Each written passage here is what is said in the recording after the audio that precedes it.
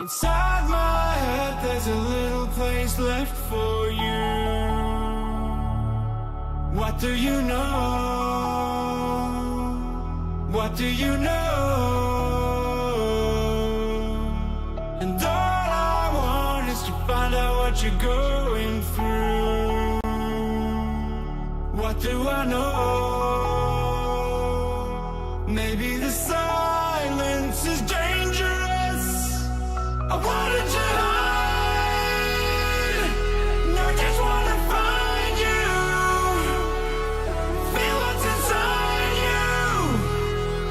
I wanna come over and see what you found. See if you hurt him after tearing me down. It's the rain of denial.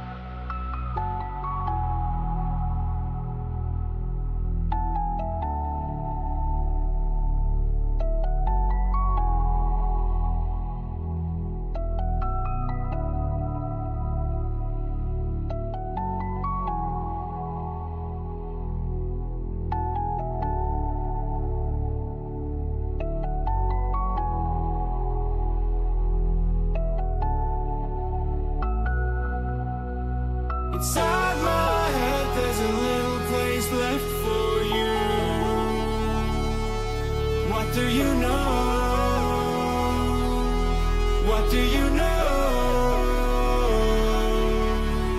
And all I want is to find out what you're going through. What do I know?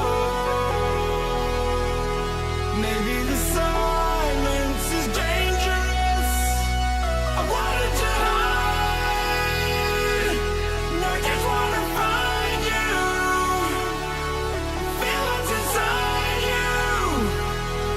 I wanna come over and see what you found.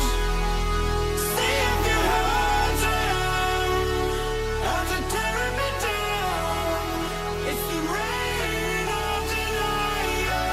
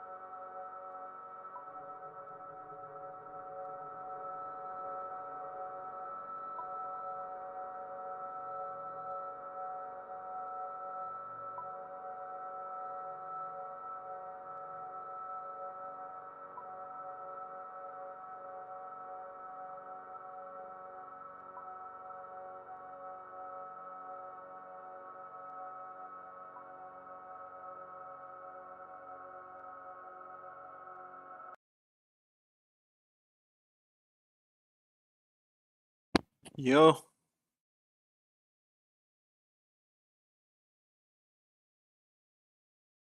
Today we have TL Giant X and Fnatic Koi, I think.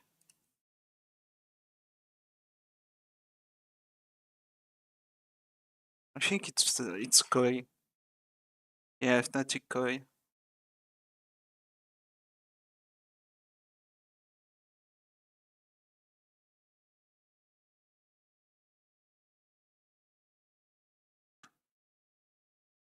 And beat Liquid and go, okay, this core has something to it. Because last year, they made it to champions. Like, going and making one change after making it to the champions, you must have bigger problems than that. I think the problem is anybody from the outside, like us, looking in, we could just see whatever we see from the results, but we don't know what's actually happening. Maybe they have really good results in practice, maybe that there's issues internally with players in terms of role clash, personality clash. We don't know what's actually happening. We don't know if there's disagreement on playstyle or on comps or on game plans. Like, they listen to Pipson. I can tell you that for free. So, maybe it's a problem of like executing the ideas, and maybe maybe the style of the players that they have is mismatching with the style that they want to run. We don't know. They're the only people that do know, so they will have to make those decisions, and we just have to sit here and watch and kind of like have this surface level speculation, but that's about the most we can do. I just want to update everyone at home. We do have an audio issue on stage at the moment. Our league officials are working on the solution, and match 1 between Giant X and Team Liquid is therefore just a little bit delayed. But don't panic, it is coming your way. And in the meantime, obviously you guys know what to do while we're waiting. Spam the chat. We want to hear from the fans who's going to win, Team Liquid or Giant X. Tom Beers, I want to ask you. Who are you thinking is going to win? You haven't got Mitchman here to jinx Enzo. You want me to go first, or you, buddy? No, I think I'll lean towards Liquid. I do think like this game could go either way, but just in terms of the form of the players, even though they sort of choked the game versus Na'Vi, they still have that really solid half and a map win versus Na'Vi. They're looking like one of the best teams. Fnatic have been on shakier ground, especially on certain maps here and there. So although it's great for Giant X that they managed to take that dub, I still feel like they've looked a lot more problematic when they faced off against other teams. I would agree. I think it's kind of like a 50-50. It's one of those things where Liquid, they have a decently high skill ceiling, but their floor is so low that they could basically lose to anybody here. That's why it's so difficult to predict which way it could go. And then, as you said, like Giant X, they did take a map off of Fnatic on Breeze, and when we look at some of their scores, some of them are like complete blowouts where they're just shattered, but they have played a few top teams fairly close, especially like at kickoff, for example. I think they went the distance against Carmine Core, who ended up winning the whole thing. So yeah, it's one of those things where it could go in either direction, and it's too tough to predict. It's like a 50-50. Flip a coin, whichever it lands, that's who you pick. Are you surprised, given that 3 of the players from Team Liquid were playing together very solidly as Apex last year, by the fact that this is a team that still is playing very individually and not playing as a group? You would have thought that there would be an established chemistry there, established protocols there, that they've had to obviously blend in with the boys who are existing on Team Liquid already, but it just strikes me as a bit odd. Well, I can tell you that in my experience in esports is that it's very difficult to get 5 people on a team, plus coach, assistant coach, whatever else, all coming onto the same page and agreeing with absolutely everything, and then executing it flawlessly in the game as well. When it actually happens and things click really well, it's really good to see, but also it's very hard to stay at that level for a long period of time as well. And it's so easy to just fall from that high point as well, because people start being like, oh, this is working so well, and I think this way, therefore I'm gonna start doing this, and you just deter from your game plan, and everything just cascades and falls apart. It's almost like you're describing Team Liquid from last year, where they make it to Masters Tokyo after winning EMEA, in the first half of the year, and then suddenly the second half of the year is almost like a fall from grace. Well, like looking at Apex last year, if I'm going to pick players for different roles, they kind of had everybody in the right position. Like you had someone who was an out-and-out support player in Shadow,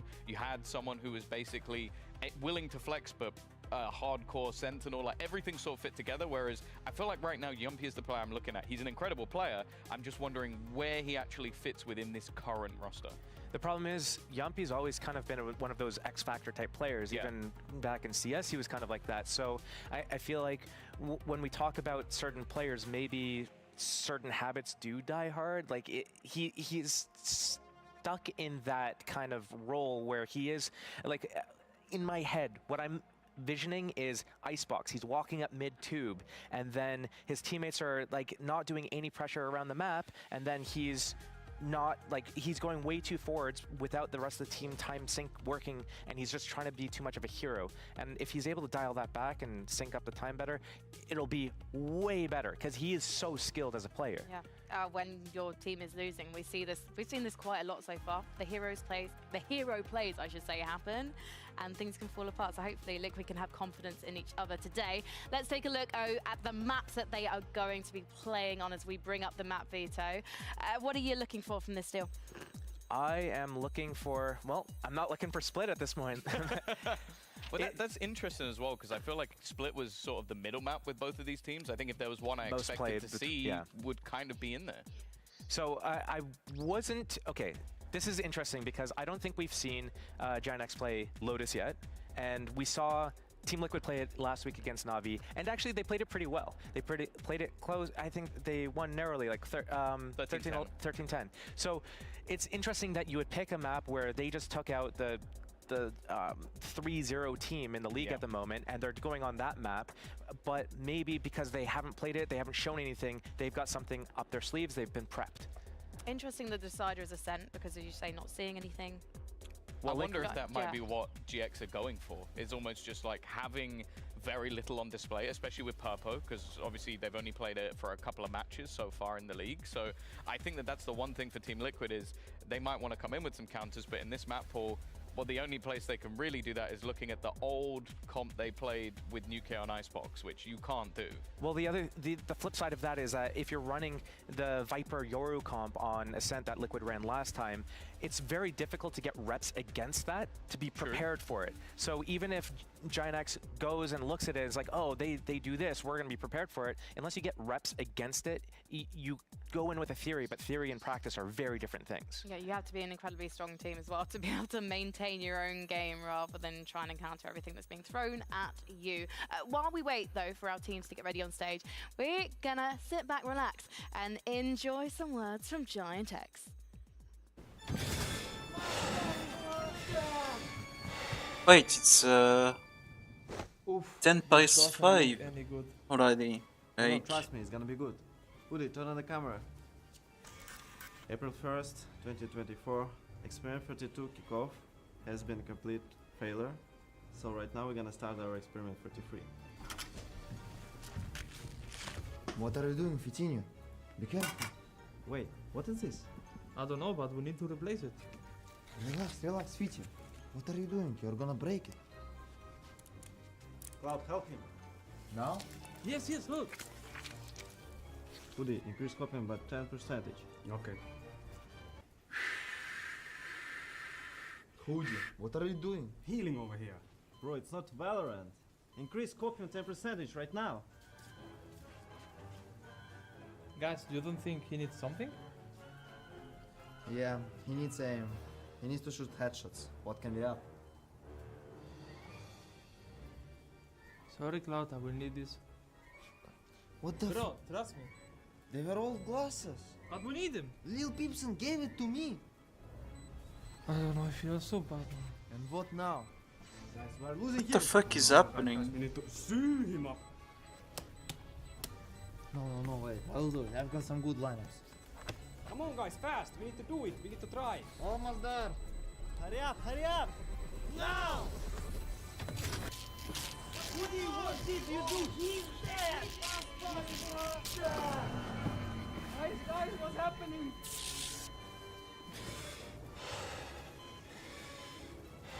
What have we created?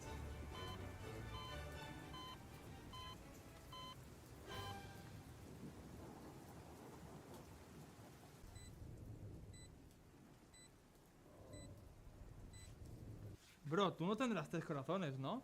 Suena como un pulpo. All that creativity from our friends at Giant X have inspired me. Yeah, And I you, thought not I would me. get you to do some surgery of your own.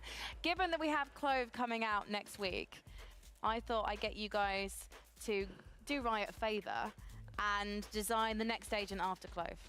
Are you kidding me? Oh, that's what we're doing. No, you've both got tablets. Tom, I've entrusted you with my notes. You don't Okay. even want to know how many different notes I have on there. My whole life is on that thing. So get drawing, and Oh, let's have a Josh, you can read. do the same. I thought we were going to say something like, oh, look how good they are at creating these memes in the, the content stuff. Surely they're going to be really good in the game as well. But you guys are so great at creating memes. I'm literally wearing a jacket version of your shirt, and he's a All right. Teletubby son. Well, I guess I'm making a plaid man. If I only knew how to draw, though. I don't know how to draw, so... He's not one for the art of suspenses, Steel. No, I'm not. Sorry. So you're making a plaid man, but think about the class of agent. Think about, gaps that could be filled right now. Think So about am I how to make drawing the ISO agent tenable. or just creating the abilities? You have to do some drawing. So yeah, draw the agent, make them look cool. Done. And then the abilities. Was It it is a hairy Mitch agent. Man with like a, And It's so Nick. it's gonna long be beard? it's gonna be a sentinel that blocks off certain areas with his hair. Wow, okay. I'd love some ability names, please. Tangle. Tangled. I like Tangled. Tangle. Like a kind of So, brambly thing. Yeah, it's sort of like a trip, but it's more like a little fence. And if you walk into it, you take damage. That's good. Okay, so that's a little bit Yeah, of area now don't control. ask That's any some more side control. questions, 'cause I I put have 200 run out of credits on ideas. that one. You can come up with a name, come up with 2 more abilities. Oh no. Meanwhile, Josh taking the homework Stress. incredibly seriously. I've just seen a preview. Yeah, I think I'm good to go. I call it the stick man, and it's... Have you somehow been lazier than me? Yeah, a little bit. Well, I mean, I was rushed He's for drawn time, a right? picture of himself. Oh yeah, because this took me like 15 Yeah. minutes. So I drew. This is the. This He is drew the, himself. the stick man, and he's got stick-related abilities. So he can take off an arm and throw it at the So is enemy, it a and duelist then? and it does a little bit. Yeah, sure. Yeah, if I you like want. that it only Sure, it does yeah. a little bit of what now? Damage? Yeah, a little bit of damage on the Just a little. when the stick hits, and then it also concusses them for a little bit. So it's a little bit Okay. between like a stun and like a 50 damage I like that. nuke thing. Yeah, and then you could take off the shoe and throw the shoe like a. So he's Just got, throwing he's little got chunks 2 of or something. projectiles. Yeah, 2 projectiles. So we're really laying into the projectile thing. And then the last thing he can do is take off his other arm and use it as a shield. So he can block damage like ISO, but better. So you have kind of recreated ISO in a way. Well- What's the ultimate ability? I have an idea for one of mine if he needs more time to think. Okay, I have an continue, ability Tom. he can, called if he dies, he comb. can regrow himself. He can regrow. That's his ultimate. Wow. I He have an regrows ability himself. called comb. And the comb combs the hair away from his eyes for 15 seconds. For those 15 seconds, he can see through a single wall. There you go. Is that a game-changing ultimate ability? Because obviously you've got Not an ultimate, you've I got just said neural an- theft from I just said an Cypher ability. where you can actually You just see go like everyone. this, and for 15 seconds, you can see through a single wall. I think seeing through a wall is quite a strong do ability. you think that this is a? Can you shoot through the hole that you've no one created asked for me yourself? to Like, do you think- reinvent the wheel. No, like, but we I'm have asking you to plenty make of a recon viable abilities agent. in this game. But that ultimate I didn't is say that an all. ultimate? No, I Okay, said that about- just feels put very words in similar to my mouth. Cypher. Okay. When you're Well, looking through the wall, can you shoot? No. It's just purely strictly info. It's Yes, just it's like It's like a purely cipher cam Yeah. that can see through reconnaissance. walls. Exactly. Okay. But it's called comb. Cool, because comb, brilliant. So we got 2 abilities from you Yeah. now. Brilliant. Now I need Okay, another so we few got minutes. Tangled and Comb. Come I'm up with trying a to make couple mine more. hair related at least, not just Are you projecting he on throws us? his shoe. Like, come on, I'm putting effort in here. I need a name for your agent. The stick man. Oh yeah, of course. Yeah, sorry. It was such a memorable name. How could I forget? While these I don't two see are you still... drawing anything. No, because I gave Tom my Oh, tablet. you can have this Fine. back. Okay, you know what? I'll draw on the cue card. In the meantime, just a reminder, we've got an audio issue on stage. League No, officials this are is the working on a show. solution. No, Tom, you haven't finished your homework yet. Match 1 between Giant X and Team Liquid is therefore delayed, but we are gonna bring it to you as soon as possible. This is what happens when you bring casters onto an analyst I've desk. got an ultimate. It breaks the universe. I have an ultimate. Brilliant. Yeah, please well tell done. me. You haven't had a third ability yet, but you're going straight to the yeah, ultimate. straight to the ultimate. The ultimate is that for a few seconds, or no, for 30 seconds, all the hair disappears and there is a blinding light from the bald head that is shown. And as he walks into any area, anybody who sees him is immediately blind. Does that only work on like outside maps like Breeze, or would that work on like Icebox A side as well? Anywhere. I've got a name for that ability, but I want to know if you've got one for it first. I do not. Go ahead. Wigging out. Wigging out. You could just call it bald buff. And one of the voice lines could be, "It's a Hellraiser." No, I messed it up. Hang on. Just can production cut away from me? Production cut away from me. Like to Tom. To me, ball blinding light. Okay, cool. Ball blinding Okay, right. light. Production, I'm ready for you. Okay. Okay. Ready? Okay, go for it. It's a Hellraiser. No. Okay. No, I like balding light. Balding light. Balding light. Fine. Yeah. Hellraiser could be one of your. Anyway. Hair razor, yeah. Yep. Okay, cool. Come up with some voice lines. Blinding Voice light. lines? Yeah, we need voice lines. We need a geographic thing. Like, I'm where's getting your royalties agent from this, right? Because I think this idea is going to be stolen. The problem Yeah, with mine exactly. is I'm very cautious about doing any sort of copyright infringement from a company that has a very famous movie that has a tree-like character that is basically a stick. I actually don't know what movie that is. There's some children's books with stick characters. What about where your agent's from? Could they be Canadian? From the ground. From the ground. Are they like, I actually literally just realized the stick figure that you're referring to from the comic book universe only says 3 words. I'm going to go with Ireland for no specific reason. Island. Yeah, I mean. An island or? No, the country. Where Mitchman comes from. Oh, Yes. okay. Yeah. Oh, Ireland. But for no Ireland. I thought you specific said reason. island. Like, okay. Can you give us a voice line? Can you do the accent? Nope. Absolutely no. No, I cannot. Okay. I would need someone from Ireland to do that accent. Yeah. Ireland. I wouldn't want to offend anyone, you know. Me doing an Irish accent has never happened before. I would love to hear it though. Well, we'll have to get Mitchman maybe to record some voice lines for you. I could. Well, obviously one of the voice lines can be, "That was the luck of the Irish." But what accent would you use for that?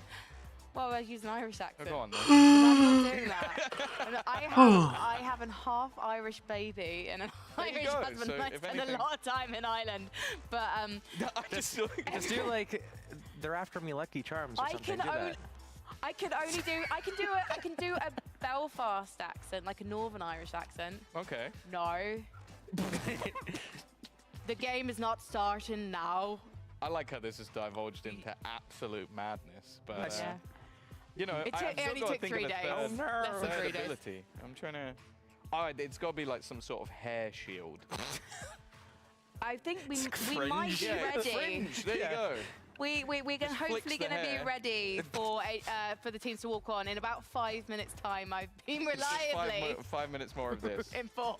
Holy I fuck, wish it's I gonna had, be a I long wish I day. had chat up right now so I could get people's contributions. I'm going to have to draw my own. Yeah, I I honestly, I think I've smashed this. Like fringe, comb. What was the fringe ability? It's a shield. It's a shield. Oh, yes, but you Because both he got took. shield. Yeah, I got a shield first. So you got Sentinel, and sorry, what were yours is a duelist. Yeah, mine's Yeah. a duelist for sure. Okay, so maybe some kind of controller. Yeah, It's quite hard. or an initiator. Mine could Ah. also be an initiator if you want to take duelist. Yeah, I feel like my ultimate doesn't really tie into anything to do with the Sentinel at all, but at this point I don't really care. You know what? I think, No, I'm going to think- do an initiator. Okay. I'm going to do an initiator.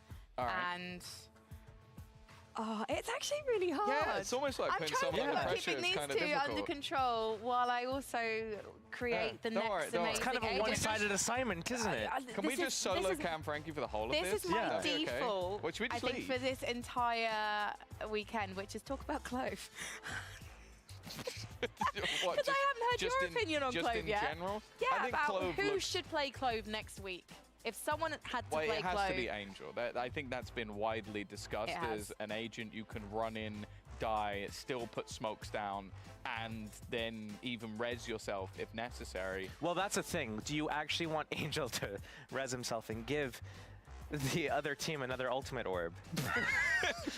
But he'll be a nice distraction while he's like moving around for Shao to I think kill there's everyone. other abilities in the game that are nice distractions. They're called walls, maybe like harbor. or a fringe. Or sure. You know, whip his hair back and forth or something. Yeah, at them. exactly. I'm trying to think who would be able to, who would look, oh, I guess it would just be Mitch. Also, Mitch with an Odin being able to see through a wall. But you can't do both at the same time, you said. That's true. Mitch would need someone else to play my agent. Like a sniper spotter or something. Yeah. It's like just pinging on the ground where the enemies are and you have to Odin So spam basically on, we based need on the radar. someone who can't aim. We are ready. Well, Okay, ready to finally. remind you guys, I should say, of the map feature. Saved. As we are experiencing the delay, but we are just a few minutes away. In fact, the teams are now able to walk out onto the stage and take the seats. We'll do our final checks, strap everyone in, and then we'll be able to get things underway. Yes.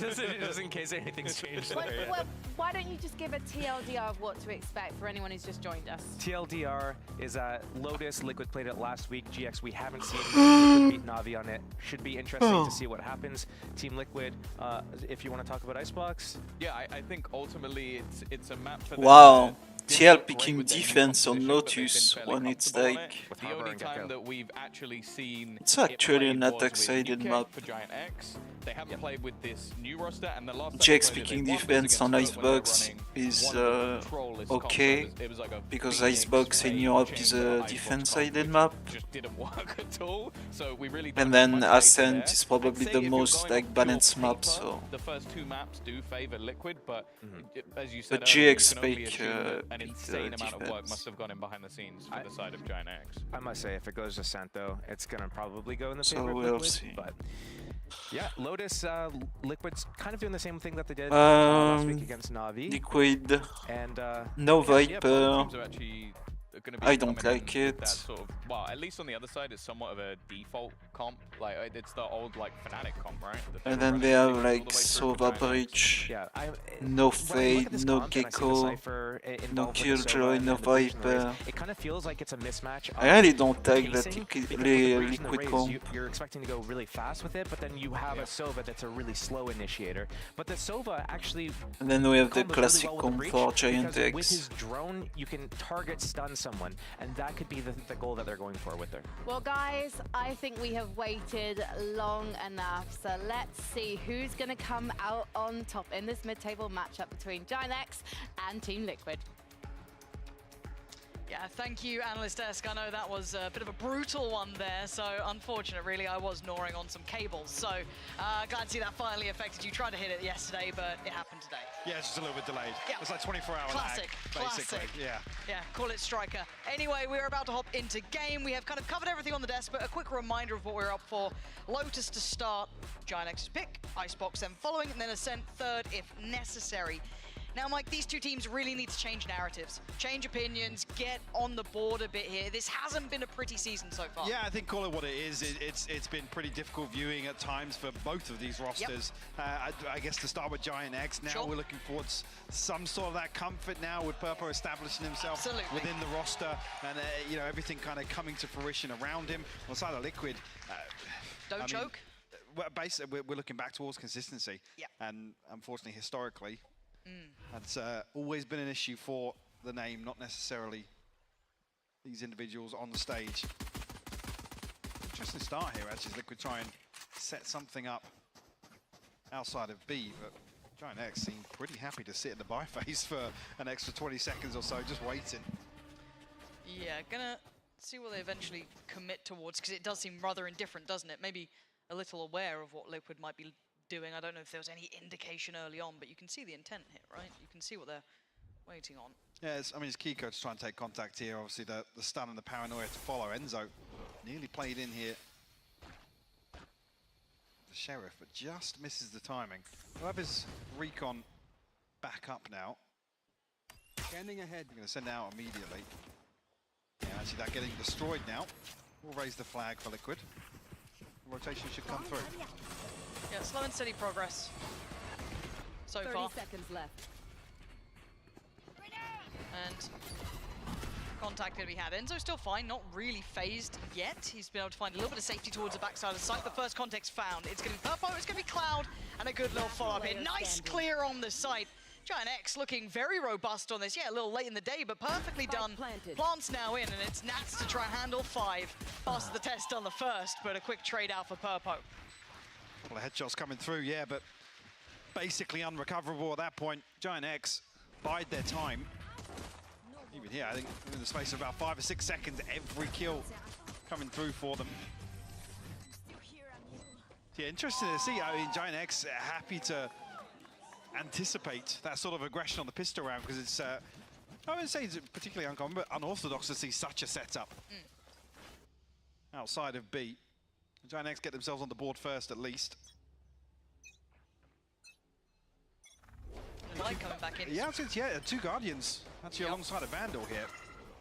So it's eyes on Cloud, really. Want to see him keep control of that, make sure that doesn't fall at any juncture. But again, if you look at Liquid here, they're coming in very, very reserved. Only the classics coming out. Early progress ult-wise, Purpo. I mean, he had a really good start there. So early work, showstopper. He'll be happy enough with that. Again, looking at Purpo, looking to see how he kind of gels with this roster, how he fits in. We've seen highs and lows, but you give them a little bit of time to acclimatize to the roster, find their footing here. And obviously, I want to see how he looks played in a little more. So that young talent certainly has been looking excellent throughout this opening season. I think it has been kind of the talk of the town that, you know, the newcomers, the rookies, be interesting to see how well Purpo kind of fits into that as well. But looking like Liquid going for a stack, and it was all a bit of a ruse from Giant X. They can take the walk now. They've got pretty much the green light to go towards A. And again, if you're Liquid, you're just going to try and make a stack out of this. Yeah, Hoodie going to try and dig a little deeper here. Maybe figure out that there's nobody actually positioned up towards Heaven, as Kiko's 30 seconds left. Now fully committed towards this rotation. Wide open sight for them. Hoodie catch a couple of audio cues here now. That's nice. Should be fully aware now of what it was. Got to be a little cautious of the flank, obviously, not knowing if they progress. They still have the utility invested on the back lines from Fatinho, so should keep them somewhat safe. Hoodie does need to overdo things here. Does a lovely bit of chip damage towards Kiko. And now it should be par for the course. Hoodie can make these sort of moves. Again, just that ghost outdone by Mystic's positioning. So not exactly the upgrade he was dreaming of, but it's what you're going to get. Yeah, as long as we see these 3 rifles maintain, you even seeing actually Purpo swapped over to the Sheriff here to try and go forward. Maybe get a couple of more orbs towards the showstopper. And no hurry for this. He knows that they're going to give it up to the spike, you know, if possible, right? So it's, can he cost them more? Can he work towards his ult? Well, I mean, another step, yes, but not exactly, you know, the maximum reward he could have gone for. Even just going forward and dying, to be honest, getting one more worthwhile in that situation with the 3 rifles maintained. Giant X, a clean start here to Lotus. And what are we looking for in your mind when it comes to Giant X? Because we tend to talk about like mid-table teams, right? And I think a lot of people put these 2 names somewhere toward that. Are you looking to see how maybe Purpo's fitting into the roster? Is that going to be enough of a solution? Yeah, sure. But yeah, like I said, top of the map here for me, it's just about comfort levels. Obviously, having, I don't want to say forced to make such a roster change, but also with some of these role switch-ups, that's the key thing for me. People slipping onto different agents, picking up different roles or different positions on certain maps. It's the comfort factor for me. Questions that do come about with a roster change, and obviously it is more noticeable when it's somebody picking up the reins on a duelist. Tend to be the front. They're looking for fast-paced. Now this looks far more committed than the previous round, where it was just a simple test here. Purpo trying to be the first in, but Mystic manhandling both. Purpo gone. They're going to lose a lot of that punch to the front line now. Oh, and it's quick work from Mystic. Feeling confident today, and rightly so. Bonus round not looking so likely now. An ace could be on the cards, and he's up for it. The turret not even going to be in question. Beautifully done by Mystic. A big start for him. Looking sharp today. Well, clean for the first 2, but Mystic showing a bit of his own prowess here. Beautiful opening. I mean, the shot to Cloud. Come on now, what's I thought that? he was already on top of the box there to catch that one. Lovely.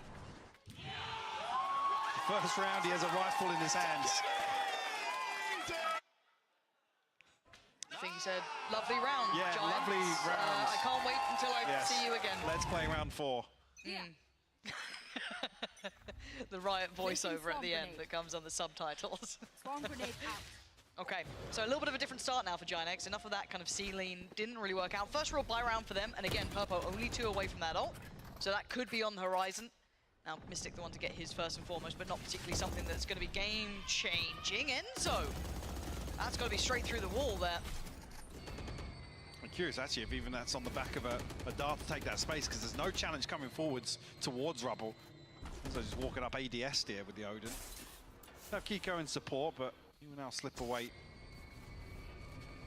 towards B as Giants. Spike not committed just yet, still trying to poke and prod around the map, and Enzo's found a second again. Mitch is fuming that none of these kills have been caught. He's furious. Oh, hopefully we'll be able to see the replay on the second one, because again, look at where the death marker is. Yep. They said a wallbang in the kill feed, but I thought that's just a wide swing by Enzo. Oh, and they've lost out on so much here. Well, they lose a ton of map control off losing the double lurk, but being the Killjoy and the Viper as well. Kiko spotted them. That's the paranoia triggered. Mystic's already here as well. Gotta be cautious though. Doesn't want to give them a chance. Keep in mind, 3 of them can still do some serious damage, and Purple's actually slipped ahead. Kiko with a fantastic bailout. Good trade for Redgar, but again, Liquid have this on wraps. Keeping control of those extremities means this map feels so small, so few options for Giant X in this round, and Cloud now with 10 seconds. I mean, the door's shut here. 10 seconds left. He's just going to try and hold on to this rifle. Liquid looking to punish a little further. I think Cloud is going to be noted on the retreat here, and not enough time, I think, even here, 3 seconds ticking away. Oh, Cloud. They went for a challenge, yeah. Easy, Tiger. As I said, there was no way they were catching him there. Get all the way back through. Yeah, first here, just blind Straight through spam. the wall.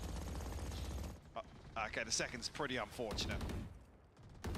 Oh, Not actually, bit no, of a shoulder. yeah, at Okay, least, yeah. it's shouldered onto the angle. Oh, it would have been pretty unfortunate if it was just another blind spam, but yeah, I mean, at that point, that sort of round, that slow burn, there's not a lot of options because you remove basically both question marks. There's no flank utility, and also then no kind of denial of information behind this wall over towards A. So Pace change here, though. Yeah. Hoodie. Real clean with that. Kiko's not going to be happy losing his head early, but the vast majority of Giant X was still eyeing up, dealing with what's in front of them here on that B site. They've taken the space. They might be able to get a plant. Just with this ult on top, securing at least one side of these approaches. Just a tag, though. Maybe just a tag for 4 HP. Lucky to get away with his life here. Spam coming through once again for Enzo. No connection just yet, but Burpo will fall now. But Cloud doubles up. And that's a Mystic. What do you do here? Mystic go on walkabouts, but it's a long, old route, and I don't think Nats is all that fussed. I think they're going to have to relinquish this one.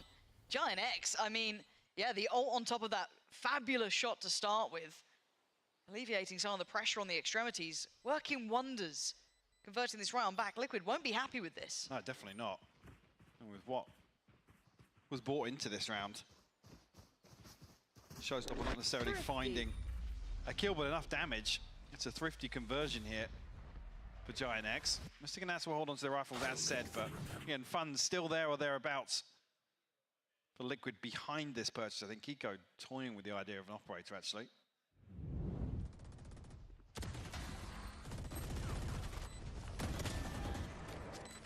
Yeah, it's the response here from Cloud, really, that shuts that down. Obviously, the hero rifle carried across from the previous.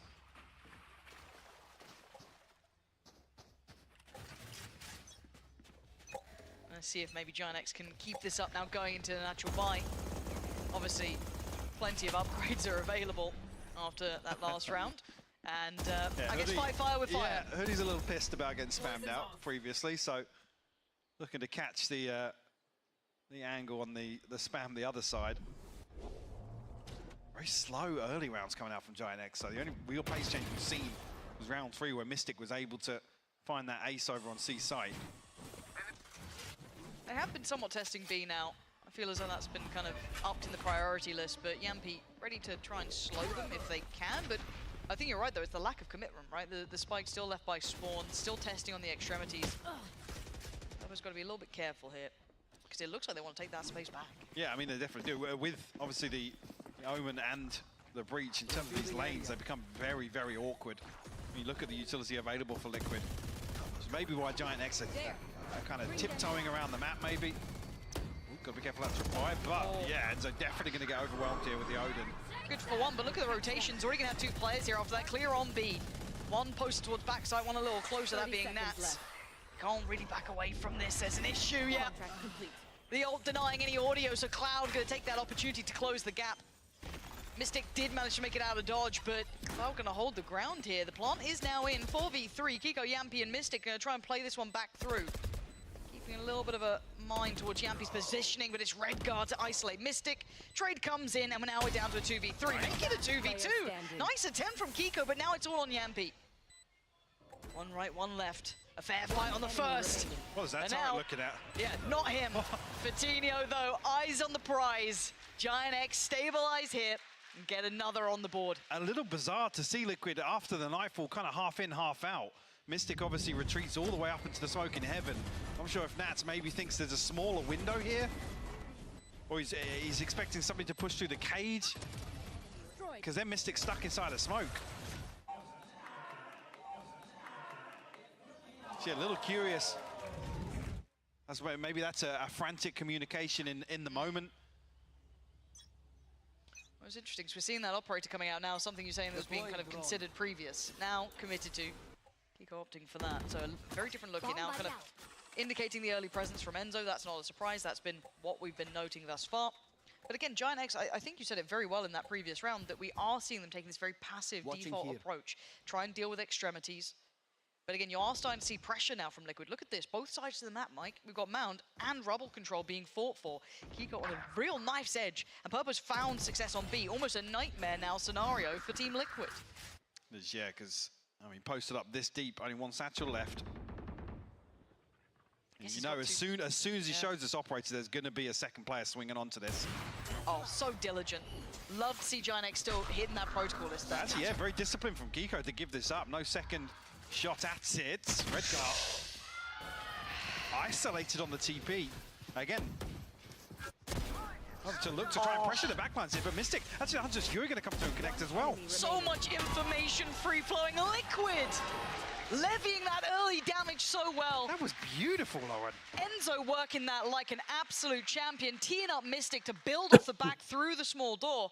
That was a bailout from Enzo there, because that looked like Giant X could have then potentially flooded the site. Absolutely, yeah, and you're absolutely right to know the Hunter's Fury, because they either sit and tank this, or they move into Mystic, or they swing out into the open outside Rubble. There's no correct answer here in the moment for Giant X. One enemy remaining. Really well handled by Liquid. Lovely.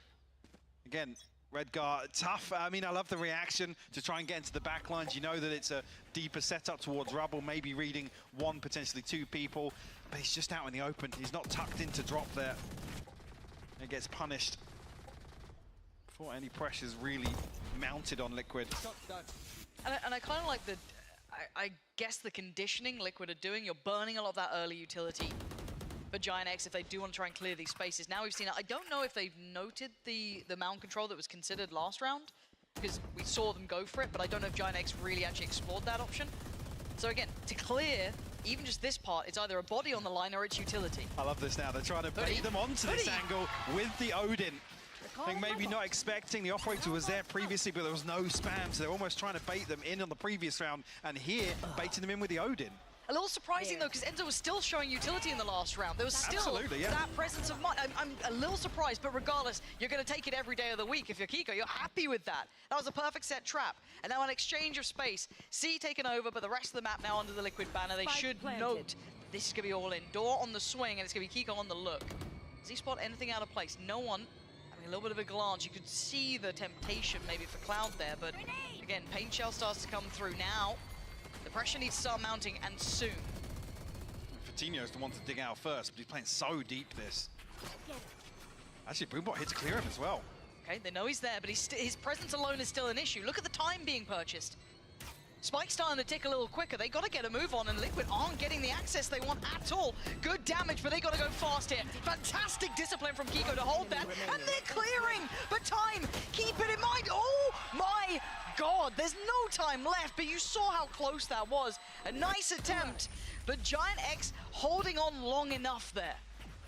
A little bizarre to see. I'm not sure if they were waiting on a cooldown, maybe of something, a piece of utility that was crucial.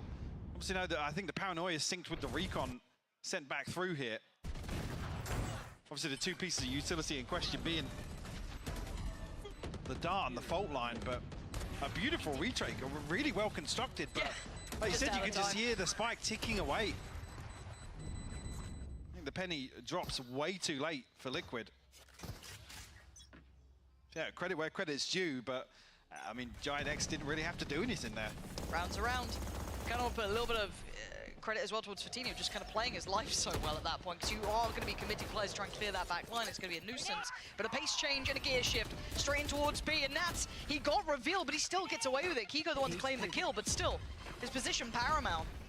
And now they've lost out on Purple, so the space can't be taking, it can't be followed back up on. And a quick pivot potentially, but it's an isolated affair. And Spycam will spot Cloud as well. Gotta be cautious. Mystic now tasked. Holding down Rubble. He's in a tough spot here. If anybody wide swings onto this, I mean, be able to TP away. Paranoia will slow things down. Again, Rolling Thunder and Paranoia burnt up here, where it's looking like Giant X are going to find themselves potentially a 4v1, 4v2, maybe if Nats preemptively heads towards C. And two massive tools for the retake. Yeah, and I think, again, the timing, the lack of presence is starting to kind of build suspicion for Team Liquid. Already going to put two players, at least leaning a little close towards that C side. It will be Kiko to deal with all of it, and the operator got switched out. It's going to be Yampy this round to hold it, so it's just him on the rifle. Going to have a support from Mystic, but yeah, they can't There's a really pit do to work much. with as well. But he can throw this in, yeah. Unless it's a quick clear, that's very hard to handle. Cloud with a freebie on towards Nats, it looked like. And straight on in though, one player just flying on past Kiko. How has no one called this? How has no one called that? It was seen. He's got Spike. What? He's outside the pit here. This could be a huge problem, and it's all going topsy-turvy. They are locked into their own prison. They don't even know it. And Yampy goes walking in. It's all on Hoodie in a 1v3. Yes, he finds the first and a second. Does he save them in this nightmare round? Yampy waiting, and he strikes. And the timing this time is fine. The fuse should be there. But what a round, Mike. That was all over the place. I mean, I hate to assume, but I've already talked about kind of chaotic comms and maybe things not being relayed in the moment. That is one of the best examples you ever see. Kiko is caught sattling through the top side here, and he gets 2 kills in the backline. Outside the pit, gets control of where the spike is planted. And don't get me wrong, there was obviously Clouds on top, so that did remove the audio cues, but it was seen. If no one's even looking that direction, there's a problem, right? It's real issues there, and that's a timeout. That's a Giant X. Hit the brakes. What is going on? Coach Cam might be a little rough around the edges after that round. Not necessarily. I mean, the trade back and forth is what's concerning here. Neither team able to stabilize. We've seen kind of fumbles on both sides now. Yeah. Over on C site. As well, this obviously is a byproduct, I think, of the form that we are seeing currently for both Liquid and Giant X. I'm curious to see what the adjustment is, whether or not now feeling as if they do have a bit of freedom towards Rubble or an ability to maybe take that space away from Liquid. Operator's still here, Odin's still in hand for Enzo, so I'll say it leans in their favor in terms of what we've seen so far on that side of the map. Yeah, again, you look back at the start of some of these rounds and where the spike isn't committed, you know that Giants are just trying to probe on both sides of the map, and Liquid aren't really nibbling, to be honest. They're not biting the bait. No, it's actually been very well done. A lot of faith put into the utility, of course. That certainly helps, having just, again, a couple of deep pieces of utility that kind of generally, I guess, imply commitment. That didn't even get tested over towards C until very late in the game, obviously, but still, you're absolutely on the money. Now this time Enzo, because he is soloing the site, is going to respect this. Any show of force early on just doesn't get to be able to do the spam he was doing before, but so Yampy's coming on over. Classics rattling off a couple of shots, but it is that Sheriff. A lot of respect shown here from Liquid. Happy to give up the plant here on what is going to be a lesser purchase. You just don't want it to be messy, really, if you're a team up against a buy like this. Now, Giant X have actually got themselves a plant. I mean, this Paranoia, if he gets the right timing on it, could be very valuable, but just walks in. That's going to find Redgar, very clean. Follow up towards Cloud. No naughtiness here. No allowance for it. In reality, they're being cleared very cleanly. This is a good look for Liquid. Clean, concise rounds. Boxed up and packaged. Liquid. Nice succession here. Getting up to 5. Flawless. and tying up the scoreline. I would say that again, considering how these rounds have gone, tying up the scoreline at 5-5. Giant still in this half. Chance to maybe recover in the final two. Need a round win, though, here to protect the economy for the next. And Redgar and Cloud just trying to get something done. One enemy And as soon as the neural theft comes through here, one enemy remaining. all but wraps for Giant X. So stoppers on both sides here. Kiko and Purple an opportunity to invest here, but yeah, look at it, we might have a brawl for it here. Yeah, this could be a nice fight. Kiko instantly cleared by Redgar. Now there might be a little bit of an issue on this. Yampi somewhat committed. He can't really back away, has to fight his way out, but fortunately for him, he's got Enzo, but yeah, Cloud, stunning work with 3. Enzo, Yampi, and Mystic all just get deleted in a heartbeat. Now they're going to assume Nats is on the other side of the map. Right? Surely. They certainly do, but it is Nats, of all the players. But there's bodies. Oh. All good. I mean, you know, Cloud, nearly a lineup, yeah. Got a little nervy, all good. Good answer back from Giant X there. Pace change really suiting Giants, but at the same time, Liquid kind of get caught into a weird commitment to this hold that, I mean, here, Yampi's swinging with an operator from behind. Nice, nice! Yeah, very strange, but like you said, can't really fault the reaction there from Giant X to just scale up immediately and punish that. Again, I think about the information they have previously, it's 1, maybe 2 people, so this much of an investment behind a rubble hold immediately destroyed there, and I mean, the pace will continue here if we do see commitment towards C. Yeah, Nats needs to get out of the site here. No point trying to hold on to that. This will be under the banner of Giant X, and they should get themselves in a very comfortable post-plant position as well. Quite like what Pearl's doing. The timing! He's caught Nats! And he's sticking around. As well. Yeah, nice work from him. Support from Fatinho as well. It's not an isolated effort anymore. Gonna post up the Nightfall as well, just gonna secure all that space. Doesn't note a player, so again allows them this freedom to take over Waterfall. And the last 2 players, I don't know what you're meant to do really. Not an easy scenario to try and clear. Oh, Just so many late pieces of util to slow things down, make it even harder for Mystic and Yampi. You just have to sit back and let this one conclude itself, to be honest. Redgar will find one. Yampi next on the chopping block. Yeah. Andalusia flawless to close out the half. It's 7-5 for Giant X, which, like I said, close your eyes, cover the top of the screen. You probably wouldn't feel like that's how the half went. No, but yeah, the pace change, a little bit of a gear shift. It looked like it completely just stunned Liquid. And I love this commitment through towards Waterfall. And it wasn't just Purpo, you had Fatinho there by his side. Really good look on that. So closing out a nice flawless round, gonna keep that confidence rather high. But again, it has been a bit of a back and forth affair. But on the side swap here, Mike, what are we looking for Liquid on the attack? And what are we kind of eyeing up for Giant X? I mean, Kiko's already stretching his legs a little bit in the first half here. He's going to be the power player for Liquid, obviously, in the second. See Enzo and Yampi, how they can set him up, put him in motion to continue delivering here. I'm looking at the miniman. It might just be straight play towards B here for Liquid. I mean, no presence shown on the other side, but yeah, wide open B side. And Liquid able to thread the needle, find that. Now, my curiosity down the line will kind of lean towards Nats and what he can do there, but beyond that, they have... It's getting weird. Where's the spike going? It's getting really Where's the spike weird. going? What is the spike there? Down, defender spawn. You had B. That wasn't enough. Right. I mean, maybe not feeling safe with the pressure from the door outside C and that pressure coming through from Mound, but now spike ends up in the defender's spawn. Don't see that very often. No, and Cloud should get a reward here, I'm pretty sure. Yep. That's standing. Gone, Enzo gone, and that's going to be Liquid kicking themselves. Didn't love that, Mike, if I'm honest. No, like I said, I think that this is just absolute paranoia that there's going to be a flank coming through. They're going to get shot in the back and concede basically the spike at the point they try to plant it on B.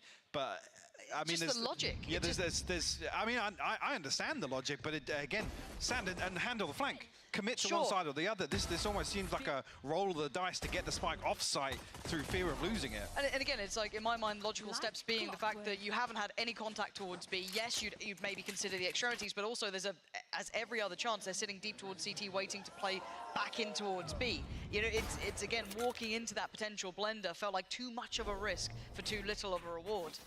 So I won't be happy with that, but again, we move on. We shift forwards, and they're going to have to suffer through this round as well, considering how clean that was from Giant X, who've already got themselves Guardians galore. Let's see if Liquid can maybe get a plant, get involved a little. Tap the spike, obviously will draw out the spam. Already 4 members of Giant X here, though. I'm trying to deny that as best they can. The swing on from Hoodie and Cloud is perfect. Oh, wow. Yeah, nice. On the clean-up duty here. Nappy will find a consolation, but Hoodie will find 4 on the round. Big. Giant X, beautiful conversion after, what, back-to-back flawlesses, really. Yep. The first one set things in motion here for the second half, and they could already start on the back foot. Really tough now. Lose this, double digits for Giant X, upgrades coming through. Yep. Have a little pocket play maybe for Giant X in this round in the bonus. Bonus on. Be, you know, offsetting Liquid. I'm waiting to see. It looks like there's a stack, and it looks like Liquid are on the other side. So this could be a bit deadly. Now, generally, Enzo has gone through the protocol list of clearing this, but timing on this could be pretty important. And Cloud is unaffected and played in just perfectly. Cloud just bringing down pain. Giant X couldn't ask for a better start. They looked so well prepared for this. A commitment of 4 players towards this as well. Cloud able to punish. And you still have the Killjoy with full utility. Killjoy setup now. You're going to set off the mollies here and still find a kill. Enzo. Spike down. Got out here. Spike has to be retrieved now, but already the reinforcements are here, Lauren. They're running low on numbers. Yampi needs to get this plant in, or maybe a pick if possible. If you're being honest, they need to get a couple of kills, and Fatinho's not having it, not allowing it. It's all on Nats with 4 HP and 4 to find. And it's Jove. Yeah. It's gonna be bonus for Giant X. I don't even know if he can survive in this. They've got 2 upgrades. Yeah, 30 seconds. There's plenty of time to hunt him down as well. 30 seconds left. So, again, they've all now got they've got another rifle now out of this. It's just Purpo who's on that Guardian. Yeah, that's going to try and find some damage to the economy, but won't even get the first. Hoodie. Another kill, double digits on the board. He's encroaching on the Viper's Pit as well here. Giant X looking way more decisive on the second half of Lotus. And Liquid struggling to really get on the board. Yeah, this early stack, I mean, Cloud being completely unaffected, it couldn't have gone better. Yeah, I mean, not caught by the fault line, not spotted by the drone coming through, just sits under this one way. Nice! This is my fucking side. Nice! This is your what? It's my sight, I think. I must, yeah. I love if they can swear, can I swear? I love how it's like censored completely off the I know, as well. it's why I want those like buzzers, you know what I mean? But it just does it incredibly wrong. Like if we could just bleep things out but just completely miss it, I'd be wildly happy. And someone who's not going to be wildly happy is the people on your screen right here. Couldn't ask for a worse start. You've got 3 rounds, right? You're struggling. It's going to be rough. So Liquid have got to come up with a solution here. For Giant X, they're going to be over the moon. Again, close out strong, and then you got that nice beginning, clean work, and it felt like Liquid were red in that round. Again, yeah, a little bit of, you know. Oh. You know what? Yeah, I've had a lovely update, Michael. Michael. Yeah, we're transitioning into. Oh, good. The stage has gone red. Thanks, audience. Sorry. The crowd are on their feet. Hey, look. I saw a couple of beers earlier. At this point, I might start nipping down there and grabbing one. Is that a tech pause? It might be. It might. But, once we know an ETA here, we'll let you know. But yeah, absolutely agree with you. I think Liquid, particularly towards the end of the first half, like I said, there was very little separating them. A couple of fumbles on both sides of the coin. Yeah. But second half, unfortunately, that sort of scoreline. Giant find themselves starting on the right foot, and now it's just a very small window for Liquid. It comes down to basically one buy round until you concede a map point, and it compounds a problem, doesn't it? Yeah, you're up against it for 7 rounds then. Yeah. Well, we wait and see. Hopefully we can find out what the tech pause is, then we can speculate on it some more. I reckon audio issue for Liquid. I reckon it's come back around. Yeah. No, it's not inside, it's just what happened earlier. But they all have headsets on, so I don't know. Because like normally you can kind of tell who it is, who has like the headset off, you see the admin start getting closer towards them. But no admin's closed in. Cloud's having a nap. Cloud's having a nap, yeah. I mean, that's the method. So what? Nobody's scrambling. Yeah, and that's even more worrying. I didn't want to say it. I know, because like we could deal with like, oh, my inners aren't working right, but I still feel like it's a Liquid problem. I don't know why. They just seem the guilty sort. You know what I mean? I think just had confirmation is the same audio issue from earlier on. So is it? Once we have an ETA, we'll get back to you. Well, fortunately, the analyst desk really ran through the content. So, yeah, I mean, watching that earlier, I almost forgot there was a game. I was enthralled. I was just tucked in here. I was happy to watch the show. Yeah. Yeah, it was really nice. It's been a minute since we've had a tech pause. Like an extended one. Well, an extended, yeah. Normally it's like pause, boom, go. Yeah, you know? like fake tech pauses. Yeah, like yeah, start second half, real. somebody spilt their water. Yeah, it's not a fun one, but this could be. Strap yourselves in, folks. Yeah, Mike, how you been? Good. Yeah, I'm getting conscious. I do have a flight this evening, so. Do you? Yeah. Oh, that's risky. Yeah. You've rolled the dice. I've rolled the dice. Yeah. Well, that's unlucky, isn't it? Again. What time is it now? Oh. I don't want to look at the clock. Let me have a check. Let's hide all clocks in the building. 6 p.m. We're pushing it. We're pushing it. Wow. It's gonna be like those 90s rom-coms, you know, when they're like trying to speed to the airport to catch them before they fly. Well, good luck, mate.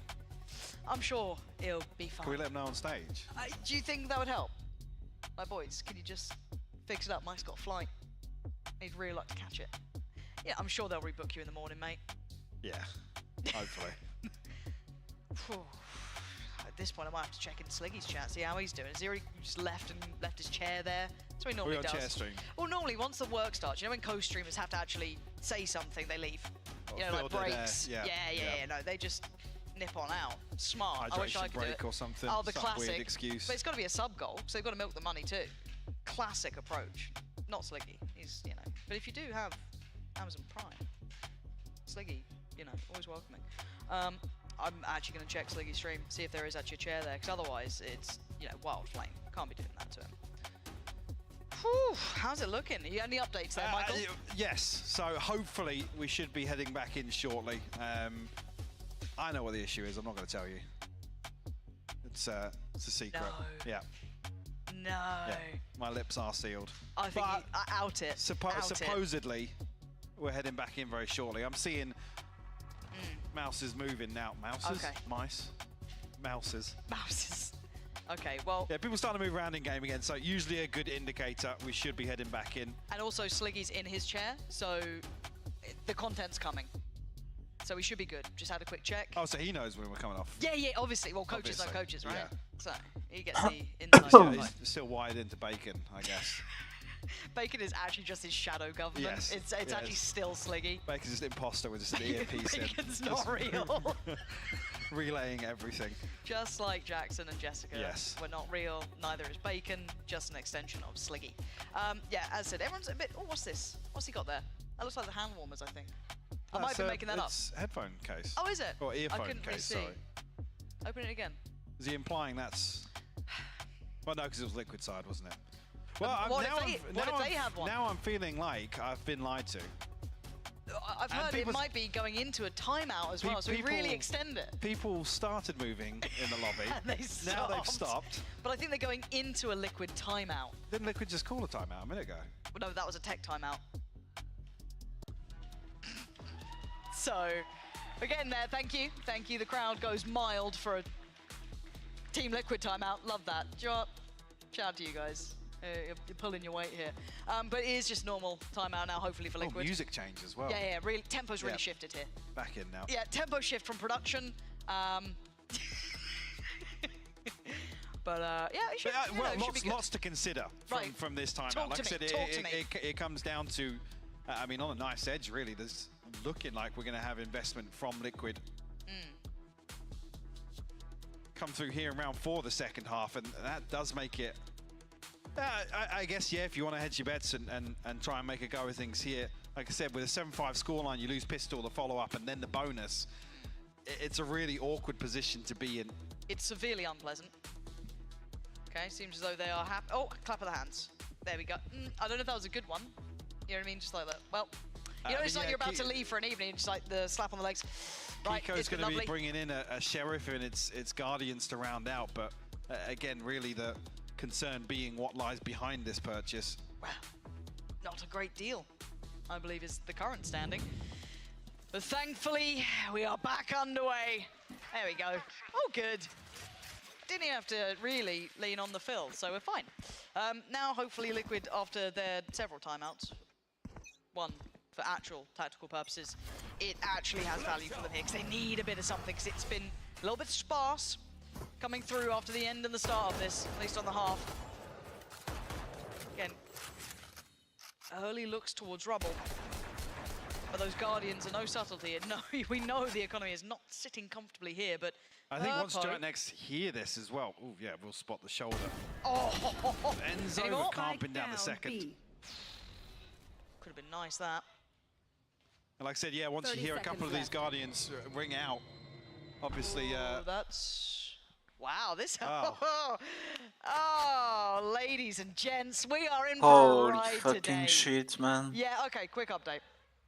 One, I've been told production, the next round's on them if they get another tech pause, which is crazy. That's so nice of you, production, to be doing that. I think we might have a lobby remake. Yeah, so... no it's looking like we pause. might have a repeat of the same issue. I'm not sure if that carried across into the round, but once we do have official wording, obviously we'll let you know. Yeah. Obviously nobody wants to be stuck with a red stage for too long, but here we are. Here we are. Just checking the time. It's gone 6 now. Don't be yawning, Enzo. Don't be yawning.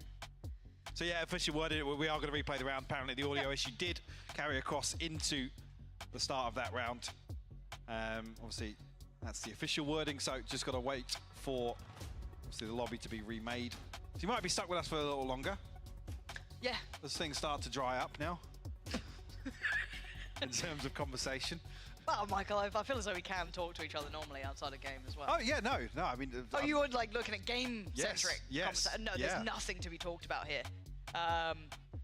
Yeah, I think that one's kind of wrapped. So I guess we divert, right? Yes. You packed. Absolutely not. You know me. You know me by now. Oh dear. Which is why I'm worried. I was about to say, you need a nice little hour to get your stuff shuffled together. Right. Well, usually it's Mitch that bails me out of this sort of situation. Mitch has helped you before. Good story that, but for another time. We could. No, it's for another time. Yeah, I don't want to spoil here. Well, once we obviously get our podcast going, we'll divulge that information. Yeah, no, I mean, well, could always start talking about Icebox if you want. I'm clutching at straws, but you're bringing me nothing. I was going to say, there's very few times I ever want to talk about Icebox, to be honest. Can they get out of the map pool already? Well, please. I never thought I'd say I miss Haven. I'd say it every day of the week. I miss her terribly. Do you miss Pearl? Anyway, we're ready to go. Thank God. What good timing to get back into Lotus here. Yeah, let's not discuss maps. So do pick things up, obviously, scoreline at 10-5 still. Obviously, coming back in, Liquid in a similar position in terms of the purchase. And we'll see how it goes this time around. Different setup this time around, though. Giantx looking to try and deny some of the space outside B. Again, Fatinho on his site, as he calls it. His what site? His site. Beep. Okay, it's a very similar beginning, if I'm honest, as well. Yeah.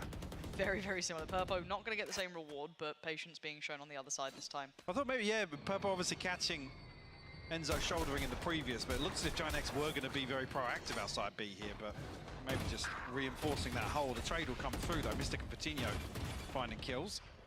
I felt like it was potentially blind as well. I don't know how much information they were able to see on each other with that over wall covering it off, but kind of trading out omens. And looking like they want to kind of imply they're leaning back towards B with the owl drone coming in from Enzo, but we can see where they're heading. Heading over. I think that's going to be Hoodie. Yeah. Sitting on this one.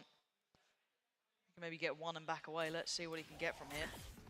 Good stall, but two have slipped through. So Sight is going to be pressured now. Hoodie, it's got to be good for it. Yeah, gets his one, gets away. That's all he needed to do, particularly.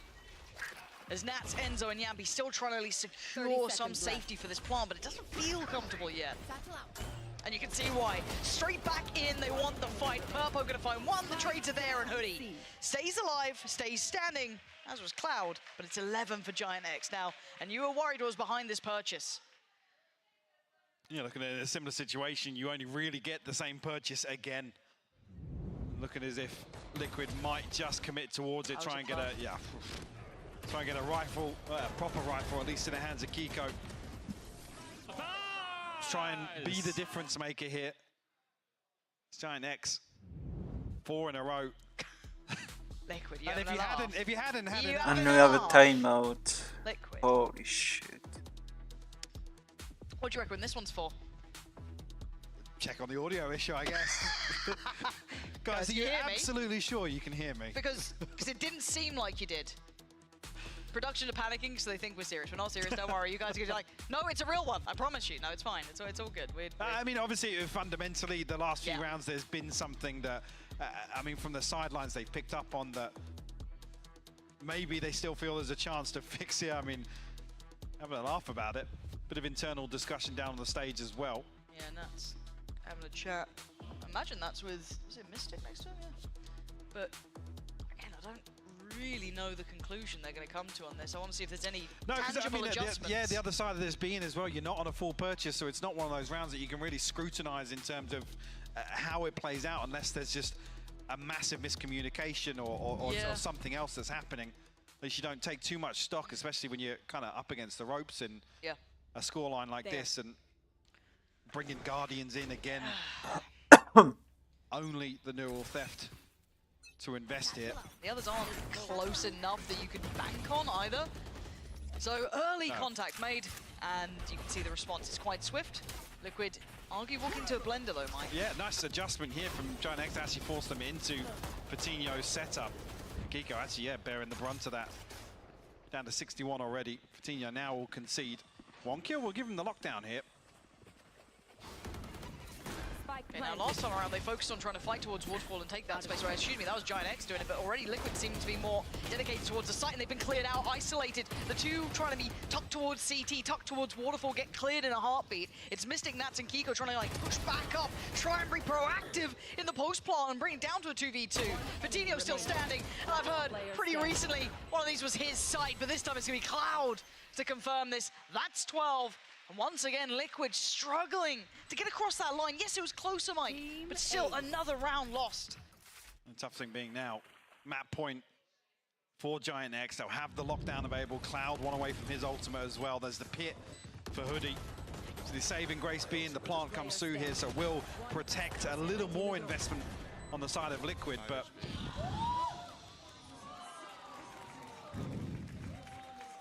very fine margins. But nonetheless, credit to Giant X. 5 in a row for the second half, and counting the 2 from the previous as well. It's been really good to see them in this, looking like they've got a really nice beat on the game. A very slow, hesitant start to this map as well, so it's really good to see them stabilize and really take control towards the back end of the first half and solidify themselves in the second, not allowing anything to slip through their fingers. On the money, and the difference of ults is pretty palpable too. Neural Theft and the TP for Mystic and Nats, and then on the other side you still got lockdown there with Patino. You got the pit for Hoodie, some real impactful ults. Enzo's gonna get his online, so there's one bonus to this. Where do they go now? Catch. Rotation towards rubble, obviously going to be well read by Giant X, you can see on the minimap. Cloud also on his way this direction. And they're not going to spot anything out here, so no confirmation here for the stun. I'm a little nervous about this. There's a lot of bodies on this. And yeah, Purpo gives away a little bit of his position here, but he's going to stick around. The stall coming out was enough that gives him a little bit of freedom. But here we go. Here's the problems. As he gets closed down on this, it's Yampi and Kiko in unison going to find two. They start making their steps towards the site. Purpo stands tall and takes down two on his own. Bring it down to a 2v2. Now keep in mind, Fatino's a million They are miles full away. info. He's got the lockdown. Exactly. Hoodie's a little vulnerable, but playing it safe. Not going to be affected by the neural theft, but they're going to know where they are now. They saw the cam, it's clear, they know. Hoodie. Okay. We're trying to actually spread out here from drop. The lockdown and the pit invested at the same time, but it's not going to force Liquid off the deep sight line necessarily here. Can they spam the plant from here? They can. I think it's just inside the pit, but again, the lockdown just not forcing them deep enough on tree. No, you're absolutely right. It wasn't going to force them away this fast. They still get eyes on the prize. Now with the pit going to be dropping, Mystic isolates one, and the problem is it's Hoodie left. Down low, and Mystic still alive and breathing. They hold on for another go of things. Liquid making it count when it mattered. Big round to secure there.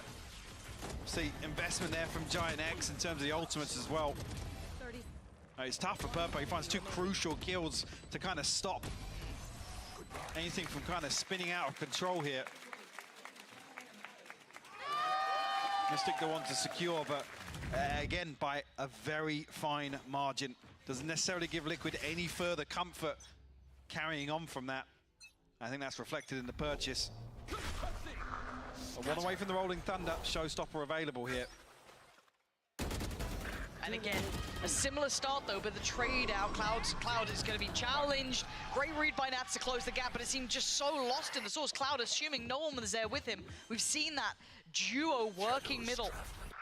And now, C-Site, going to have the spike down. There's Fatino, Redgar, and Hoodie.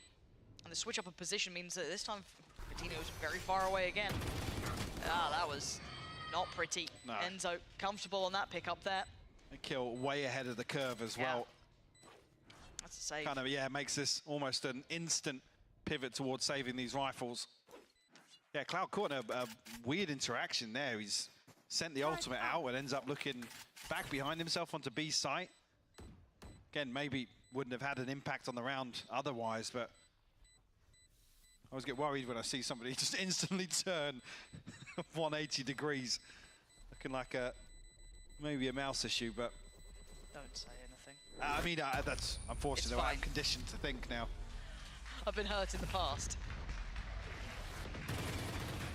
Yeah, not necessarily any further comfort for Liquid, but it results in a second round nonetheless, which they'll definitely be happy about. I do see a pause. It's only a normal one. It's a tactical. I got very worried for a second. Yeah, I was waiting to see it in game. It is a tactical one coming in from Giant X. So maybe starting to, want to make sure this doesn't slip away, right? These two teams, I still feel, are in somewhat of a fragile state where they aren't fully where they want to be. Again, Purpo coming in, Liquid still trying to, find their footing here. That mid-table ability to lose games is so high. Well, I'm glad you worded it that way, because I was about to say, again, one of the things you come into a series like this is really judging a team's ability to close out and really capitalize on the advantages they've created for themselves. You don't want to see this go the distance. And again, I'm speaking very candidly here. You don't want to see this now drawn out into potentially a 13-11. Dare I say, in overtime. This would be a big win for Giant X to close out comfortably and maintain this deficit. And I advantage, sorry. Yeah, no, but I kind of like the fact they are pumping the brakes here. 2 rounds is enough. I'd say the first one, round 18, was scrappy in essence, so it could have been a bit of a coin flip, but it was 1 out in that 2v2 at the end very nicely. A lot of ults came into play there, so that removed it from the hands. But this round looked a little bit more stable. Again, good test from Liquid, and they've passed it here, right? So round 20 coming up, though. We do still have that ult with Purpo there in the pocket. On the other side, they're starting to get some valuable ults really coming in. Yes, and building up actually a bit of a cushion, which means they can, I guess, fly a little closer to the sun, play a little more risky. Adjust the play style ever so slightly, and not have that fear of the finances to be the one to really hold them back. Nonetheless, it's still a 5-round gap. Should I write 5? Yeah. You know, 5 chances. No, 5 chances to close out. It's the other side. Sorry. Come on. Yeah, it's gone now. Oh, it's gone. The moment's gone as well. Yeah, that happened with the second technical timeout, but here we are. Coutinho potentially to be tested once again. Coutinho now. Yeah, early test here. Going to be forced away from this, but there's a lot of a response. Look how close by Giant X are. Now they've got to be very careful because we've got a lot of ults coming in. Now the counter ult going to be placed in there, dodges one, and he decides to post it behind it. It works out. A 2-for-1 trade out though. Team Liquid hold numbers. They also hold site control. Not completely, but well enough to ferry that plant into place. So Coutinho, Redgar, and Cloud, now with limited utility, just that paranoia and a TP to play with, close the gap. Now Cloud just going to cycle back some of his kit, but you're going to see them slipping in that smoke. Cloud's in real danger here. And oh, Kiko, sharp as ever, catches Cloud and the follow-up. Suddenly, Liquid looking lively. And Coutinho's gone. Team Liquid looking much better here. That is fantastic from Kiko to convert this, swinging it back in their favor. After it looked a little dicey. Yeah. Giant X trying to get ahead of the curve. A little bit of a pre-take coming through, and a weird exchange here, but both showstoppers still landing. Not necessarily on the desired targets initially, but yeah. And then unfortunately, I think Purpo's just way ahead of the spacing on Giant X here. As soon as they hear the showstopper, they tuck back into spawn. You can see Coutinho just tuck into the corner, praying that he's not found. Unfortunately, then the window just, it closes for Giant X. Yeah, financially it's doing the same as well. Guardian Sheriff's coming out here. They're feeling the pinch, but they're getting proactive. That's their answer. But it's going to be Nats on guard duty, keeping this in track. Yeah, he's felt that pressure, I think. Yeah, he's certainly going to know it now with the Prowler being sent, but maybe not expecting Purpo. Yes, he does. Camera in place. Should spur on the rest of the hit here from Liquid, knowing that they do have not necessarily an open site, but a non-stacked site. Nope. Drive to the back of the head. Getting blocked. Plant comes through though, full 5v5 in the post plant here for Liquid. It's a massive advantage in terms of the equipment. A couple of key bits of utility invested towards catching maybe a pick towards drop. Redgar removed. Wow. Yeah, getting active towards stairs, but already giving up at least the kind of comfortable plant hold, but they do still have a player by tree, which is going to be Enzo, so they still have that. And really, Giant X not finding any value just yet. They have to swing, they have to commit, they have to take a fight, and they ain't winning it right now. Hoodie, yeah, Coutinho, yeah, finding a couple, but it's not going to be enough. Team Liquid suddenly fixing all of the problems, looking like a whole different team. Looking very comfortable playing from behind, which isn't something that you ever would have said historically about Liquid. How many chances do they have to close out the game now, Michael? Let me just do the math. 3, I believe. 3. Underline. I've got to wait for the replay to be done. It's very valuable information here. 3 more. Just confirming as well. Yeah, see, as you can see, 3. You're it's welcome. like his tradition, obviously deeply rooted Bacon in the actually Liquid relaying coaching that. staff. Yep. With the in-ear. For now, though, buy back in for Giant X. Liquid maybe feeling like they found a weakness here to exploit. Yeah, back to this again, but Coutinho's here now. His setup does get cleared quite quickly, so they should have access. They're taking a little bit of chip damage, but it's fine. Plant is there. Now you see the pain shell, though. That could remove Enzo from this. Gets to keep his... Wow, only for a second. Plant did come through. Coutinho finds another. Liquid now looking a little on the ropes here. Nats, Kiko, and Yampi gonna need to bail him out. Need a couple. Kiko's good for 1, but there's an army facing him of 3. Nats still holds, but only gets 1. It's on Yampi in a 1v2. The original Iceman. What can he do now? Gonna post it in. There is gonna be a time limit on this. He can't do anything. Yampi. See over the top of the smoke? I don't know if he can. Oh, he can! Yampi keeping cool as ever. I'll never doubt the Iceman again in the Nice Red Bull clutch. shots. And as soon as you see that smoke's dropping, the next question mark being, does he have line of sight? Doesn't even matter, finds both with relative ease here after things look a little dicey for Liquid.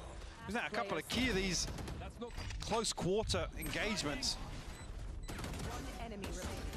Yeah, I mean, both headshots landing here.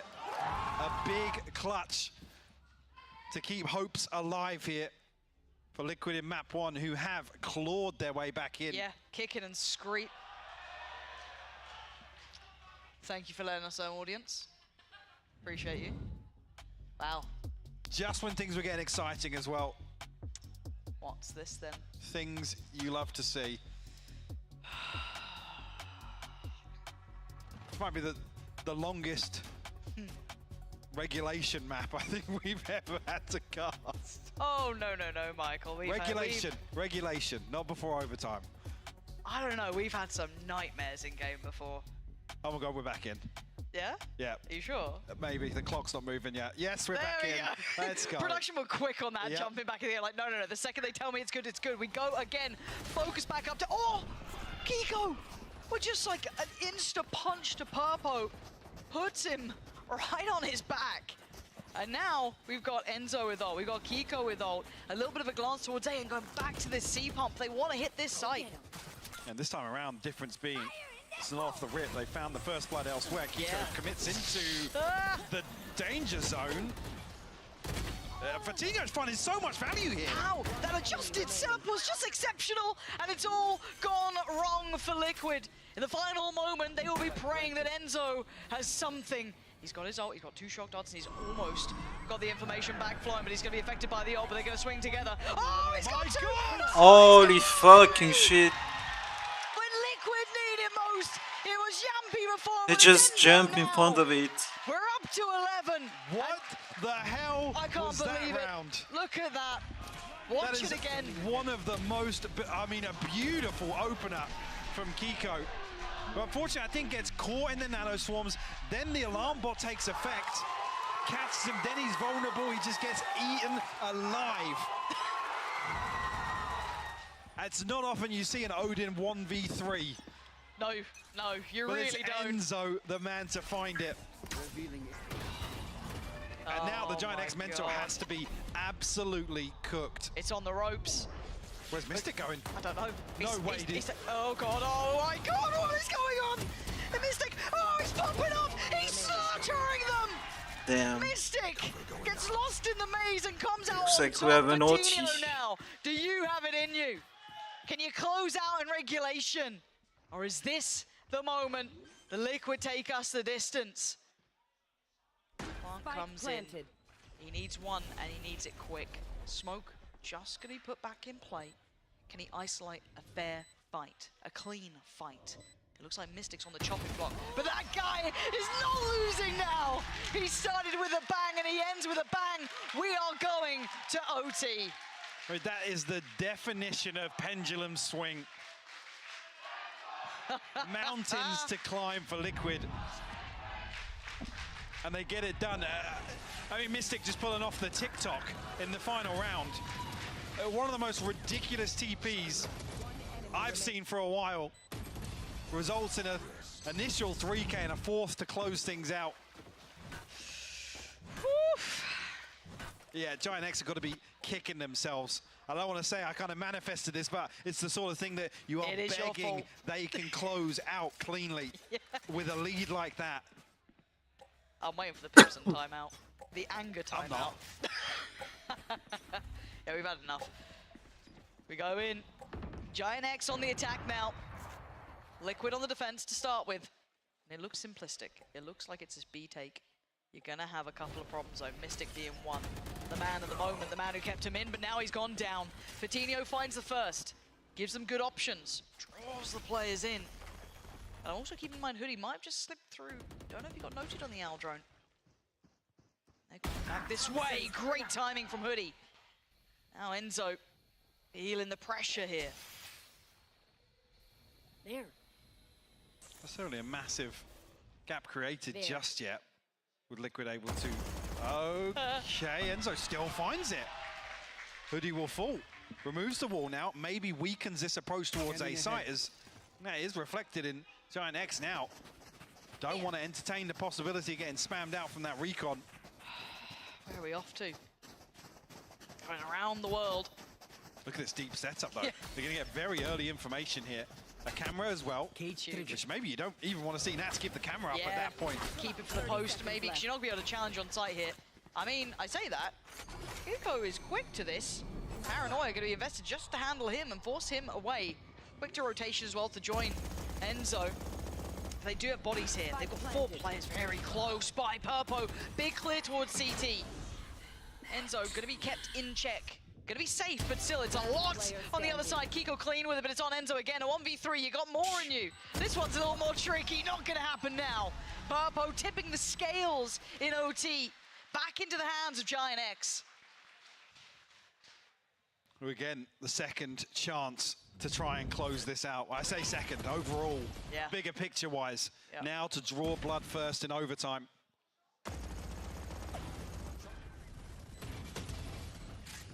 An opportunity to convert this now. It will be Giant X to call a timeout. I said, you don't want to be in those comms right now. Can we get a Pipson cam? Can we get a Pipson cam?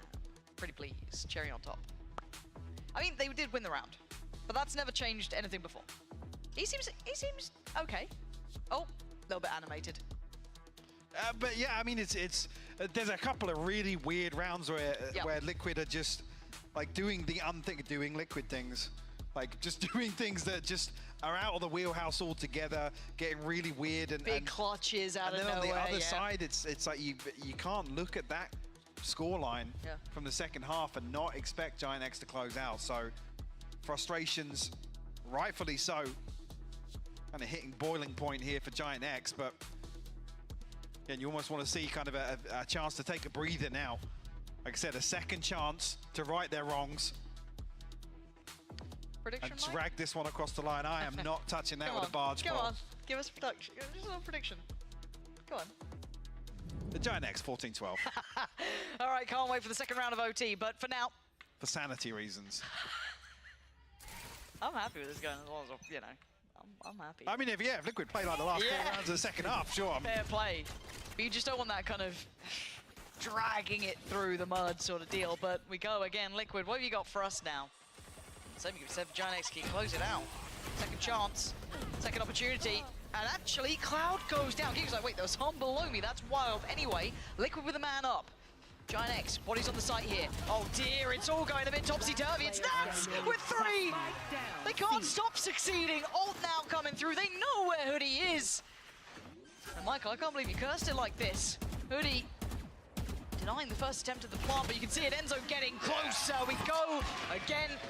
Liquid have literally just set their sights on this C-site hold. That's a lot, yeah.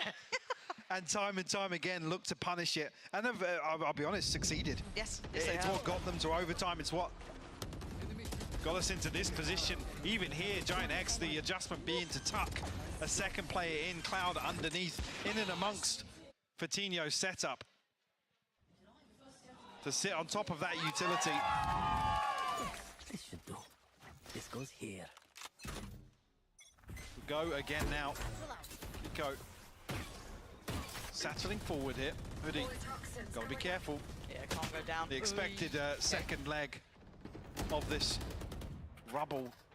Oh, well, actually, as I was curious whether or not actually there was going to be any commitment outside here, but Burpo will just swing the door open. Spike not committed just yet. Yeah, Liquid trying to keep their finger on the pulse though. And Enzo's playing on a knife's edge. There's 3 players now. 4 players coming this way. He's got to be so ready for this. He's normally been good for it, but now he's seen the player, but there's already players ahead. Hoodie, not going to find one. He finds 2. He clears both. Yeah, he'll lose his life for it, but he's found them so much value. It's only Yampy to watch the cross for now. They still got to be careful and cautious. You can't afford a loss here without crossing the T's and dotting the I's. Yampy's timing just a second behind. They've stepped through towards tree, but they've kept control of this. They've kept the information free flowing, but man advantage with Giant X. He's still got some utility to work with, but 10 seconds until that fault line comes back. Nats finally catching up with this rotation, going to be forced out by the nade potentially. Tanks the first hit, but still looking pretty healthy. What do the others do here? Okay. Trying to clear pressure on tree. Yampy, get your gun out. He does. Fatinho's fallen. Nats now decides to strike. Oh, Nats! You are outrageous! In OT, this man is coming alive. Damn. 14. Gonna be on They the could board. realize a lot on their individuals, I feel like. Finally. One of those Nats moments once again. It just looks so damn clean. And a 3K now to put Liquid on the brink are finally closing out this first map.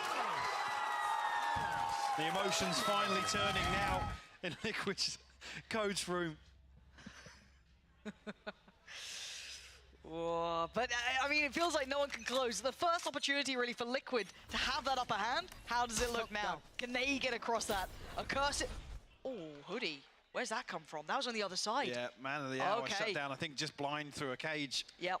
I'll check it on the replay, but that's big as well. Yeah, Nat's looking to get a very, very quick lurk going as maybe Liquid try and find contact outside C or towards Mound. Spike dropped. This is getting tense here, but look at what they have to get through towards A. If Liquid follow this pathing, they still have Hoodie and Fatinho on this site in an early rotation. They're trying to maybe sell something with Enzo over here with that owl drone, but I mean, Liquid have tried to condition them that this, C site is their eventual goal. The drone has drawn too. Cloud hasn't drawn enough though. There's yeah, still Cloud two and here. Purpo, but there is a chance here for Liquid to find a favourable fight. But this utility has caused problems for Liquid on the entry. Kiko able to get through unscathed. He's absolutely on it, but then Fatinho finds him, and now they're isolated behind each other. Look at them, divide and conquer. They try and take the TP towards the other side, offset Fatinho's expectations, but he's just playing it smart. They haven't fully shown Hoodie's hand yet either. So he's still around, and he's still as clean as ever. Hoodie starts it and ends it. We keep going, and Andalusia flawless here. Giant X taking the reins back again. How's that flight looking? Just looking to cancel now. See on what's the available phone. in the morning. Oh, and a Liquid timeout on top. Maybe the emotions are fully Holy shit, man. In the coach room for Liquid, but yeah, this war of attrition will continue here on Lotus. What a wild game. Do you know what, did you see that tweet earlier from like Tom? No, I just wanted to fucking overtime game with like 20-minute late, scoreline or something. full of tech balls and shit. Like, holy fuck. I mean, I've said it. It was gonna be a long day today, but Someone did tweet out a picture of a solid I was sat here watching the warm up. Yeah, OT. And we've got it in the first map, well, I but mean, it's we're halfway there. Whoa. Don't. No, not now. Why not? now. Why, is fun not allowed anymore? No, serious. Holy. Somebody close out Lotus. This is serious. I'm glad they've just removed the timeline. The round timeline's just gone now because doesn't exist anymore. Yeah, it's a watershed issue. It's been removed from the screen. Oh, good. I feel like that UI's up quite late. Oh, yay! It's back. tech balls. Yeah, thank you. That's what's happened, guys. Oh, it's horrific to see, isn't it? Giant X fans are in tatters. We go again, though, Team Liquid on the defensive side and Giant X on the attack, but you can forgive yourself if you got it the wrong way around, because Liquid are taking the fight to Giant X. Straight up the gut, straight up middle. They're going for a crunch on this. Audacious plays from Liquid, and it might just work. Fatinho, the one to fight back, though. Giant X, take the challenge and take it further. And once again, look who's left alive. And a 1v3 with an Odin. Yeah, we've been here before. We might be here again, but there's a lockdown on top of it. Truly living up to the name. The killjoy in all matters, but a moment to find a little bit of respite. In the corner, gets a chance. I mean, it's come through pretty early on. Oh. She's throwing stuff at the site. But it has Bloody hell, taken a lot of Enzo. time away from Enzo. Similar position to the other clutch. Oh my god. Oh. Oh my god, oh my god. Don't do that. Holy shit. Almost. They take back the lead, Mike. 15. 16, the golden number now. And a really weird, I'm not sure how much we'll see on the replay here, but again, just such a back and forth here. Purpo falls, Mystic still finds that kill somehow, and then this pinch is actually beautiful from Fatinho and Hoodie.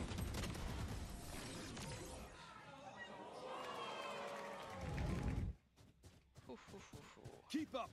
Do you remember we say like OT goes a little bit out of whack normally, you know, the strats are off the table, but I think we're seeing this go completely on its head. Liquid's turn to now attack. Is this where it falls apart, or do they still have that fire in them? Purpo's off angle could be so valuable. Good trade for Nats though, and he knows that Purpo is still around here. He's having a little look for a bit more. while this happens, you got to look at the rest of Liquid still eyeing up that C site. Oh, Hoodie. First time we've seen him commit this deep here. There. Cover going out. Slow down a little bit here. Liquid try and find some steady footing. I think Enzo maybe considering showing presence on the other side. Yeah, the drone will come out, but there's nobody actually to confirm. Deploying drone. The other side of this, you're almost hoping he can go forward and find some utility. The other side, I think Liquid going to show too much here. Look at Purpo. They've not seen this position used before, and it's Hoodie. Lines him up and knocks him down. This could be the round. GIANTX so close to converting. But the two men who kept them in this, the ones that clutched up alongside Nats was Enzo, it was Yampy, two of them. Key clutches that got them close to OT before Mystic was the one to knock it out of the park. They still got it in them. You're going to need one of them to over-deliver and then some. One away from the ult for Yampy, but he's only got 10 seconds. He needs to get this plant down, he will. Get it down now, yeah. I want to stop it, and Enzo, deep, ready, can't do it. Drive-by'd by Fatinho, and Yampy's got his ult, though. This would be outrageous. Show me what you got. Let's go, Iceman. Another chance, another time to shine, but he's been sent away by a Boombot. Perfectly kept in place by Purpo. And now he has to fall away. Again, new angles, new opportunities. What can he give us here? He needs a clean one. It's not going to happen. Fatinho. And it's going to be GIANTX. Up to 16, GIANTX go and finally get the victory they were chasing for so long. A sigh of relief from the GIANTX camp. So they dragged this one across the line, but I mean, bloodied, battered, and bruised, Lauren. That was a battle. You're absolutely on the money. War of attrition. Wild affair. 16-14. Finally, GIANTX got across the line. But don't forget, that was only map 1.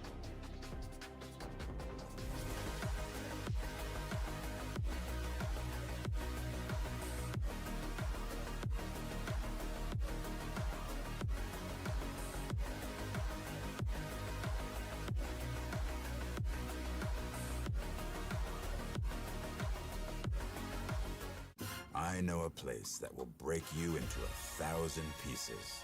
Stay away from them. Stay away from Lorca, Taco, and Picasso. Don't ask about Lola. Ay, Caballo Grande. Ay, Dolor de Nieve. But in spite of everything, it occurs to you to visit Andalusia. Don't say I didn't warn you. Be careful of the Andalusian crush.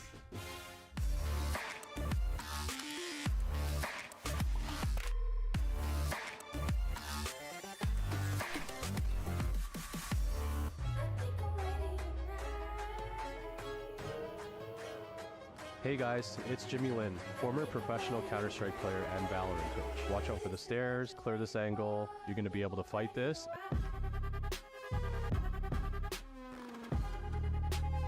Meow, meow.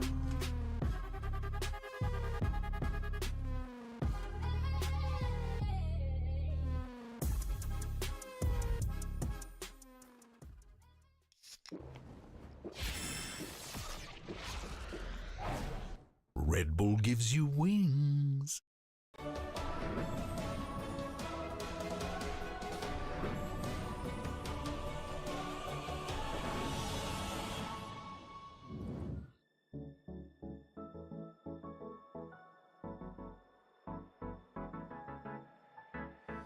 Let's do something crazy.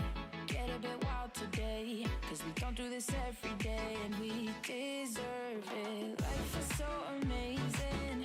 Nothing is in our way.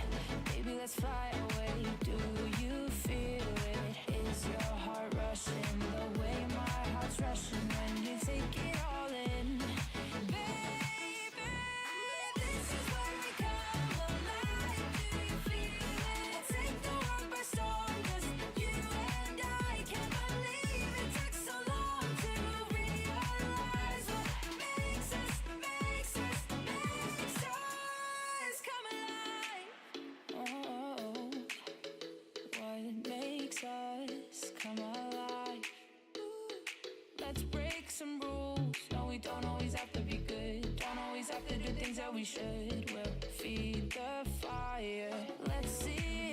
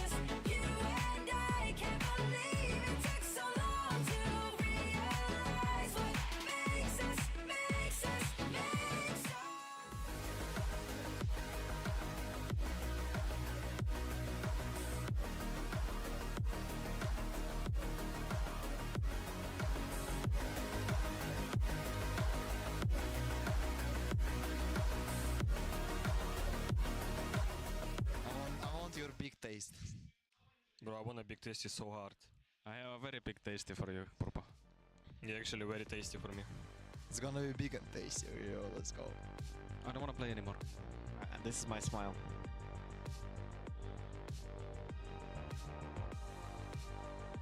Welcome back.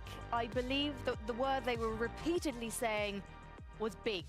Just to clarify for anyone listening who is confused, just like we are on the desk, it was big. We are in Berlin, so that must be Berlin International Gaming. It could be fantastic organisation. Maybe one day we'll see them in Ascension and we'll see them playing in this studio. But what we did just see was a game and a half of Valorant, multiple overtime, so many that I lost count. There was chaos, there were clutches, and there were two teams who desperately wanted to win, but Giants X came out on top. Yeah, it seemed like that chaos started pretty early throughout the match with sort of like weird failed retakes, like super aggressive stances and positions, and this was something that sort of like continued on all the way through. Like this is another example where they basically get in, they do everything, but not in time for the spike to go off. Like these were just peculiar rounds that seemed to happen all the way through the match, and I feel like there was definitely things missing from either side, but ultimately I think Giant X are only going to care that they came out with a win. I think Giant X will definitely care only about the win here. I think they played good. I didn't think they played great. I don't want to do the whole pessimism bit that we did earlier today again about it. That's literally every segment you're on still, by the way, the pessimism thing. True, Just to okay, point you're that fair, out. okay.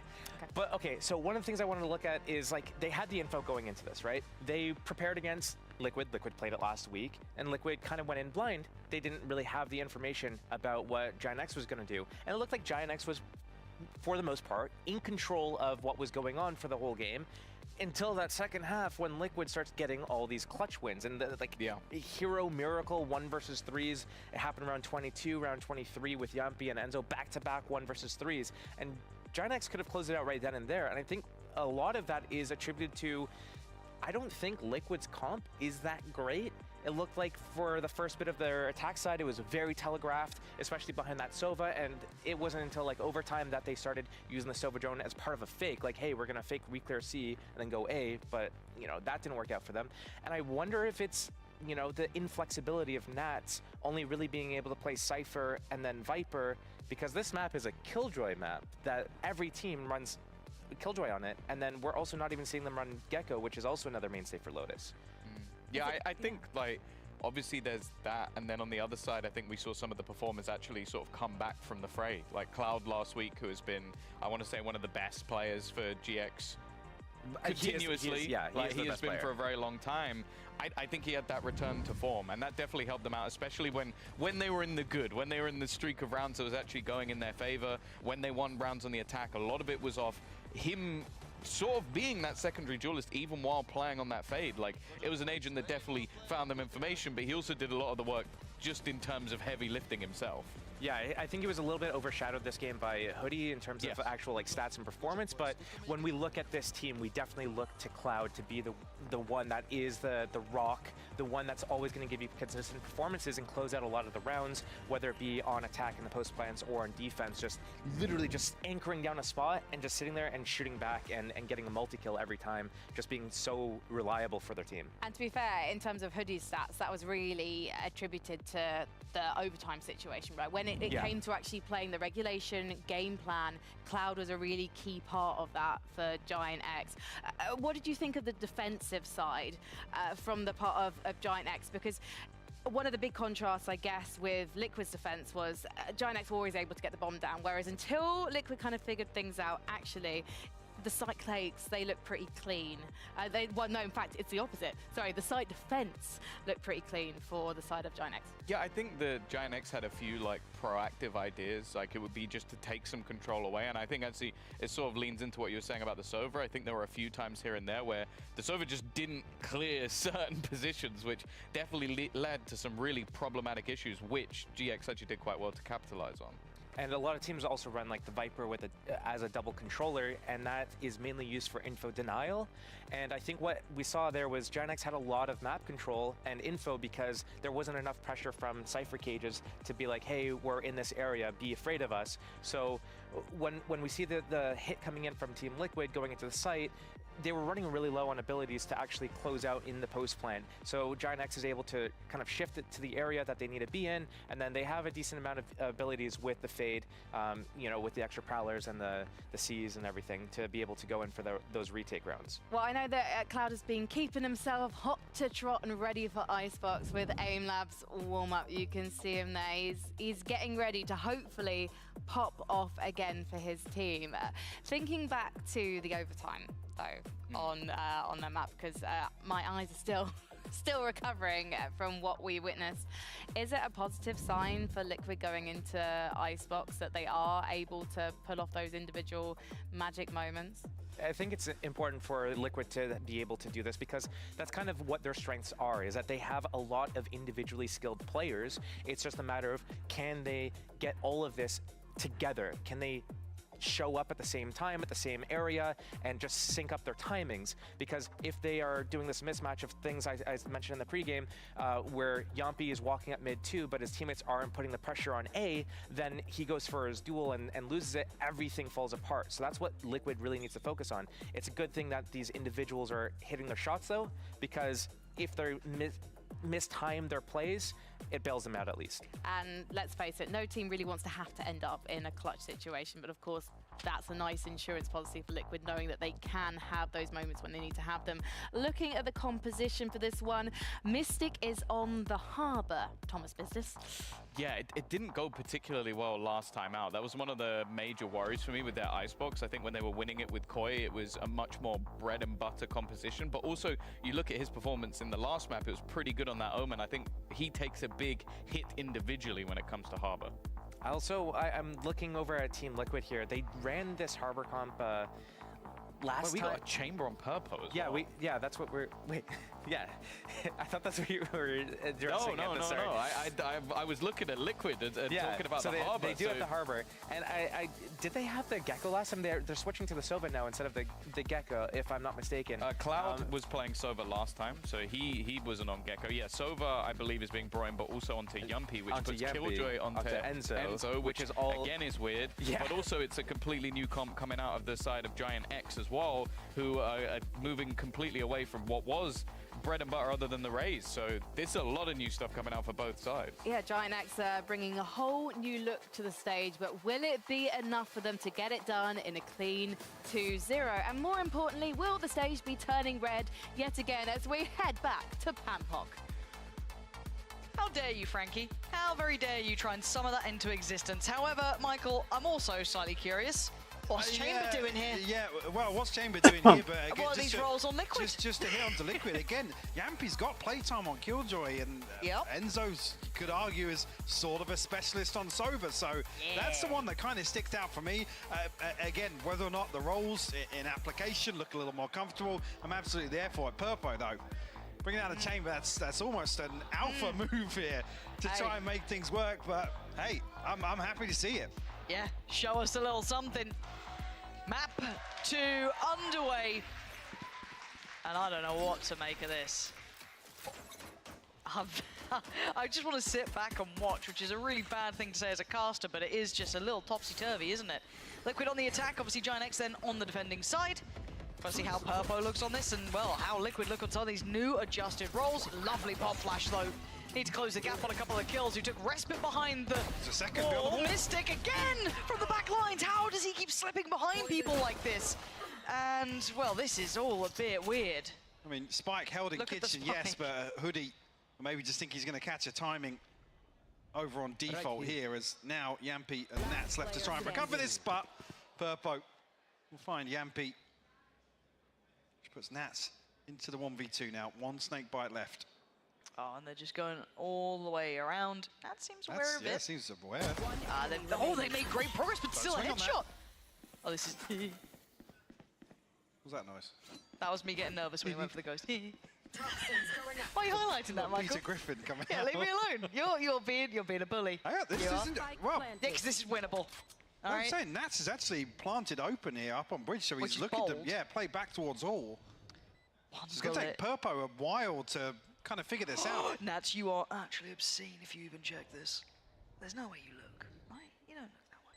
No, you just stay where you are. You're playing for the plant. The young So now, blood against yeah, Nats. now Purpo's spotted the spike. He ain't got much time though, does he? Look at it, look at his HP as well. Oh, Nats, you are so nasty at this one, aren't you? It's almost bullying at this point. Oh, it's just beautiful from Nats. There's not many who Okay, play it as pistol well for as he Liquid. did, but bloody hell, that was nice. Conversion comes through here, the Red Bull clutch in the pistol. So Giant X have seemingly great control on the spike after it's dropped here in Kitchen. The initial 2 kills from Redgar, Mystic responding to make this doable, to be honest with you. Like I said, Hoodie trying to find the timing here over on default, maybe. I mean, you could argue it's an overcommitment, but regardless, credit where credit's due. Liquid on the board here to kick off Icebox. All right, Purpo, that's... Oh, a quick death. Gifted from Kiko. No charges left. Again, if there was any upgrades to anything here, an Outlaw would have removed it, but it is going to be just classics.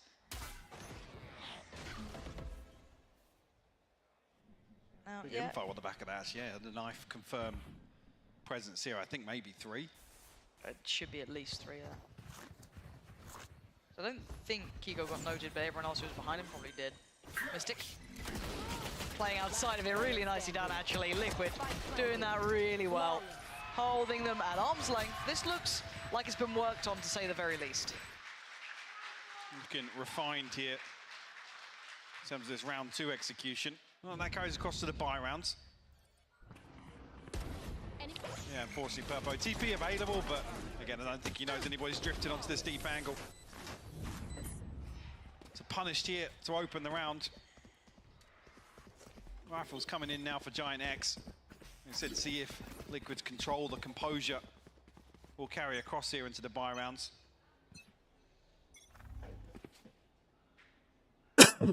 To explore A site now for the first time. Indicators sent up. Confirmation of how many just yet for Cloud and Hoodie.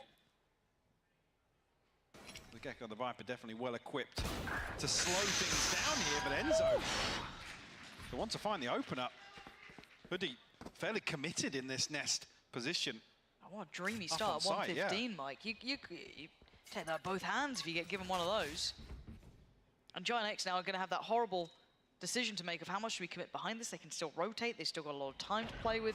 I mean, they're going to put a lot of faith, obviously, into Purpo here, but still, the knife, I think only finding 1.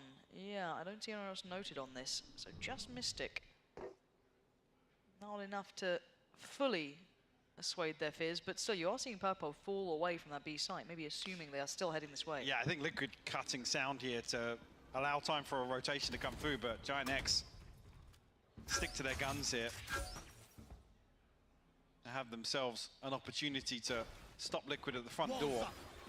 30 seconds left. Cloud and Redgar still do have the utility to play with, so there is a little bit of something. Top? Where is it? It's not there. What the hell was this? Bit of a trade. It's Enzo the one to keep things moving forward for Liquid. Kiko wants in, but so does Mystic. And this is just bizarre. It's all on, well, Nats just get that spike down, but what a strange round, my guy. Yeah, Giant X were, like I said, sitting deep off this flash out over the top of screens, but did it happen? I didn't see it, a second player rotate towards Heaven. Maybe there's a moment there. Hold 3 seconds. I'm going to double swing from rafters as well. This is the opener found here. Oh, very nice from Enzo. Yeah, second headshot here. I think maybe it's on the back of Fatinho actually wrapping back round towards Heaven to have a second swing on that, but Liquid able to thread the needle, get ahead of that play. Like I said, that A site hold just crumbling. That was a lot of noises, so that's all players noted, it seems like. You can see on the other side that maybe Cloud wanted to try and do something. Find something. He's not going to get much for it, though. In this round, again, you're looking at maybe just kind of pulling at those threads, right? You get a little bit of an angle, you try and play it out again. Yampy, not going to be vulnerable to that just yet either. And it's going to be Hoodie, if they do continue on this pathing. Not going to be phased by the first, and he's actually been able to evade most of the utility coming through, so he does get a fair chance, at least one. Not going to get the follow-up, though, but a good shot towards Enzo. Now Giant get themselves in an even affair, but obviously no recoverable weapon just yet either. This is a problem for Fatino. Oh, the flash was divine. He'll be thanking Redgar for that, but can only still make one of it. They are still going blow for blow here. Actually, you know, the double fragment and the mosh pit coming through, but Redgar caught here. The flash takes full effect, but no swing from Cloud on 6 HP. Purpo not in a position to punish. Tries to adjust for Nats on top site. 4 on the round for him. And 6 HP, a chance to find the You have the lab comp for Liquid. And a weird freaking comp for... And now here, making sure none of those threats came to effect. Fabulous work finding all those players. And for Giant X. They played the Sentinel comp with KO Gecko. In their hands. With the Gecko instead of the Sova. Deeper set pieces on the back of Redgar's flashes. And but instead of the Jet, they play Chamber. And the Dizzy. Well handled by Liquid so far. So Giant X going to be coming back in on the purchase now. Will be a tour de force available. But I don't like that comp. What are we making of it's the like so far? Have you seen Chamber stuff to set up. No. Killjoy, you have stuff to set up. Expecting too much in Viper, you have stuff to set up. And Gecko, you have to play in a way where you can pick up your shit. So you have to play in a way where you can like safely pick up your stuff and shit. So it's another like setup style, play style. I mean, none of that scrappiness seems to have carried across. And like it's too much. I feel like it's too much. Set pieces to kind of absorb site hits. A little bit of anti-plant sprinkled on top as well, but it's like the Deadlock, the EG comp where they play Deadlock and shit. And here on B, at least, I mean, nice flash over the top for Fatino to find an opener, but I think once Liquid realised that some of these it's too much. Are in effect, they can adjust very early on in the half and kind of mitigate that risk very easily. And also to add that Nats is 9-0. He has yet to die, and he has been winning them so many moments. So, again, you're seeing him in fine form. Kiko the one to take a little bit of first contact here and a little bit of damage. I'm not sure if I just heard Purpo pop the ult, but I thought I heard it comes through in this one. But, to say that, Fatino, going to find the burst a second as well. Nats, though, yet to die until now. Hoodie joins by his side. And now it's Kiko and Yampi. This position's nice, but it's red. Hoodie really heads up work. They're not allowing any of those access points to come through, and Redgar quick to the case. The response has been found. Just off the back of that timeout, Giant X answer back. Does Purpo get an upgrade? I think he comes through with, just the gun. And he did pop the ult as well. Yeah, he did. He sits at 5k, and maybe just wanted to get the operator online for the next, fully confident in the round victory, I guess, ahead of time. Knew something we didn't. But again, Fatino doing really well. Yeah. Good to see the timing on this too, not allowing that any more of his nonsense. So, everyone answering back. Doesn't spiral out of control early on here.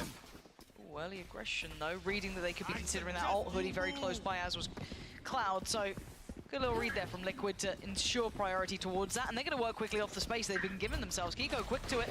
Cloud could be in danger here. They've got 3 players pretty close by to this, and Kiko chomping at the bit. Fatino might be ahead of the wall though and could potentially pressure. He slips the net. Oh, but he's been caught, and Enzo finds Hoodie. It's just Cloud on the back of the site now. Attack's not going to be enough. They need a little more. The plant's in, and Kiko's control in this.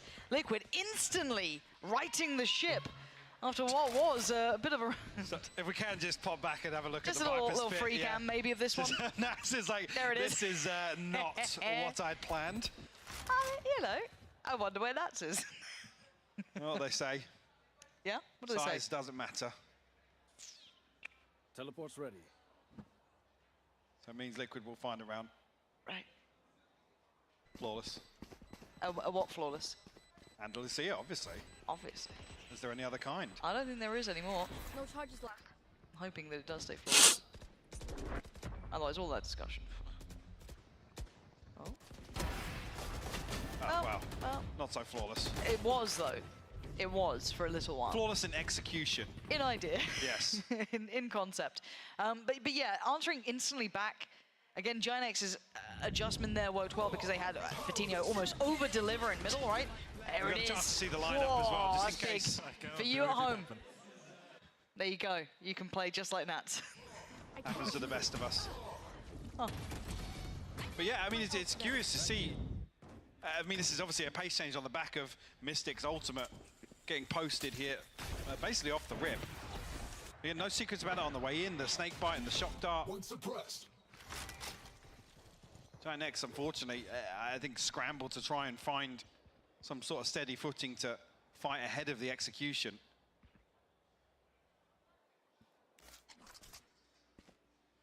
Take flight. Oh, drone going to be sent up. And it does catch Purpo, so I don't know what your plan is now. I mean, the closer Liquid get, I was going to say, yeah, the less comfortable this TP feels tucked in behind default. So it's a very small gap to close down on. We did take the TP. Not making any subtlety of new positioning, but again, they have all responded. We do have, I say all, 4 players here for the defending side. And a pause for thought for Liquid. Purpo able to reset onto a deeper angle here. Again, Liquid cut sound. Come down to the last 30 seconds of this round. 30 seconds left. So no nothing. Play back in, yeah, no play back in yet from Giant X. The Hunter's Fury gets posted, but a trade. Yeah, 2 but for 1 actually, yeah, Mystic doubling down. There's no comfort there, right? It was so hard to find comfort, but we are going to see the lockdown coming in as well. 15 seconds left. It makes it a little bit more dangerous. The HP, yeah, is low on Mystic and Enzo. Snake bite still as well. 8 seconds now, and the Mosh going to come through. This is actually getting really dangerous here. Cloud going to find one. Hoodie could be on for this. Live. Yeah, just live. Oh no! Did he fall too fast? Unfortunately, commit. Just let them try. Can't get out of that. Again, with the snake bite and the mosh pit, I don't think maybe they're not banking on finding a util kill, but it's actually on the spike as well. Quick reaction from Liquid to dig a little deeper and convert that. So I think it's what, 2.5 seconds left on the clock by the time they find this kill. One enemy remaining. Spike down B. I said Hoodie just so committed there. It's rough, but that will be a 6th for Liquid. Giant X back down on a broken purchase as well. Ults here, yes, but necessarily want to see the likes of the pit invested here. I guess initially, even just a visual check, like those comfort questions in terms of the roles being switched up a little bit, not apparent so far in the first half of Icebox. No, looking pretty well rounded. Again, the big test for Enzo particularly being on the defense, if we get a decent amount of rounds to really gauge that. So far, the only real committed player towards this is going to be Nats, kind of taking a walk up tube. Everyone else just sitting on back. And now look at the space that Purpo's been able to get, right? Clearing this deep. You should run. Adds validity to the stack here. I wonder if Nats can maybe apply a little bit of pressure himself, but it's actually Purpo to find Yampi. Trying to fall away. That was at the back of Belt. So it's going to be something to keep in mind. Yampi, with the adjustment of that window there, now finds great deals of damage, great deals of success. He doesn't need to necessarily even get the kill. He's teed him up here. Done so much for them. Hoodie trying to patrol himself, and Purpo just feels a little late to this. Nat's already slipping away. Kiko, yeah, that's probably not the player you wanted to go down, but they still at least find Kiko on the trade, but Mystic is there, brilliant from him. The man with probably the most viable weaponry here, but look at these positions, really disconnected from each other. That would have needed a real belting shot. They do some damage, but again, if you look to that round from start to end, Nat's in the position, the lockdown there, he was set up to do so much damage to Giant X. Just a strange investment here for the pit to come through as well. So just banking on maybe it being you know, a split towards A, or not as many people scaling up onto site just yet. Certainly on the defense, you never really want to see the pit invested in a lesser purchase like that, unless Hoodie's, you know, rocking an SMG or a Judge or something to try and make it work. Yeah, 6-round gap now. Giant X to try and recover as Kiko. No secrets about this on the way in. No, but it's quite curious too, because he's completely going to put Fatinho He's past the turret as well, Yeah. which has got to be a consideration. And the timing on this is horrific. They're going to feel so uncomfortable. Well, then he's dead. And Kiko's getting, much closer. This split is gorgeous, actually. He's working really well off the ult from Mystic, too. Yeah, Kiko's cleared it. That's the site's theirs. Beautiful combination work there, Mike. Oh, will come through. No chance for Giant X to try and deny this now. 3v5, one being an operator in the retake here. Will require massive overcommitment from Liquid to some of these opening engagements to throw this one away. Oh, completely blind, just tagging up Redguard too. Mystic happy to stick around just to make sure that nothing goes astray. Kiko's just roaming. He's looking really comfortable now. He looks very good here. Again, kind of impressed with Kiko coming into this roster. He's been looking very, very sharp, finding his footing very quickly. Again, I think Giant X just want to keep those, well, that rifle and the operator in hand. This has been a little underwhelming from Giant X, if I'm honest here, Mike. This doesn't look like it's part of their map pool yet. It doesn't look, I don't know, I'm not loving the chamber. Haven't seen anything enough to kind of sway me towards it. It's just been a bit flat. I mean, again, the chamber comes out. It's not necessarily, we're not really looking for any major differences in macro, so to say, but we're just not seeing the value from it. It's the same as really when you look at somebody playing a Reyna or a Phoenix or something like that. It's very kill dependent now to really warrant, or unless you're finding value from the operator. Unfortunately here, you're not, because Liquid are getting themselves into post-plant situations where that operator then is going to struggle to find value once again. So unless Purpo's finding first bloods or really slowing down these site hits, it's really hard to justify, and unfortunately, not going to see many examples in the second half either. This is the sort of scoreline we're looking at. Yeah, a bit of a blowout so far. Now, maybe Giant X off this timeout can turn the screws a bit, but 1 round to 8, I'm gonna be honest, it's not looking very competitive here, Mike. Which, you know, leaves me hoping that Ascent, which does seem very likely at this point, unless obviously something changes quite drastically after this timeout, could be a bit closer, because it's you know, such a stark contrast to map 1. Sure, and I mean, you could argue that obviously it's their pick. They had the majority of the preparation lent towards Giant X's attacking side, but like I said, with this sort of deficit, you're not setting yourself up to really excel or even succeed at this point. Just don't have a big enough amount of rounds to play with. I mean, again, even here, 8-4, you lose the pistol. Yeah. You basically have 1 buy round to get yourself back into the game. Not impossible, just improbable. Nat's going to have to give away a little at the start here. Now, it looks like they're going to, once again, prioritize middle. Giant X going to put 3 players to this. And it actually got them that 1 round when Fatinho kind of over-delivered in middle, but that was also when we saw Team Liquid leaning that way. Here, very different affair. So 4 players playing as a pack here for Team Liquid, pressuring towards this A site with a passive hold from Fatinho. He's not going to challenge this himself when they come for the 3-play stack. So again, taking a lot of space. Kiko's going to be rewarded here for his aggression. Audacious. And Fatinho there to greet him. I'm kind of curious where Nats is off to. He's off around the world. Yeah. Hopefully they can run the clock down. He's picking up the pace now. It's a little scary, because now they're going to speed up a little bit here, take back the kind of early steps towards site control, because they know that at least one of the players is removed from the equation, right? He needs to get into this fight pretty fast. Team Liquid are playing time as best they can. Yampi going to hold the cross, but they can't hold this comfortably. Now running out of that utility on the spike itself, Nats makes it to site. It's perfectly timed, if anything. And now he's going to see 2, 3, all play. Wait, he didn't see the person on the spike, but it's fine. He goes back for a bit more. How dare I down Nats in a lurk? The timing was actually perfect, keeping the players alive, burning the utility very well. They were able to weather the storm.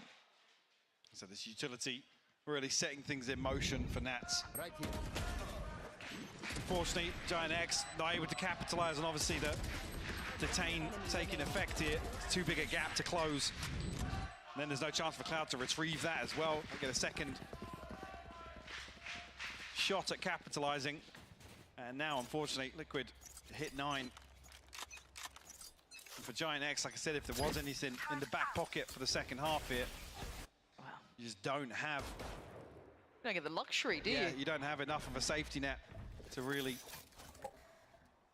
show what I guess, well, I have to assume the hard work has been to rectify. And that's the part, you know, you'd love to see a competitive game between these two, because you can see it on map 1. Yeah, it was a little bit rough at times, and it certainly wasn't the, you know, the cleanest Valorant, but it's good to see a nice close game. But here, so far, very one-sided, and as you rightly highlighted, Giant X probably not going to have much of a chance on that side swap to show off maybe what they've been up to. But for now, we focus, as already Purpo's taken a lot of the space towards A, so it's allowed for this, cheating the additional body over towards B. Scanning ahead. They start. Liquid begin the assault towards B side, but there's a lot of bodies on the other side. Redgar going for the safety of that knife, but it is going to be a reward. But the trades so far favorable for Giant X. Patino is here. He's the one who got the last round. He might be the one to get this one again. Yeah, excellent from Patino. Finally falls, but he's got them another round here. Right positioning, the adjustment with Purpo, it worked. I mean, Redgar out in no man's land, but still digs his heels in, finds the first, and I think actually Giant X collapse very well to prevent Liquid from getting themselves into a post-plant this time around. Beautiful shots from Coutinho. Set this one in motion, even here Mystic Core. With the stun as well. So second on the board, but again, you're pinning your hopes on the curse here. Have you seen what they're buying? There's a double op on Liquid side. Yep. See Bladestorm available here for Kiko. So Enzo just looking to bolster some of the finances a little bit. The other side, no command and a lockdown for Giant X. I'm sure Kiko noted the reposition here, but he notes the peak. A beautiful adjustment. That's so good. Oh, that's actually filthy. Oof.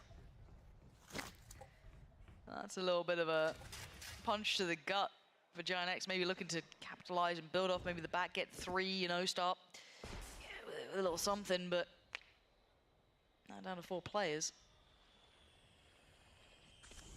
Redgar still has his ult, Coutinho as well, but Hoodie's going to have his hands full here. Does have 2 snake bites.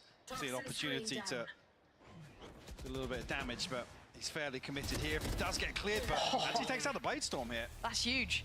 Lockdown is there. So again, he still stands his ground. This is maybe up for that 3rd round that they wanted so severely. Mystic is lucky to be breathing. He might even get to 10. No, he's fine. He gets out in time. Back to the wall, though. 2v3. Enzo with the operator. And 18 seconds. Giant X have bodies to put at this. Enzo's got to keep him safe for this if they want that plant. Yeah, not going to get it. Giant X on the swing. And we're going to have 3. They've done the bare minimum to maybe weather at least a pistol round. Said have to set themselves up for success here. Said otherwise it's basically the 1 buy round for Liquid will be looking to punch the way onto map point. Beautiful hold from Hood, like I said. Gonna have his hands full if he does get kind of rushed down here on yellow, but again the spacing just not there for Liquid and maybe relying on the Bladestorm to open the site comfortably, but yeah, fighting chance at least here for Giant X. But it's got to start with a pistol. I mean, there's only so many ways we can say it, right? Because, as you said, even before we got to this juncture, if you don't get more than this, you literally get 1 gun round, and that's all she wrote. So you can't want a little bit of buffer here, but Kiko, they're pushing everywhere. There's 3 in middle, there's 2 up B long. They want to brawl, and Purpo's up for the challenge. He's up for the fight. Nats on the other side, and it's a back and forth affair so far. We're just playing deathmatch, but it's Just Nats alive. But should I ever say it's Just Nats? This man is dead this time. Hoodie gonna get things started. Giant X with a chance. I'm happy to brawl this out. And a must-win round for Giant X as well. Liquid looking to try and take the fight to them. I guess capitalize on that scoreline pressure. Oh, Coutinho. He's actually having a game, to be fair. If you looked at it on the first map as well, and this one.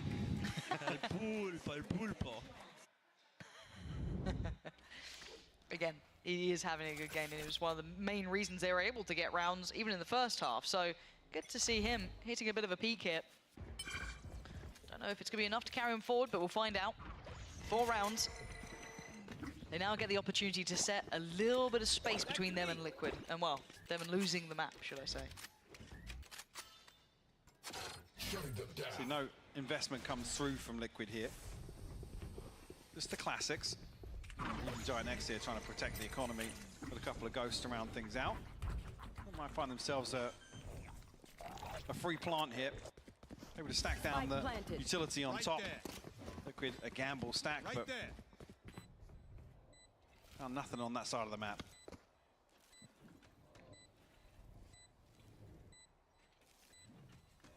Actually, yeah, Giant X even, I mean, both pistols looking to wrap back through mid here.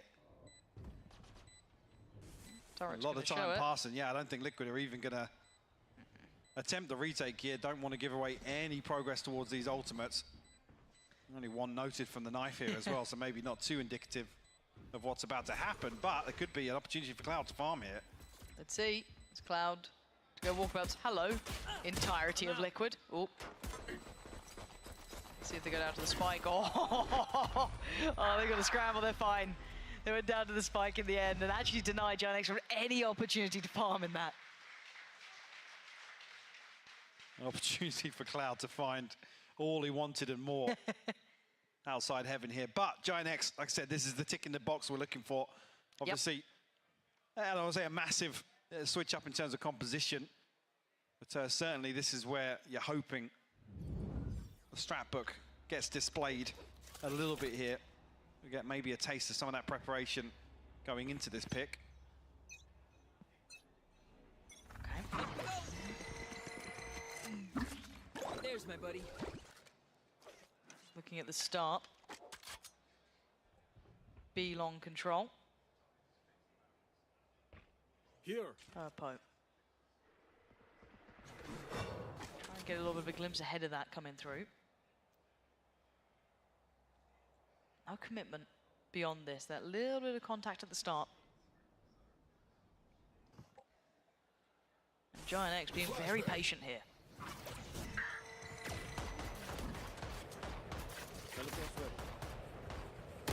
And no resistance on the way in. And X able to get themselves safe passage towards yellow, but again, the timing maybe of the wall going to slow things down a little bit now. Challenge back through just yet for Liquid. And hesitant on the plant as well. The audio cue will draw a couple of members of Liquid out, but no kill just yet. There you go. Drawing Purpo blood. Finally.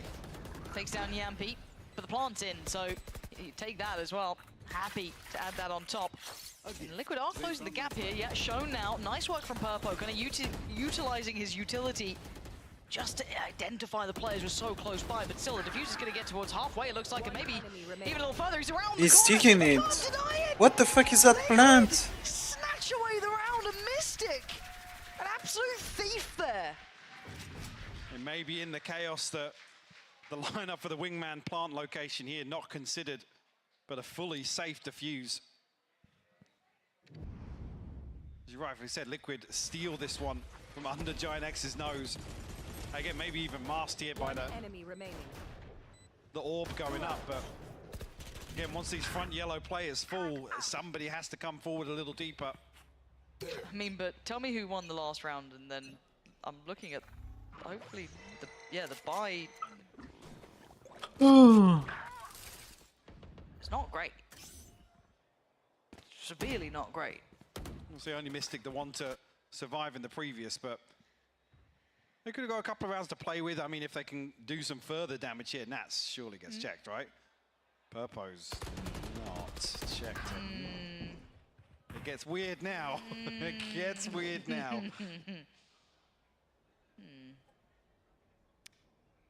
Well, at least Purpo's off the top of the crate here. Oh, it feels weird. And the reason I say it gets weird is because now so much time has passed that I don't think anyone's going to check this on the second drift through if they progress further. Luckily. There's something weird there. Yeah. There's something wrong on that side of the map. I don't know if he goes both of them, then he might. Oh, okay. You're not going to find any more. Okay. Okay, 2v3. Oh, He's found. There you go, forced off. Mystic is still alive with that rifle, but... I think they're reading this perfectly. Yeah, like they know are. the reinforcement's going to come through from mid. Absolutely on the money. Shoulder peek, but he takes damage. Yeah, the chances are depleting bullet by bullet here. Kiko would have to hit a worldly shot on Purpo. It's not going to happen. So Giant X eyeing up that 6th round now, and Mystic just wants to drift away with the rifle. Can't hold on to it once again. So 16 HP, maybe doesn't want to give potentially an orb to Cloud if he comes forward hunting. Even though it's just one away.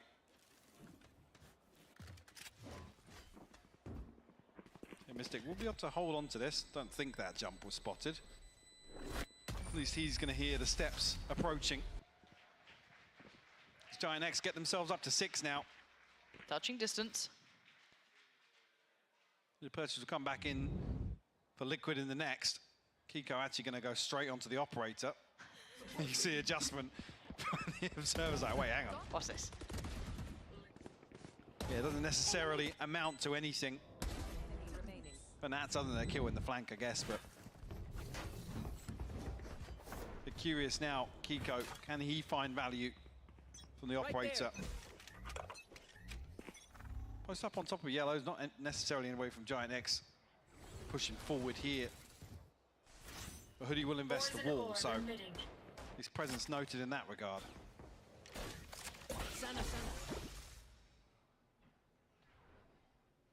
Here. Aldro, the next piece of utility to be drawn out. Gonna spot a little and not a lot, but not enough to really cause much of a reaction. As Purpo making slow progress here. There is still 2 players, nearly 3 you could argue with how close Enzo is towards this, and they even bringing over Mystic. Putting a lot of faith in Kiko. Again, he's got that operator, they can do that, so they are going to leverage that.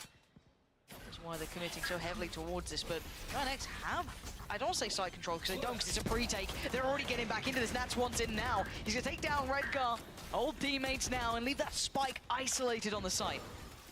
And that 4th member coming across to rotate. You know they're going to commit towards denying this free plant from Wingman. Right next though, can they find their way back onto site? 30 seconds left. Between Nats and Enzo, yeah, it's going to be very tricky for everything to be unspotted, right? It's given away. God, that looked so close. Plant still not to be toyed with. There's still players to clear, and Nats still holding on. I told you there's no access around this point. Hoodie and Purpo needed miracles, and with only 13 seconds, there ain't much time to be praying for them. As it's just down to Hoodie in a 1v4. Liquid push up to 11. On the round to chip away at the finances of Giant X, but already with a bit of a cushion built up. But approaching map point now for Liquid. And beautiful adjustment here, like I said, when you have 4 players in a situation like this, and I guess no information or confirmation on the other side of the map, you have to commit towards this sort of play, denying the plant from coming down, removing some of that comfort factor that you do get from Wingman. Giant X, again, ultimates on the brink here. Lockdown and Tour de Force 2 away. Now does have his already. Again, ideally, we want to see Giant X hold Liquid at 11 here before things get a little more dicey. So the finances are concerning for a couple members. You can see the denial of space, but the flash through. Maybe trying to test that mid lurk again. It will be Hoodie waiting to see if anyone dares come through, but no one is. No one's really checking this way. I mean, Kiko might be tempted, but you're not going to see him probably slow push with an operator. So ult this time should at least give them safety on the site. Give them a little bit more control for at least a plant, but there is a window of chance where that could close. Yampy, Mystic, everyone nearby. And obviously the 2 almost kind of countering each other. Careful now. Yeah, denied on the plant. So now they've put bodies to this. Now is the pre-take time, and the patience pays. Kiko rewarded by finding Hoodie. Towards the site, though, again, that spike going down is just not happening. Liquid denying. Yes, a trade back and forth, but Nats has crept forward. He's still here to clear, and Purpo's been spotted. This is all getting difficult now. Team Liquid redrawing the lines of battle. The flash, the timing was outrageously good. Nats tries to just stand still and hope he wasn't spotted. But it's Redgar in a 1v1. Oh, he's got him. Redgar pulling it off and putting Giant X up to 7. Beautifully done. A 4K from Redgar, I don't see them very often, but a crucial one nonetheless. Keep Giant X in this half. in this map as well. They talked about this ult cycle looking pretty healthy for Giant X. That round victory's definitely going to support that as well. One off the lockdown, one off the tour de force, two off the pit. And the null command will be here at the disposal of Giant X. Here. See a back and forth exchange here. I mean, that diffuse on B side for Mystic really kind of altering the outcome in the next couple of rounds. Nats, though, back in this spot. Not again. Not again. Oh, this time. Yeah, they look at the difference. Wait, what? Yampi? No, no, they've got ghosts. They've got ghosts up against a full back. Fatino looks dead as well. You give them an inch and they've taken a mile. Liquid. Two of these rounds are nuts that they've got in this half. The defuse against, was it 3 or 4 that Mystic pulled off right under their noses? And then that. It comes in a round where, as I said, Giant X have so many tools to try and convert this, to secure this round. Oh, I'd be fuming. Nats not happy to sit back and let this one pass him by. This time around, Liquid crunch into B main. Yeah, I don't know either one. A weird fist bump from Bacon nonetheless. Bacon was having none of it, wasn't he? What's up, brother? At this point, we have ults. 12-7 though. You have 3 ults, and you probably quite like to use them. But Liquid have been up to weird things. They've been winning rounds that just feel a little strange. So now what do, right? You've got Kiko on the other side with his ult. You've got Nats as well. They're going to pop the ult that was spoken about, and now there's a double swing potentially off the back of Yellow. Do they predict this? Totally different look here, right on the knife's edge. Mystic, he's fallen. It's all on Kiko, the one-man band. Oh, he delivers 2 fantastic kills, but Giant X still standing, still breathing, trying to operate with less. They've got 3 alive. The plant's still being denied. They're just not getting what they want from that. Oh, Nats has an angle. Cloud, that boy is rather fortunate here. They are really chomping at the bit, Mike. I don't know what was going on behind Yellow there. I don't know if that was an upgrade or what, but Yampi's found another. Oh, Hoodie will respond. Yeah, he definitely was looking for a weapon swap out here, but a 2v2 now for Giant X to once again try and keep hope alive here on Icebox. 30 Who's seconds on the left. other side? It's Enzo by Snowman. And you've already got Yampi wondering if they're going to try and hit that A site, right? That's what they're considering. So obviously all the... Oh, come on, Enzo! Come on! No breaks allowed, as Hoodie has to isolate a kill here, and he has no idea, no clue where Yampi was, and Enzo, the known factor, still besting him. 13-7, Team Liquid are alive, and they close out the game, and they close the door on Giant X, bringing this one back through. Great way to bounce back here. Find themselves an opportunity to maybe recover this series after what was a travesty in the first map. Yeah, well, let's hope it's better on the 3rd. Ascent on the horizon. Don't go anywhere.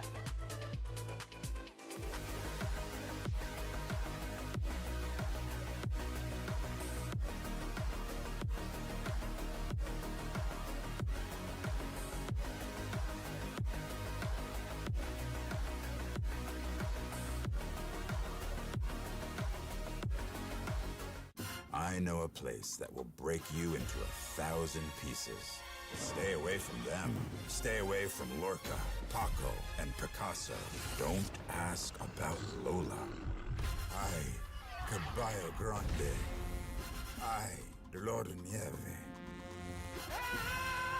But in spite of everything, it occurs to you to visit Andalusia. Don't say I didn't warn you. Be careful of the Andalusian crush.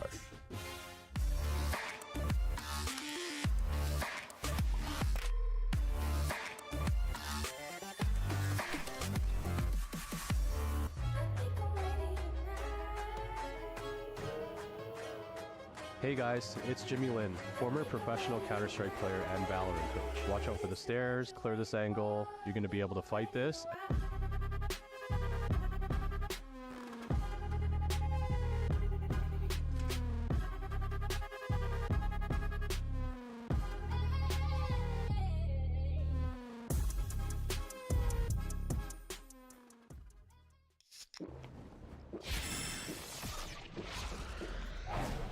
Red Bull gives you wings.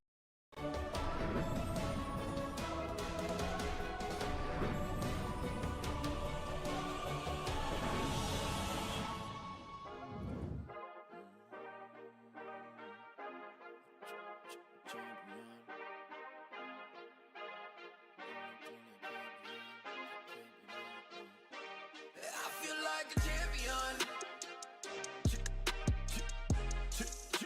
A champion. Ain't nothing that can't be done. Oh yeah. I put it all on the line. Definition of divine. Yeah, I feel like a champion. Ain't nothing that can't be done. They told me I wouldn't be nothing. Came on now, I'm second to none. I need me a trophy, I need me a ring. I'm not with the bull, but keep it a beam. Know what it is, you know what I mean. Shit, all I do is win, win, win, win. Haters wanna hate, they ain't make top 10. Double, triple team, what they need to defend. I juke left and I'm gone with the win. I'm gone with it. I feel like a champion. A champion. Ain't nothing that can't be done. Oh yeah. I put it all on the line. Definition of divine. I feel like a champion. A champion. Ain't nothing that can't be done. Oh yeah. I put it all on the line. Definition of divine.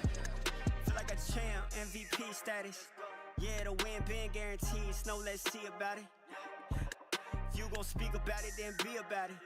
If you don't bring that energy, no, I can't be around it. Nah, I'ma shoot my shot. I'ma stick it, watch. At the tippy top, I cannot take no loss. 2 seconds on the clock, they gotta give me the rock. I got a game on what? Yeah, I got a game on lock. I feel like a champion. A champion. Ain't nothing that can't be done. Oh yeah. I put it all on the line. Definition of divine. I feel like a champion. A champion. Ain't nothing that can't be done. Oh yeah. I put it all on the line. Definition of divine.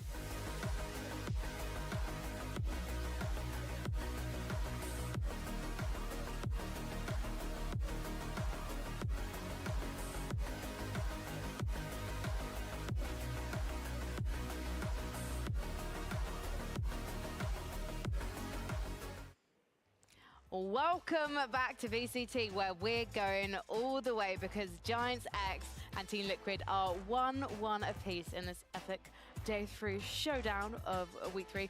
I'm Frankie. I am joined by Tom Biz and Still for one day more before we pack you back off to Canada. Yeah. Well. And we did. That's one of the reasons why, you know, we're going to 3 maps. Oh, not Canada. Sorry, he lives in Arizona. We had this conversation. Oh my goodness! I didn't say where though. It's a big. Yeah. It's a big place.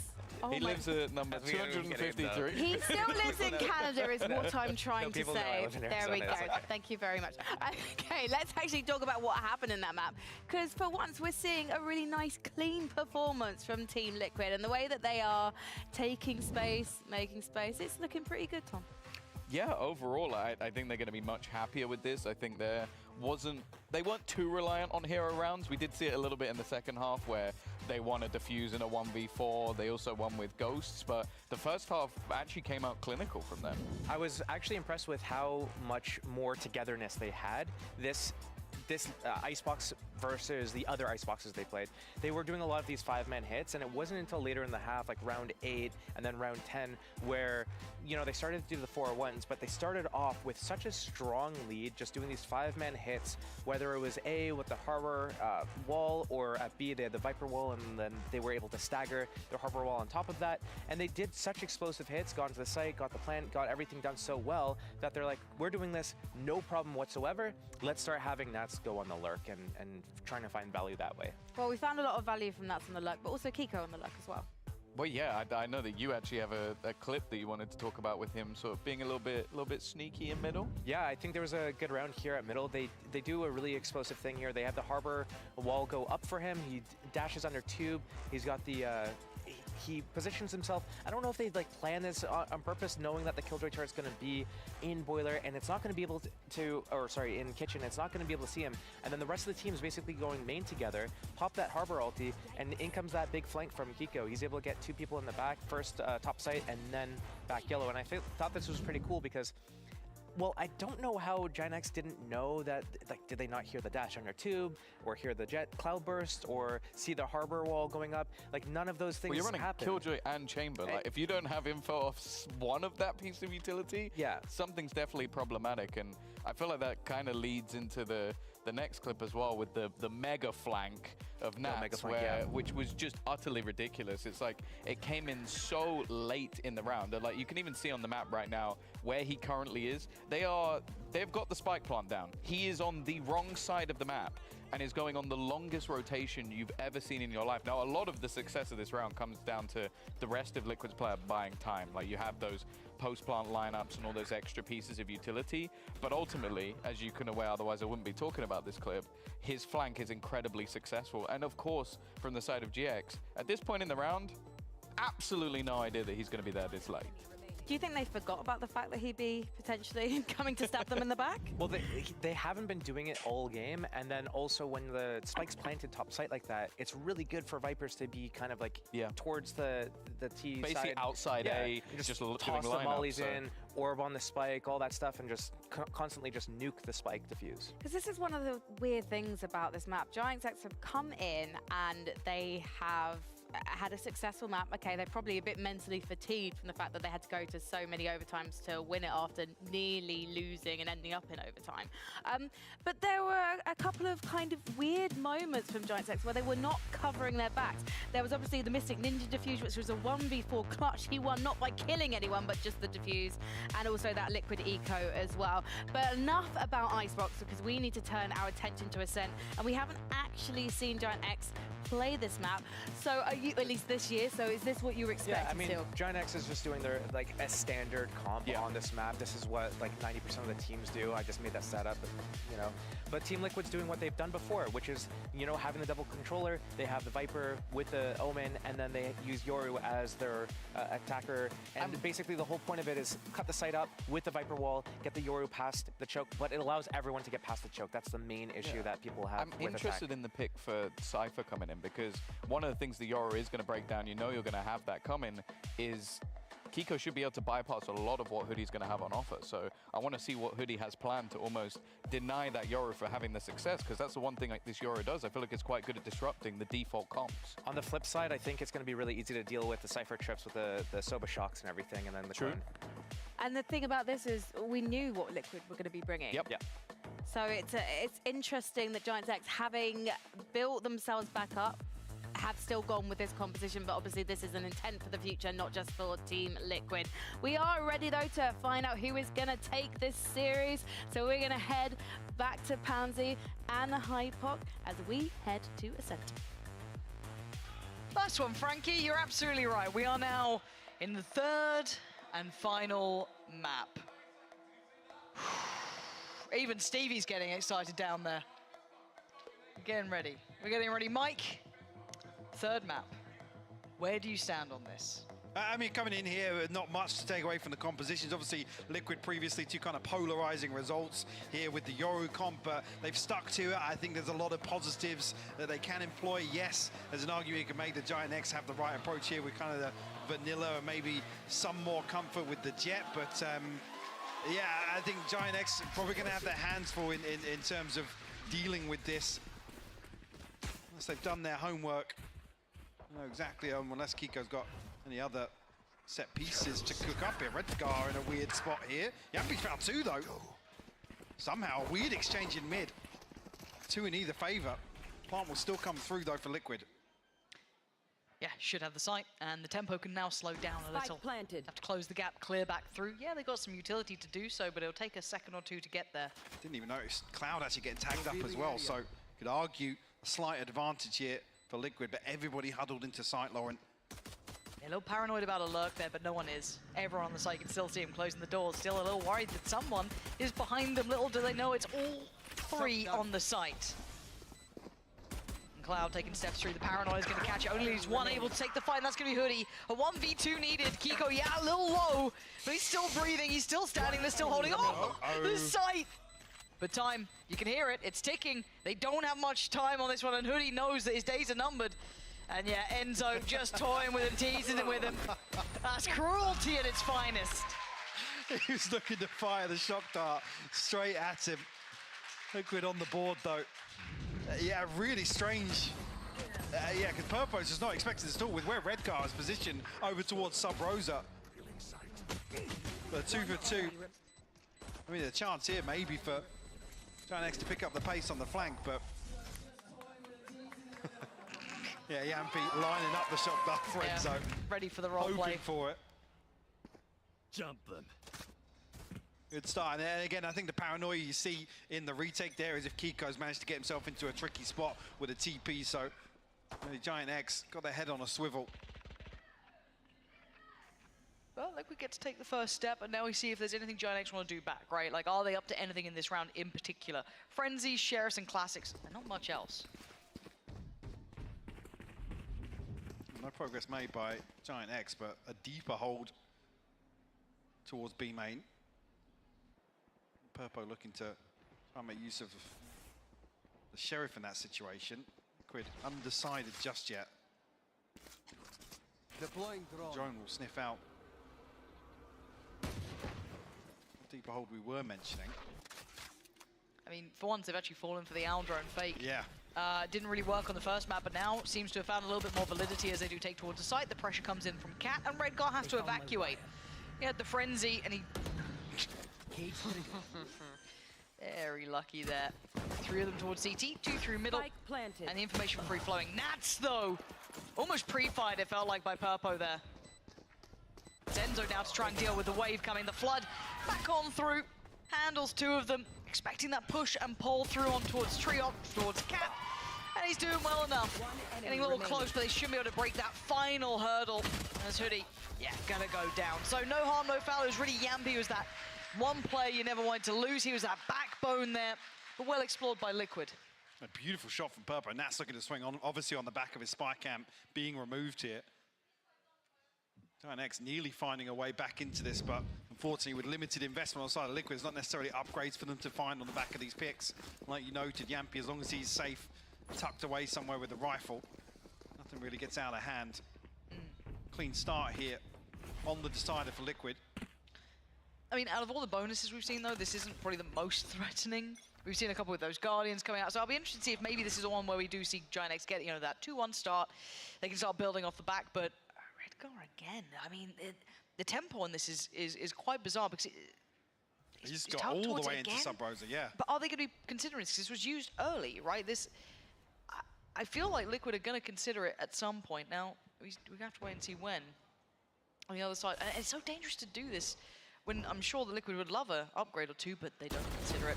Oh my god. Oh, it could have been more. Yeah. It could have been more, and that is another rifle. Could have argued should have been. Absolutely. Now, the issue is that it is on Mystic, and he can't quite ferry it any closer just yet. But again, that's still fine. You'll still take that. That's still huge. Purpo's position, he didn't relent. He still held on the backside of that. So Yampy goes down, and what? What is going on here? Did they just forget Purpo existed? As now Enzo and Nats, both with rifles, up against 3 in middle, and we've just got to fight. Everyone's swinging. They're all taking opening fights.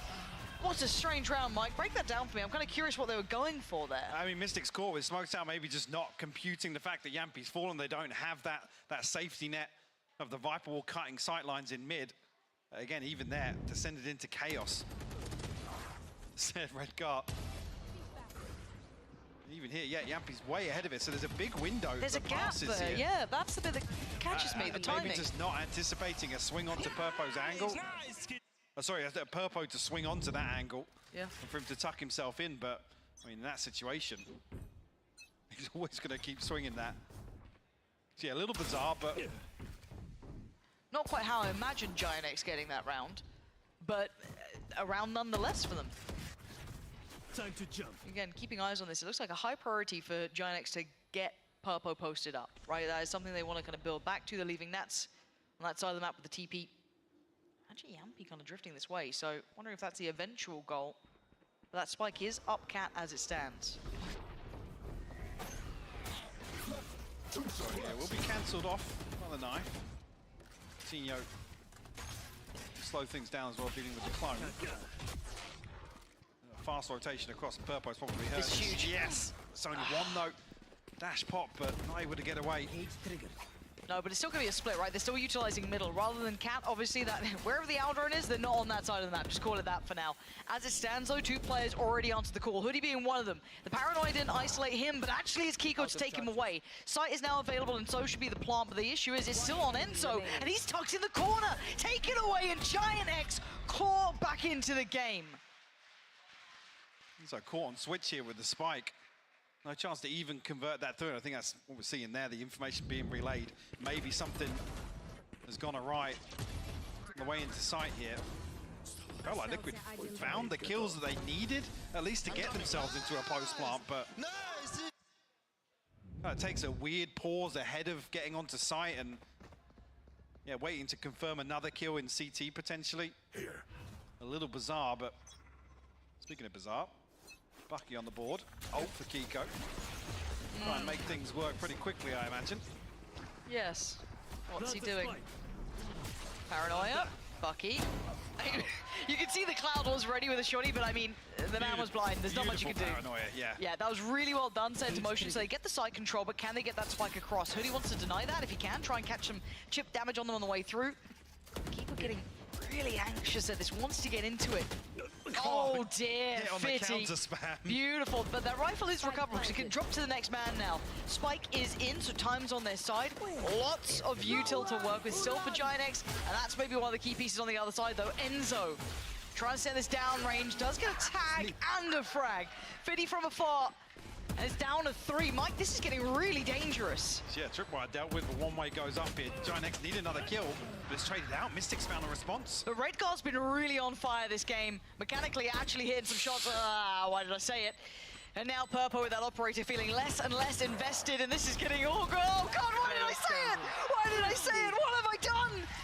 Team Liquid. Oh, that's a 50. Dear. They'll be happy. But I don't think Giant X will be with that sort of moment.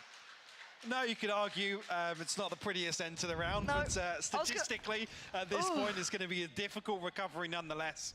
Beautiful setup here for Kiko. That was so nice at the start. And not an awful lot you can do in that situation if you're Cloud. The widest of swings. The pop-in swing on that, just keep it holding it down. Oh, it's it's a mental killer. My heart breaks a little bit, especially after that mid moment as well. Like Red Guard's, I mean, keep in mind, Red Guard is top fragging for the Giant X side, so you know there is some validity to what I'm saying. I promise you, but still, that's a little sour moment. But anyway, shake it off and move on. You look to see what we're kind of from Liquid. This. I'm gonna be honest, Mike. This is some of the weirdest Valorant I've seen in a moment. It's been an odd day so far. How have you found it? Entertaining. I don't think Purpo's gonna be feeling that. Blade Storm removed now, and Yampy on the Viper with an operator. Of course, of course he is. And these are the sort of kills that versus a Yoru comp you don't really want to see Liquid getting kind of dry engagements on the extremities because then they have so many options. I think that's maybe why Giant X are looking to prioritize mid. Maybe catch some of these the stragglers in rotation, maybe when they're trying to fake a site and then capitalize on Kiko's TP. Yeah. Everyone's in the right place. Everyone's here. We're all in this together.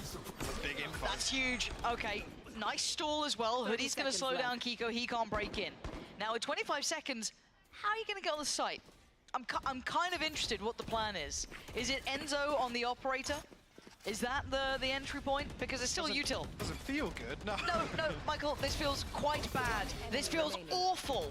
As Giant X are going, well, They've got 20 seconds to try and take the say against all of us. And this is a perfect example of when Giant X can take this space away. Like I said, Redguard's position is fairly pivotal. It might look a little troll that he's just walking into mid every round, but he's there to cancel out some of these fakes. And then when you have Hoodie in a position to get into, or anybody on the side of Giant X, whoever's holding onto these sides to get into spots that Kiko wants to TP into. Late round, if you can stop him, you see here, it's actually just a spam. Murphy maybe notes the TP preemptively.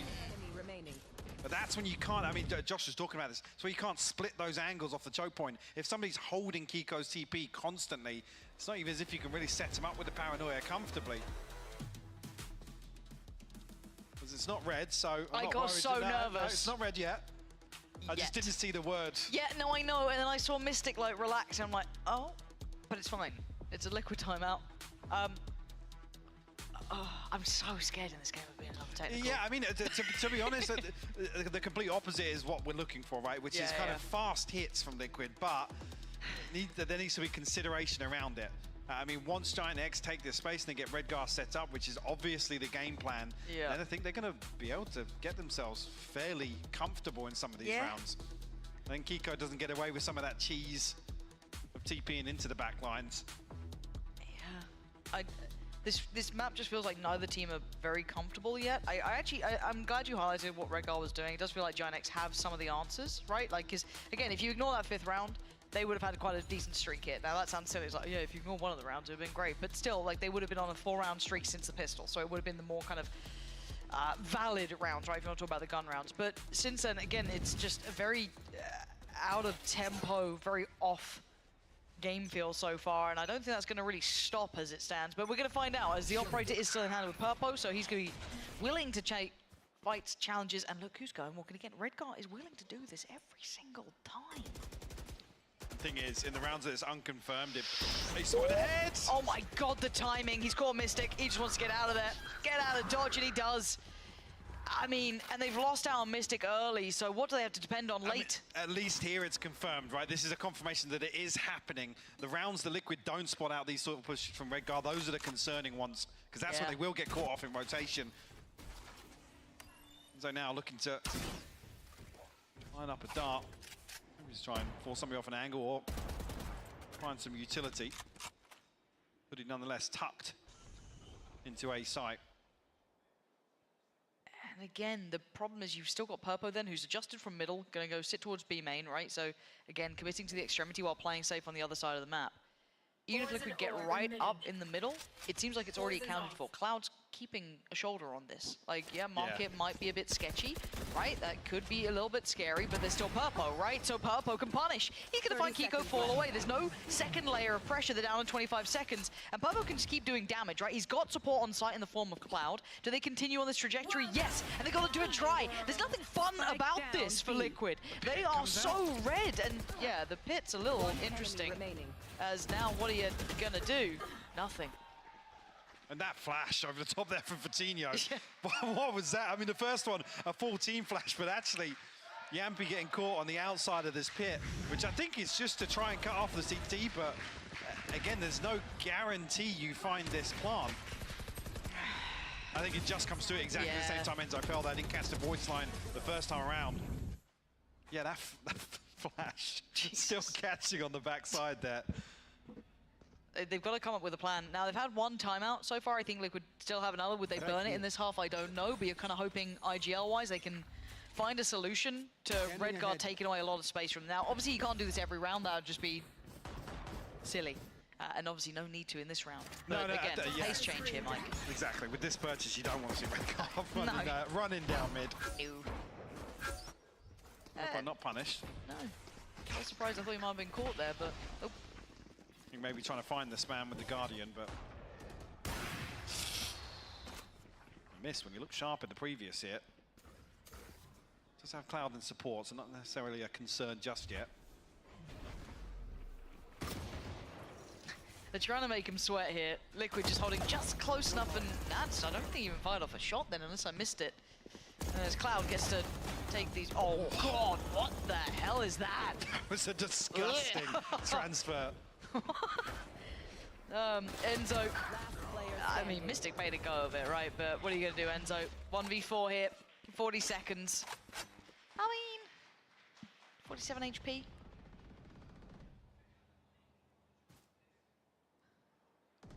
A chance. 30 seconds Maybe left. to catch somebody.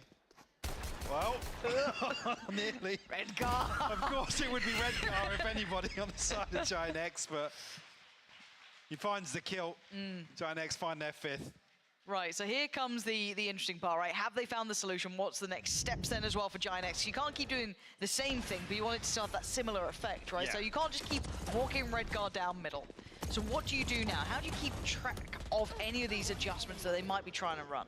Well, I think for Liquid, honestly, I do think the response is a little pace in the early round. Yep. If they're allowing Giant X to take this space, then ultimately they are limiting their options, or I guess the efficacy of this sort of composition. And try and work towards the ultimate once again for Kiko. They have the TP in the north F for Liquid, but look how deep Purpo's exploring. yeah. Yeah. Now it's not without a challenger. Yeah, I mean they've got a good feel for the map though. Yeah. I think they're kind of reading that, yeah, Liquid is set up in a widespread default, looking for an engagement on one side of the map.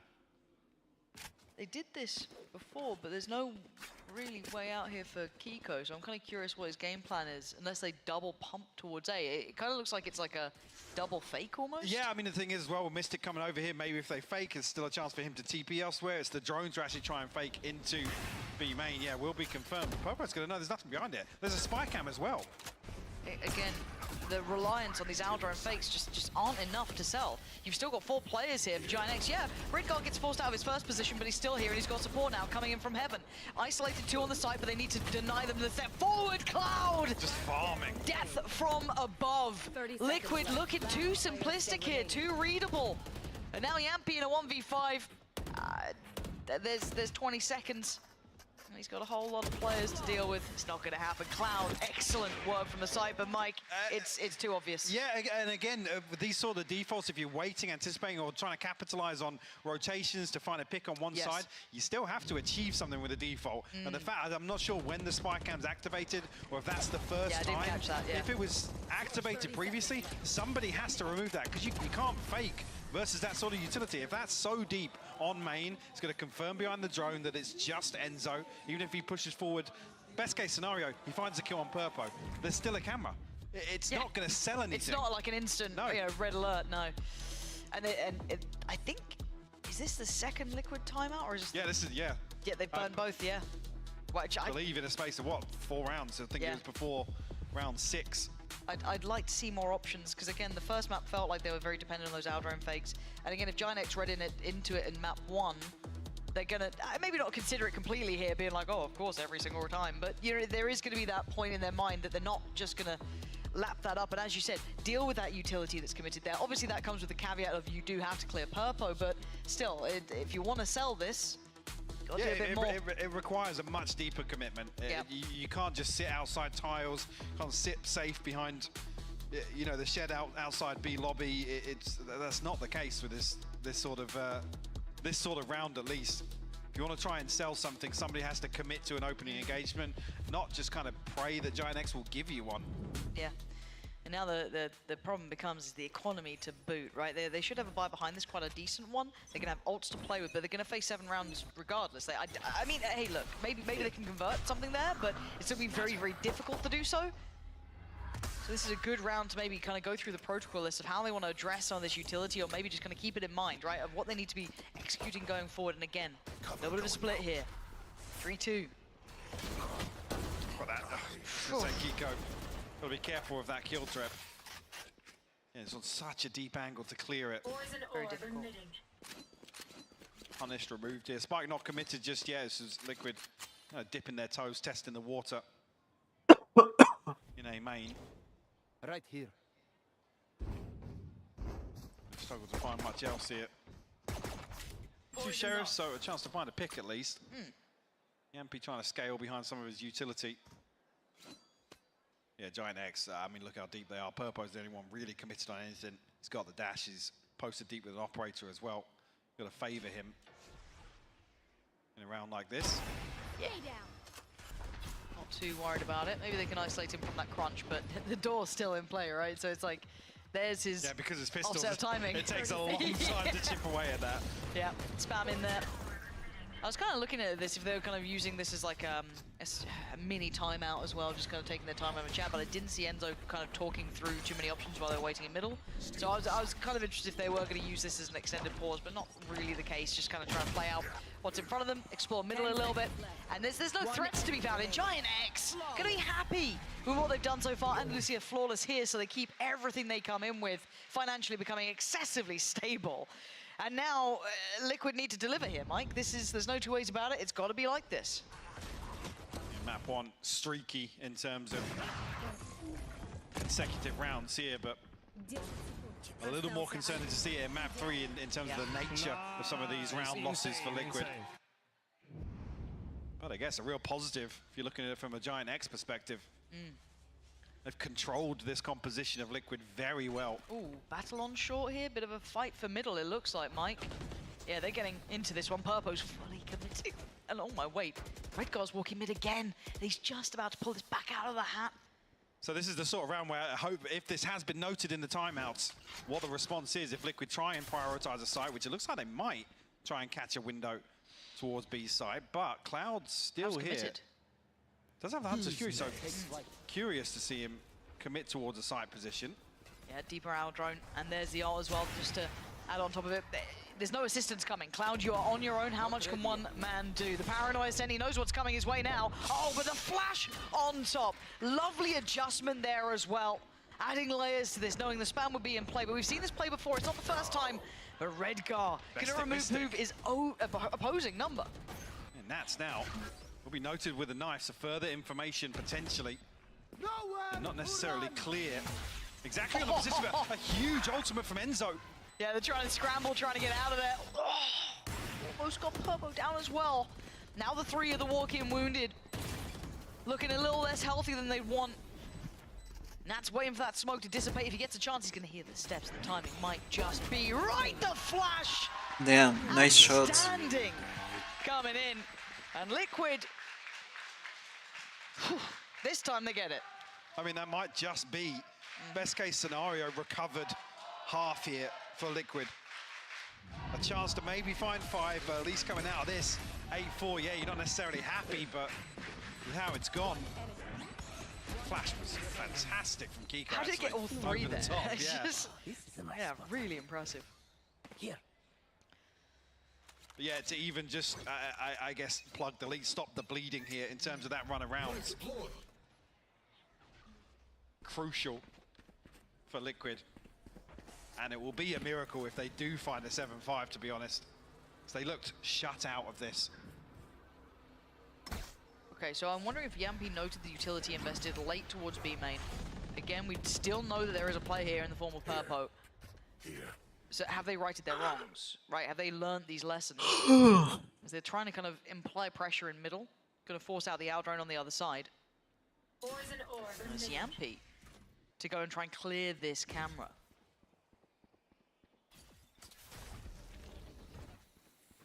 It's a little game of chess between these two, the information game early. Yeah, Liquid is so cautious. I mean, this time around, not in the typical kind of 2-1-2 that they have been. It's like they were trying to get a split going early on, but maybe not liking the look of something. Kiko now going to try and... Oh, this is really close. Bye, Fatinho! Finds a swing so well and gets out of danger until then. Enzo on a trade. Okay, so they've made impact this time. A 1-1 trade out, but Hoodie gets cleared. This is better. But still, the final boss waiting is Purpo, and he was the problem. Yeah, they get the info, but they still have to get past him if they want to, I guess, nail the landing on this B site. You know where he is, but you got to handle him. Mystic does well to find Cloud just charging into the smoke. In name and in nature, he finds his value, but it's Purpo still the problem on the back of the site. Still finding the kills. And did he spot Mystic? I think he absolutely did. But oh, stunning from Purpo. The final boss stands, and Liquid don't get past him. And it's just another example, though, of how split Liquid are. It takes so long for them to collapse behind what is a win, effectively. And I say a win, it's a trade. It comes to a trade in 3, and ultimately it's not Kiko you want to see fall because he's the one that can TP out, capitalize on the pressure elsewhere on the map. And then, like I said, it takes a full 10, 15 seconds after Yampy dies to even descend upon B site. 8-4. It's not impossible, It's but... not, no, like I said, I still come back to the same thing. It feels like a bit of a recovery at the end here to even find one. Like, I'm because what, it was the clutching pistol. The straws, Yeah, because it was the pistol and then this. Here. Oh, man. Yeah, sorry, but yeah, pistol, round 5 and then round 11. Yeah. Like... Whew. Ain't easy. Ain't easy. If you're a Giants fan, you're going to be happy with what you've seen. They won the kind of, I guess, the harder rounds to convert. The rifle rounds, they had a good beat on the game, but ooh, Redgar. Going to be left feeling a little bruised after that. Reeling on 64. Nat's posted up. This is very proactive, actually, from Liquid. And Enzo's got to be careful, because he could get isolated here. If there's pressure felt on extremities, the normal answer is middle. I think Giant X, you can see them kind of considering that. That's the expected next step here. Trying to get Rats back into a similar position we saw on Icebox a few times. Tucked behind a box. And the only open segment is here. Now, yeah, there is utility, but once that's gone, it's game on, and they're going to be isolated towards main. The smoke actually going to kind of adjust the routing a little more, going to take him towards heaven, but Redgar's just kind of playing his life. Yeah, I was going to say, you want to just see him sit here. He's got the paranoia, so he can set up the rest of the team to retake this space if necessary. This is smart from Redgar. It's so well read. This is really, really well done. They're not going to clear this deep. They may consider it, but he's kept 2 players busy. That's beautiful from Redgar. A 1-for-1 trade out. They might have to be now careful of A main in the kind of, I guess, post-plant, but that was really well done from him. Heads up work, 3 players noted. They now know everything. They have the full information and full picture. Giant X shouldn't have too many surprises, so Liquid got to really turn up here with some shots. Get that information back on track. First couple attacks found towards Nats. It's actually Cloudify, Yampy, Enzo on the trade, and it's going to be Nats trying to find them towards Hell. But it's not going their way. But still, Kiko and Enzo against the odds, against the information the Redgar worked so hard for, turns it on its head. He buys a ton of time, but just can't hold on. I think maybe anticipating that Liquid have finally given up on trying to dig him out of that position. Initially, I mean, with Yampy. Yeah, Yampy's attempt to throw himself back onto site here. Liquid able to come out on top. Again, not out of this map just yet. Set themselves up to get themselves a comeback going here in the second half. Right here. You know, you're playing Cloud, yeah, Cloud almost blocked out there. By the way, you can see the moment of panic. Again, just, oh dear. Well, that's actually it was Nats. Smoke, yeah. Oh, the shock dart on top. It's a blender. Cloud, yeah, he's alive on 8 HP. That's a flawless and a half. It ain't pretty, but it's job done. Okay. All right, Liquid. Let's see the bonus. You're taking the first steps. Sell me on it now. Once we get into these gun rounds, hey, this is your bonus, so I'm not going to hold you to such a high standard, but I want to see it in the gun rounds. But for now, they've done what they needed, Mike. 2 steps. That's it.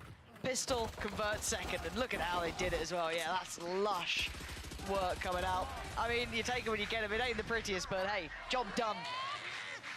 Exactly. Yeah, same. True. I was just about to say that, Enzo. I agree. He's been playing with Mitch. I was just saying, Cloud buying the Odin back into this, yeah. A smile from Enzo to confirm. They're trying to dig him out of that position. I have the spike. You have to try and make this work now. Again, a little more difficult to justify on the attack. Nonetheless. See how it does progress. See the drone going to clear through towards bottom mid here. I mean, Liquid very proactive on the other side of the map, looking towards short, but forced back now and going to re-explore main. Cutting through. Still a minute left on the clock as well, so this is very proactive from Liquid. Liquid. It is. I quite like it. Timing could be rather interesting too. They're going to get so much information, but Again, I don't know how Giant X are going to read this either, because they're making slow but steady progress towards B, up middle. Yampy, he's drifting away, because there has been enough time passing now. A little bit of info, and now here comes the burst, but it's going to be Nats and Enzo here. Oh god, look at the state of this. Cloud leaps on in. Actually, it's perfect clear. Enzo, sights available and open. Yampy found one in towards... Door actually, yeah. Spike planted. Can he actually follow up on this, though? And again, these Outlaws aren't going to be what they really want here either, because look at the armor that's on the other side. This isn't going to be as comfortable as maybe they'd want. Trying to spam their way through, but there's so many unknown angles, so many issues they could face, and I gotta say, Kiko's pretty far away from this still. I mean, they're looking to just kind of herd them in here. Looks like it. Remove these weapons as best they can. I mean, it is just a bonus, I guess. That's maybe not the worst outcome. I think now Giant X have realized. Trying to exit through on Cat. He's Hopping line aside. That's so sick. Very nice work from Yampy. Beautifully done. Gonna cost them a lot here. Maybe even considering, did I have time for that defuse? No, absolutely not. But still, you take him. Nice little bonus there. Cost him a great deal. Full reinvestment required here, but I guess that's how you make the attack in Odin work. Just jump on Nats' head. Response found here. And, I mean, the purchase is not as bad, all things considering. One off the Hunter's Fury for Cloud as well. But Liquid have set themselves up here in the second half. 3 rounds left to find to close this gap.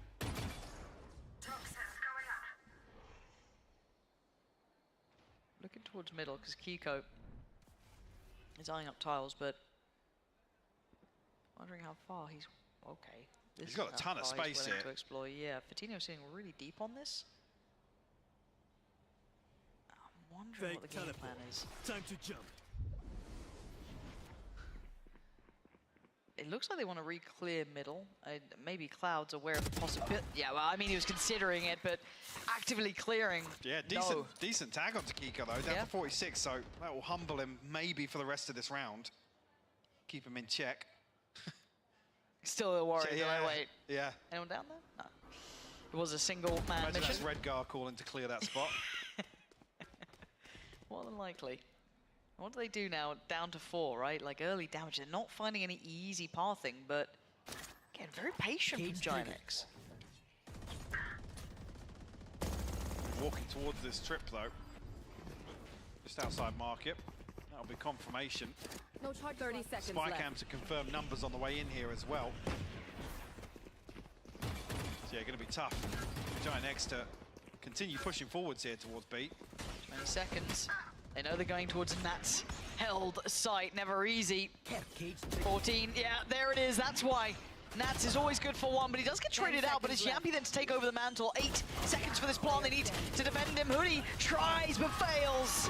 Team Liquid still standing, still breathing, and closing the gap. 9-7 now. Another step in the right direction for Liquid. And this has humbled the money off that fantastic bonus round. The amount they achieved there, this quells any of those purchases back from Giant X. Again, the trip just so deep on lane. You can see Purpo's conscious of it. He doesn't want to just barrel onto site, but even so, you allow Nats to sit comfortable in those sort of setups. He's usually going to punish. Well, the timeout will come through from Giant X now. Moment to reconsider their approach potentially. Again, it's been fairly clean Valorant from Liquid in the second half here. It's not an awful lot for Giant X to really take away from this and identify as a problem or something to target, troubleshooting wise. And I wonder if it's more just kind of how they're approaching that. Because again, we've seen this kind of like very patient mid plays, maybe just how they want to kind of look around to maybe remove Kiko from this or be aware of that. But again, even then, it's very hard to kind of have an overall idea of how to deal with it. That's always the thing you want to see, which playing versus a Yoru, particularly when on the defense, is waiting for something to maybe happen. As soon as the barrier drops, it's like, is somebody drifting forwards? But there was a huge gap in mid here that Kiko exploits fairly comfortably to us with no support. There was no utility to put it in motion. It was pretty much I'm walking out mid. And I was a little surprised because Fatinho and Cloud both seemed kind of considering it, but neither invested utility. Drone, recon, like there's tools there to sniff that out. Yeah, no one went for it, so I was a little, wondering if that's maybe the change. Oh, it's Enzo. Oh, and Nats. Oh, God, they've not seen one of these players. And the last time in these sort of rounds, I don't think they saw them either. So don't let Enzo get back on. I was going to say Hoodie's already tagged up. Yeah. You can see him just tucking into the corner. Escapes the drone as well. Giant X very quickly reduced to 3. Well, 1 3/4. 1 3/4. That's how we talk about Tom and Mitch. Right. I don't know why I'm blaming him today. It's because he's not here. I just, blame Mitch a little bit. There's too much Odin. You just think of Mitch. Yeah, it makes you want to like be upset and take it out on Mitch because I think he encouraged it if anything. But again, there's no real easy avenue forward here for Giant X, but they're going to try what they can. And Yampi's position is basically wraps on this round. The second, it's so good. Again, him taking over that A main control, he already had the round in hand when they don't have a split towards it. There's no threat there. So again, 9 to 8 gap. Again, closing now. And if we get 9-9, it gets a little fun. But they do have that snowball round almost in touching distance, Mike. It's right there for Giant X. Down A. Yeah, looking on the other side of things. Hunter's Fury, yes, a pit to maybe slow things down on the defense for Liquid. You're absolutely right. Giant X going to have plenty of tools at their disposal here, should they get Coutinho and Purpo another orb. Okay. Early round towards B, not going to happen. Okay, that's a Viper's pit and a half. Yeah, that's a wide spread on that. They completely cut off any possibility of splitting through 8. Yampi's works better than Nats is what we figured out. That's gonna, I wonder how that kind of tempers maybe Giant X's plans, because it's very hard to kind of apply pressure in those choke points up cat. This is the sort of pit that you have to walk so far into it that you're always going to be 1 HP. Yampi can just sit at the other side of that, and it's not one that you can really challenge with utility, because there's such a huge gap to close on him. Unfortunately, the other side of this, maybe reading into this that, the pits here, maybe they don't have Nats' utility alongside it. Got a pop flash waiting on this. Hello, Hoodie. Well, Hoodie lives here, this is huge. How are you alive? Kiko's mad about it. He's furious. Hoodie looks so chill about it. So someone just flew at me with a shorty. They had a little setup for me. I'm all good. I'm going to still get he should the never one. Get one in that situation. I don't know how he did, but it's a miracle and it's worked out well. But they're going to get a plant here, but they're going to be worried about Cat. There's no subtlety to where Team Liquid are going to be residing, but can they handle them? So far, the answer is no, but it's traded back and forth. Another Mystic 1-for-1. going to put down Redgar, who caught Nats, but the plant gets denied for a set. Oh, God. Oh, God, again, Enzo. He's such a nuisance to play up against and drifts away. Now as well. And you can hear it there. He gets the tag on Coutinho. Oh, dearie me, this has gone from bad to worse. There's not much more they can do. 6 seconds now. Just put a body to it if you can. Oh, there it is. Denied. Round is there. Team Liquid playing from the back. Positions noted. Everything noted. And they still get the value. We're back up all even. 9 apiece here. Liquid turning up now. Almost a little bizarre that Giant X find success at A site. Like I said, Hoodie, all you could want and more from that situation. I'm not sure even actually if Nat's repositioned on the back of the spike cam, being removed, maybe thinking it was a split towards B. Yeah, ridiculous wallbang to come through from Enzo. Oh. What do you think that signified? Just shimmy inside the pit. That's what it was. I was just wondering. I'm sorry to put you on the spot like this. As it stands, though, talking of the snowball round, well, they've only got Sheriffs to complement it. So we see a little bit of light armor, but again, Purple going to bring out the knives. Maybe that's a chance to do some serious damage. We haven't really seen them be able to explore. Sure, it seems a high priority going out from Liquid to keep control of this. Early utility coming out from Yampi. And that Sack's going walkies. Yeah, hello, Kiko going to find Redgar. And the trade out, yeah, Cloud going to claim one back, but they need a couple more, and they're not going to get a couple more. It's just Fatinho, and wow, Liquid taking matters into their own hands, being proactive there. And that's 10, double digits found.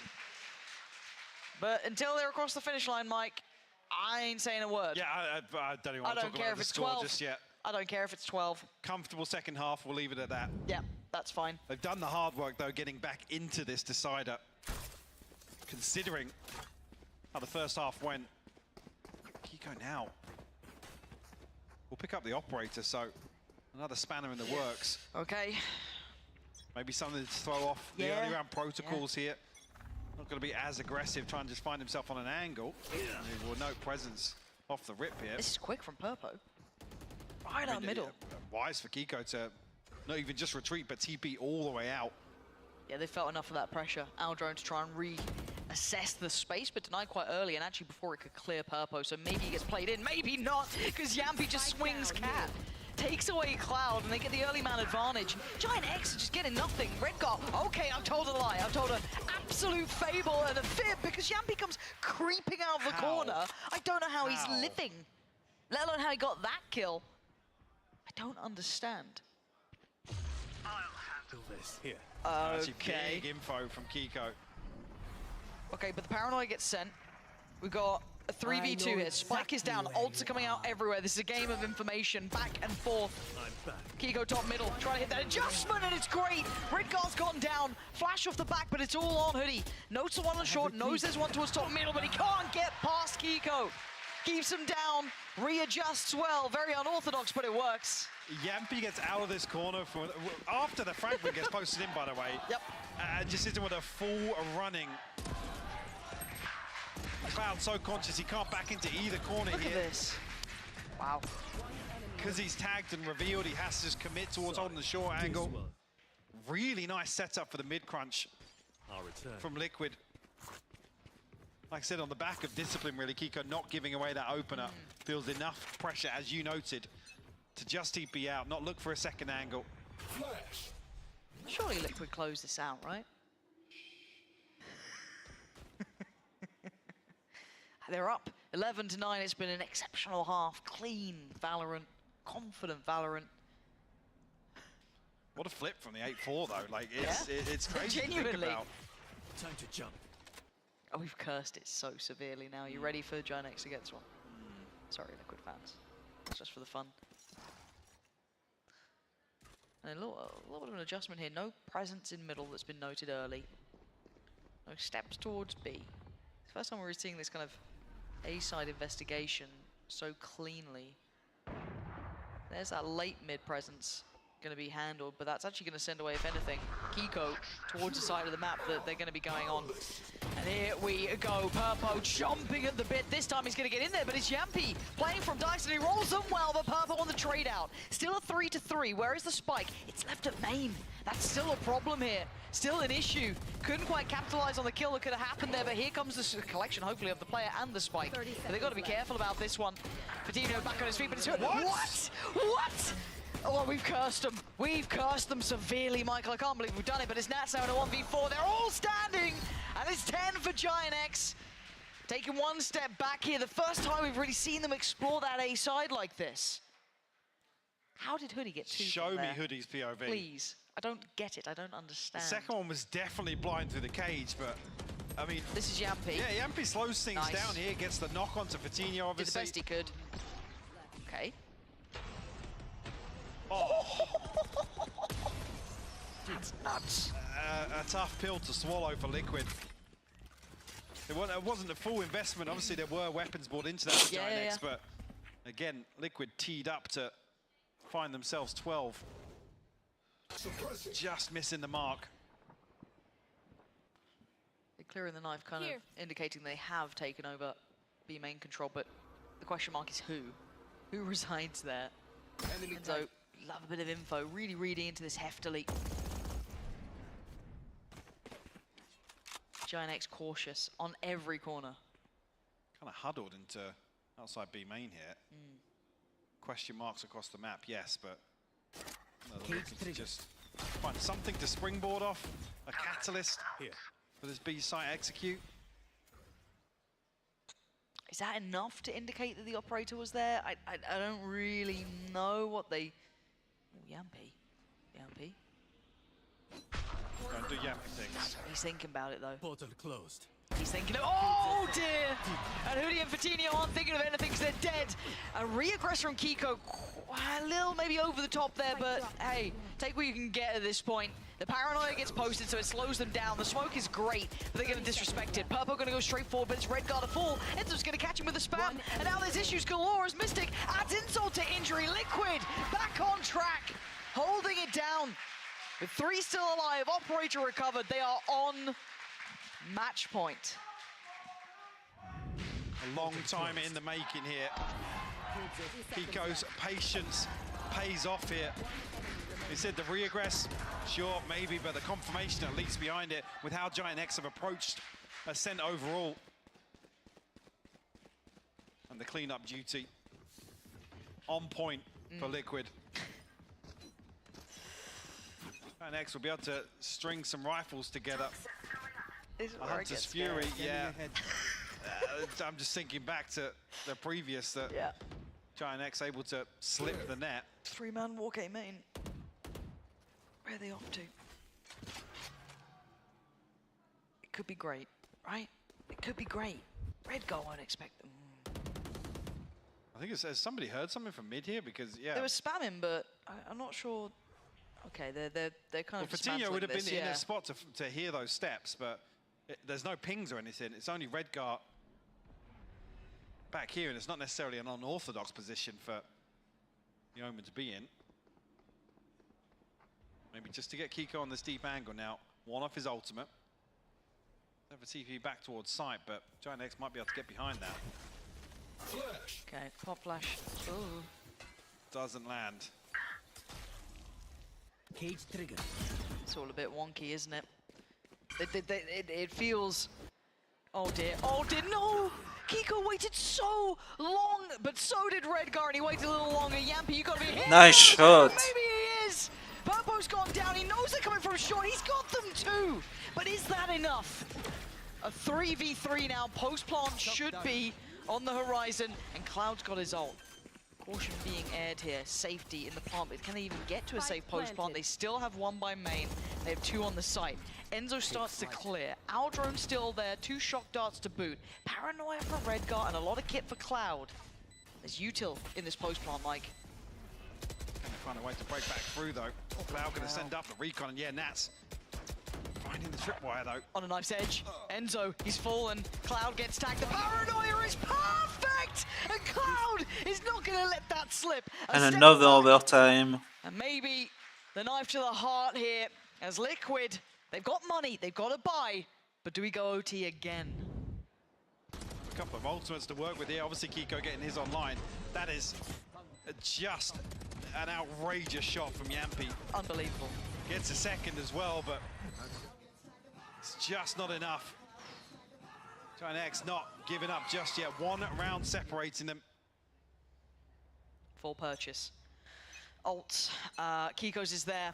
Pit's there on the other side. Oh wait, Hoodie's on. What's just happened to Hoodie early on here? Well, answer right back is that he's being hunted down on the other side too. Cloud gonna post it through, catches a tag towards Enzo.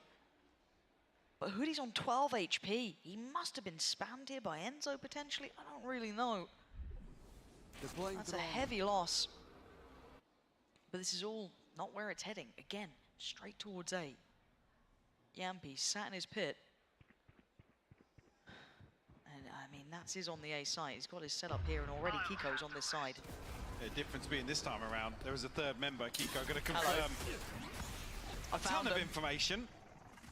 Now slip back on towards site. Do they continue? They've got 50 seconds. Again, Operator, Phantom, and obviously 3 members noted now. So Giant X going to try and find some sort of a window towards B. Drop the spike. Oh, B main seems off the menu, doesn't it, with what Enzo's been doing? So maybe quickly up middle already. Mystic seeming to consider that one. He's having a little look here. Nat's ready for it. He knows what they're doing. The information is there. The slowdown, 30 seconds now. They got to commit to this. They got to make their move. They got to get towards the site. But on the back lines is Enzo waiting, watching, patiently looking to do the damage. Good flash to force him off the angle, but Mystic unaffected so far. Could make his presence noted. Mystic can find all 3. They try to come to his side again, and Enzo, the unknown element. This is is the time they close out, surely. It's all on Cloud with 10 seconds. I don't know if it's enough, but he's still going to make a damn good go of it. 5 seconds now. Enzo just needs to live, and he knows it. He keeps his heart beating, and Liquid. No second overtime. Danger zone, 13 rounds. They do the Holy job. shit.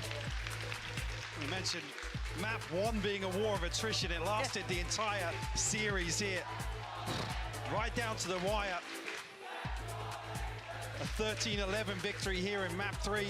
Again, I got to come back to some of maybe the concerns you have coming into this series about what you want to see rectified for both of these teams. Maybe not the sort of performance that you'd hope for, but a real barn burner here to go the distance, Lauren. I got so nervous though, Mike. After map 1, after the previous performances, I think Liquid there started to feel that pressure towards the end of that round, but good to see them recovering, keeping composure. And yeah, I don't know quite where to place these two teams bigger picture now, but it looks like, yeah, Liquid, a couple of steps in the right direction here today, a couple of nice looks. Gotta say though, for me, Yampy in that final map was nuts. Enzo as well, a couple of players really stepping up. But early maps, you had Mystic absolutely popping up with some insane clutches to even get them out of Lotus. This whole series feels like a saga. Sure, yeah, and I think coming back to the initial objectives we talked about for both of these teams, Liquid, we're still looking for the consistency, right? For them to set the bar and maintain. I don't think we're there after today's series. On the other side of Giant X, I mean, just to know, Purpo looking pretty comfortable overall. Obviously, the comp on Icebox, maybe that is just a comp issue. Didn't like that. But overall, slipping into this roster, the synergies and those small kind of tweak works that I guess you want to see progress week by week. I think for me, ticking the box there. No, I'm absolutely with you as well. I'm kind of enjoying how he looks, how he's been approaching the game so far. An explosive little player. I'd like to see what he can do once he finds that comfort, right? We've seen the mechanical capability. Let's see how it blends further down the line. Again, outside of that though, happy to see Liquid on the right road. I'd like to see what their next couple of games are, to see how well they might suit the opponents, how is it uphill, downhill, you know what I mean? I think with traditions and the history of Liquid as an organization, not necessarily this roster in particular, we're looking for those improvements, right? And for it to be trackable, for us to be able to come back to it and say, yep, they fixed that issue. They've gone to next, and obviously last year, obviously map pool being one overall where the consistency was just never there. So again, early on, we're still tracking that.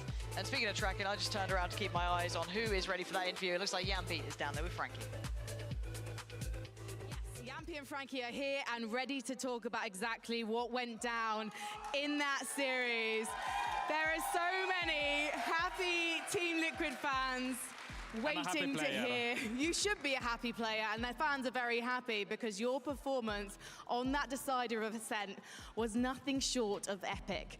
But let's go back to the beginning, a mere 4 hours ago, because the veto, slightly unexpected. Did it take you by surprise? Yeah, I think we didn't expect maybe them to pick Lotus, but I think it was a good veto. We were surprised, but we were happy about it, so nothing. Yeah. So what happened in the first half of Lotus? It felt like it took you a while to adjust to what Giants were throwing at you. No, it was, the crowd is full here, so we just wanted some entertainment for them. So it was completely under control, but yeah, we just wanted some entertainment, a long match, so. And then Icebox clearly planned from you. There's been some comp changes. You've been trying to find out what worked. You dropped the Gecko, kept the Harbor, and also we saw you on the Sova. What happened there? What was that decision, given that you've got Sova God Enzo in your team? Yeah, I don't know. We decided to change it because the Gecko is a little bit too good on the map, so we just wanted to give some respect to other teams also. And I think the kill choice is Enzo's calling style. He can take a little bit more time, that he doesn't have to beat the pack, so that's why we changed it to me. So it's less about you and more about Enzo? Yeah, of course. And then Ascent was all about you. Yeah. So let's actually take a look back at some of your highlights if you want to check out the screen over there. And before the cast was through to us, we were actually talking about how the pistol round in particular was a big game changer for you guys, the shift in momentum. You were very emotional when you won that pistol. Talk me through what's happening here, though. You just pointed at the screen, impressed with yourself. No, it was nice shots, I guess. Yeah. I mean, this was all the Kiko, his flash helped me there, so it's a team game. But why so emotional after that pistol round? Did you feel like if you didn't win it, then the victory would have slipped away?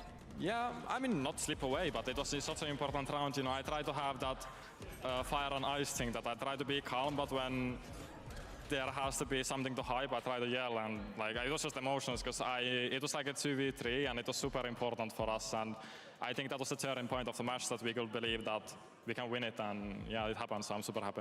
It's incredibly Finnish of you as well. What's really impressive is actually the turnaround on Icebox, because any team who have just lost after multiple overtimes would maybe feel a little bit put out, would maybe struggle with their mental, but you guys didn't. Tell me about how you brought things back. I mean, we learned from last week. Last week, we were on the opposite side, you know. We were leading first map, and then second map we were leading 10-2, and then we lost the series. So I think it was a nice learning point from that, and we never gave up on anything. So I think I'm super proud of the guys that how we managed to do it today. You should be incredibly proud. Yampi, I'm going to let you go and celebrate with your team. Thank you so much for talking to me. Thank you guys, everyone who came to watch. I appreciate it. Thank you.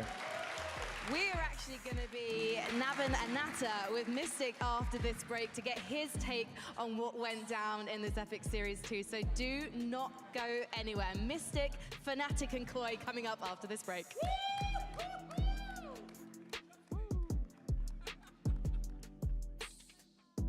They call me Mr. Bombastic. Mr. Bombastic. Go pick KO and throw a knife at the bots. That's the way, bro!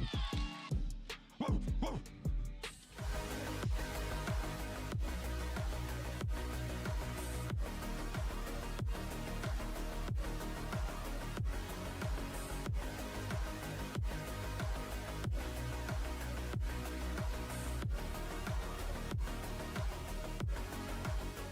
I know a place that will break you into 1,000 pieces.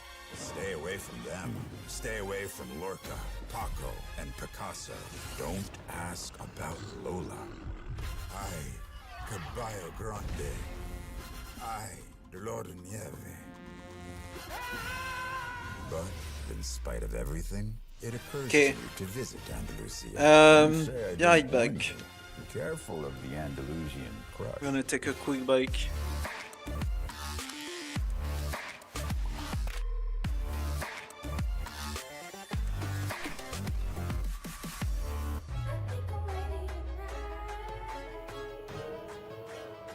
Hey guys, it's Jimmy Lin, former professional Counter-Strike player and Valorant coach. Watch out for the stairs, clear this angle, you're going to be able to fight this.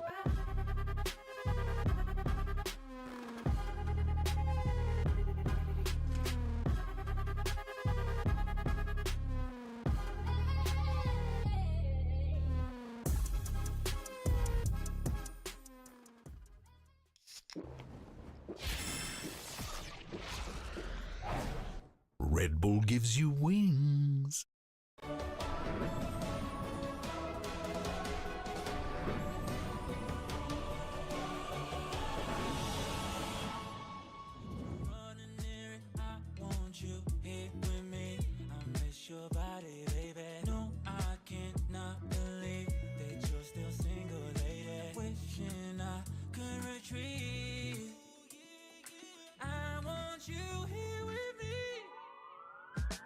My love.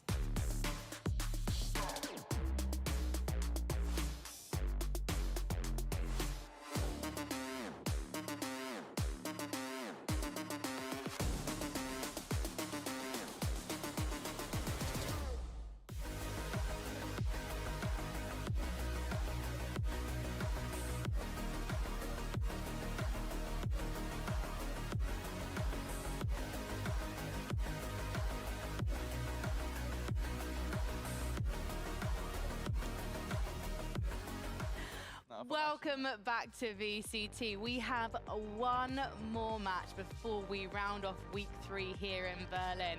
But before we get Fnatic versus Koi underway, we have got to chat more about what happened with Team Liquid and Giant X. And luckily, we've got a guest to help us break it down. Mystic, welcome. Is it nice to be in a victory seat again? Yeah, finally. It's been a bit of, I don't know, a hurdle, I guess, that we had to climb, but yeah, we made it. Does it feel better than last week? Yeah, the 10-1 hurdle that Na'Vi climbed. No, please don't remind me of You this won week. the close game this time. I had nightmares for at least 3 days after that. That's crazy.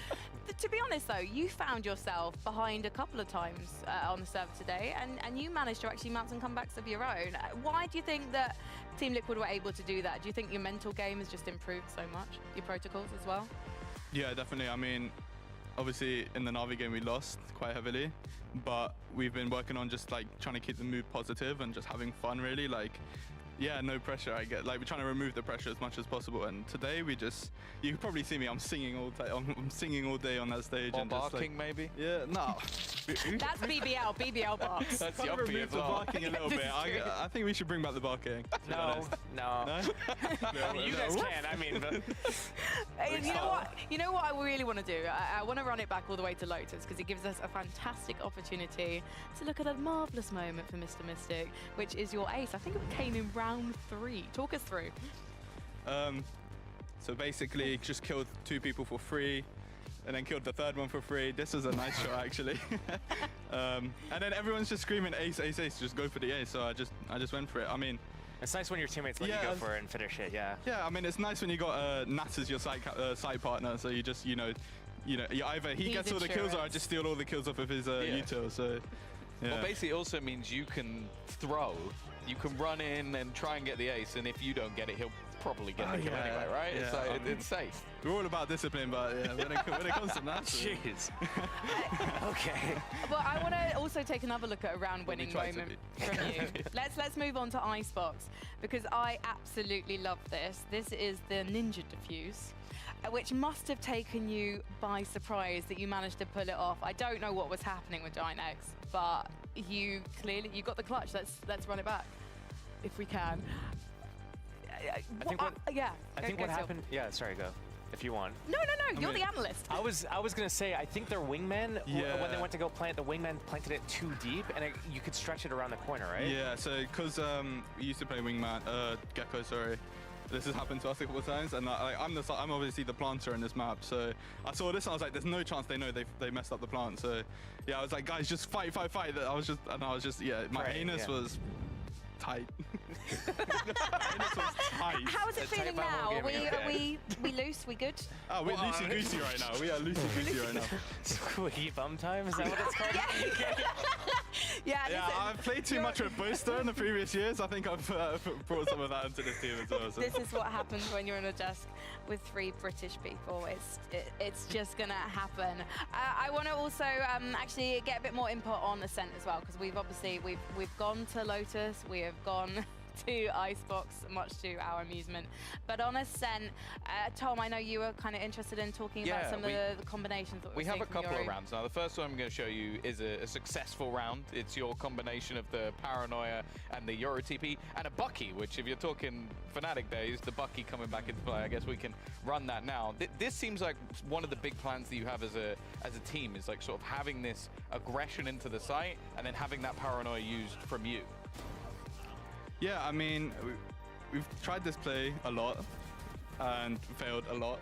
So we're like, just whip out the Bucky, mate. Like, there's just one pump him, because it's a kind of a hit and miss. We saw Casey introduce this early on, and we were like, this is a good combination we can do, but I'm pretty sure we failed it another time in this game. So well, that will be the clip we're going to run in the next bit. Obviously, I think this is the closeout. But the thing I want to talk about a little bit with your attack side in general is, do you ever find that running that Euro can be, on the attack especially, can be a little bit one-dimensional? Because it's like, I feel like you have to have those sort of massive risk plays, and I guess if we just go straight into the next clip and show how it can go a little bit wrong.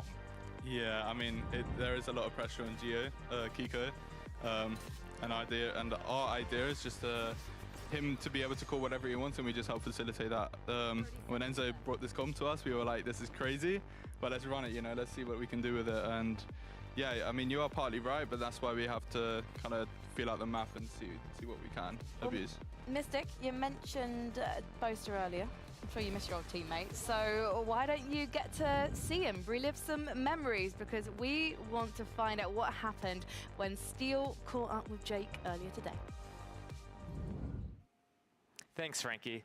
Yeah, so I'm standing here with Boaster, and we're going to go through this round. It's Fnatic versus Gentlemates, and I picked up this round. It was round 4 from your game last week against them on Breeze, and I just wanted to walk through because it was a pretty cool concept that you guys had here with the Euro ulti to get a lot of space here, and it looked like you guys were going to play for the retake on A site. So I'm just going to play through it a little bit here till we get to the nice meat of the action.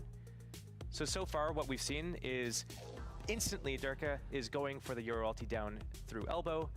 You have the Sova and the KO to set him up, and then what are your jobs, you and Leo, over on A?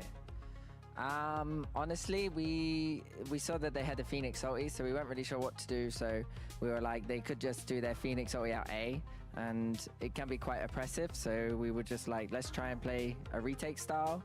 So Durka was like, I'm gonna just Euro ulti here, and we were like, oh, okay. And then we were just like, let's just send it then with the ult, and it seemed to be all right. They did actually go at A. We couldn't actually hear them. So all of a sudden they're at A because we hear the Phoenix ulti now, and we're like, oh my goodness, run away, run away, run away. And yeah. You couldn't hear them out A because they were just so far away from everyone, or is there something else? I think it's just in this round, there's a lot of common going on. Yeah, because obviously Durka's A lot of coming. Cypher here, he's going this way, and then people are saying like, I'm doing this, I'm doing that. And then next thing you know, they've gone at A main. Now if you're saying they've gone at A main, and we're like, oh dang. And then suddenly there's a Phoenix ulti, which I think if someone actually followed that Phoenix, it would have been quite a nice round for them.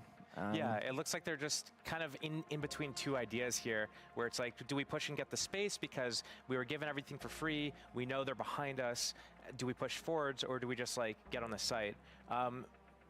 When you guys decided to go this slow and then having Alpha kind of group up with Durka, how were you guys approaching the retake here? Honestly, it was because Durka was already on the flank that we weren't really sure where the Phoenix was and what kind of space they did take. So we were kind of just letting the round cook a little bit, honestly, because when you don't really know, as long as like we have 5v3 and it was a 5v4 before Durka got that pick. So as long as we kind of go together here, and if we just trade out, it should end up in a 2v0. So that was kind of the plan. So it's just like we stay together and we'll just go together. We don't need to rush it. We thought they planted the bomb. Like, we didn't even realize they hadn't planted the bomb until the spike, not the bomb. Wait, there's no bomb. Like it was a bit of a hectic round, but it was funny. Yeah, when I was watching this, I was kind of surprised that, as you said, they didn't go through with the Phoenix. But I think even here, they had so much time to work with that they could have made you guys kind of make the next move and mess up, which is kind of what you're doing here. But they're taking so much time. Whose call was it to kind of be like, okay, let's go forwards now? Well, that's what I was saying. So we thought they planted the bomb. Yeah. So Leo was like, I'm going to join up doors for you. So now I was like, all right, I'll follow it. And then we saw someone on the default. So from scrims, I saw I was missing a spit. And I was like, right, I'm going to try aim here. And then luckily the spit came in handy on the tunk there. And then yeah, we were pushing up as if we were retaking because we were like, oh, they've got the bomb down. And then suddenly, obviously, we get the kill on the tunk, and then there's two on the left-hand side. Yeah. And we were like, yeah, but where's the bomb? Like, Let me get to the Phoenix. We were so confused. It was a funny round. All right, well, thank you for helping us break this down. No worries. Back to you. Thank you very much, Steel. Pleasure seeing you break things down with both, as it is having you guys sat with me right now as we get ready for this matchup. I would be slightly nervous before walking out onto the stage if I was Koi. Mystic, should they be afraid? You can tell me in 10 seconds. Or less. Nah, they shouldn't be afraid. They gotta believe themselves, back themselves. But yeah, Icebox, if that comes up today, I don't know, that would be interesting. That will be very interesting, and we are just about ready to see what is going to happen in the map veto, because our teams are ready to take to the stage for the final match of week 3. It's Koi versus Fnatic.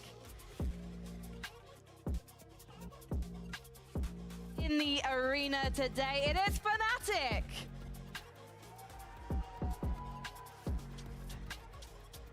Fnatic still have a bit more to prove. That they're back to form. We need to see them trend upwards a little bit more and show us how they were in the previous years. They were the trendsetters. They were indeed, but Koi have been going back into the lab. They have been trying to perfect things. Will it be enough? Well, they're looking for their redemption arc, right, Frankie? This is a team that definitely has the caliber of players within their roster, but the fact is they're yet to really prove it within this stage. It's still possible for them, but they've got a very tough task here today. If there's anything we've learned from the last few weeks of stage 1, you just can't count anyone out of this race. Fnatic, traditionally, you would be looking at them, and you know what? Based on their performance from just 2 days ago and last week as well, you are going to be looking at them in this matchup. But you know what, Mystic? You know Fnatic probably better than anyone on this desk right now, I should say. So what are you thinking of Fnatic's performance right now? Is it up there with the glory days of the past? I mean, they've had a shaky start, but I think they're finding their form again. So yeah, I think it's a matter of if they, you know, let any plays slip through from Koi and yeah, keeping their head together. And as we can see, the maps in Agent Select, are things going to get interesting? The thing is, you've got permabans going. I think bind for Fnatic kind of makes sense, but I kind of want to ask this to Mystic. A rough icebox coming out not too long ago from Fnatic.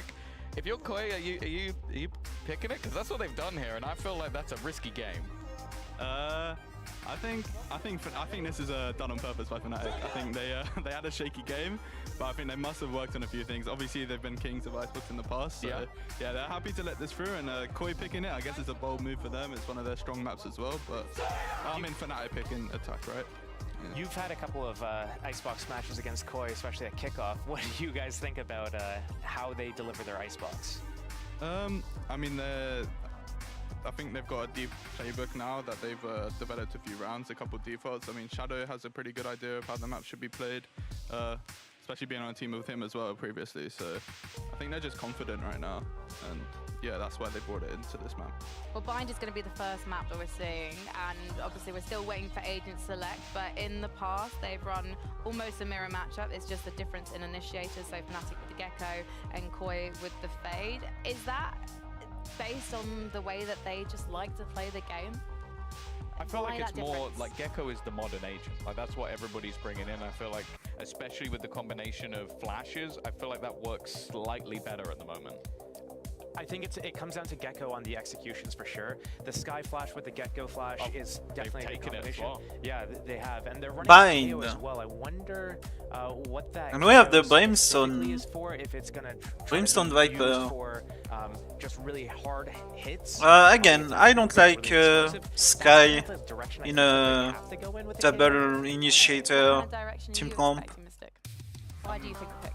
I mean, I'd rather have KO. They want to switch to different initiators, but still be able to grab Fade or Sova. Sova is really good on Gecko is quite has quite a on wide Bind. Ability to be aggressive and defense like passive. So yeah, I think it just comes down to how the meta is right now, and yeah, I think it might be random, it might not be, but I think that's one of the only chances. I think Gecko KO is better. Mystic, thank you so much for joining us on the desk. We are just about ready to get this final match underway. So Sky everyone, Gecko. please do get behind your favourite teams, because it's time for Fnatic versus Koi with Ash and Pavlov on the mics. Thank you very much, Frankie. And indeed, both of these teams looking to get on the mend. Fnatic kind of on their way there, but Koi not so much. But also this map situation is looking a little bit risky for them. It's kind of dodgy, Maybe a false sense of security there for Koi with the Icebox pick coming out after Fnatic ended up having that 4-13 loss up against Heretics previously. But the team also wasn't in full form at that point, and we've finally seen Durka come back online in the server. Exactly right, and it's what you want to see from Fnatic. It's what you want to see from the star-studded roster. They've got every single one of these players has got the potential to be amongst the best in their particular roles. Koi have got a lot on their hands here to see how much they've worked on to take on this beast. As we start things off on Bind, it's Fnatic on defense and Koi on attack. Slow creep up to kick things off here. Bit of information over towards that B side. The stack on the side of Fnatic. You've got Alpha here all alone over towards Showers. Great positioning, though, with that lack of presence from Koi on the other side of A. That's very fair. Alpha has been stuck behind the smoke here, lurking, waiting for his team, but Koi not looking to overstep, looking to take down the wingman. Alpha has done so. The delay coming through, so now Koi needs to step in a little bit further forwards, take a little bit more time, and Fnatic are already here.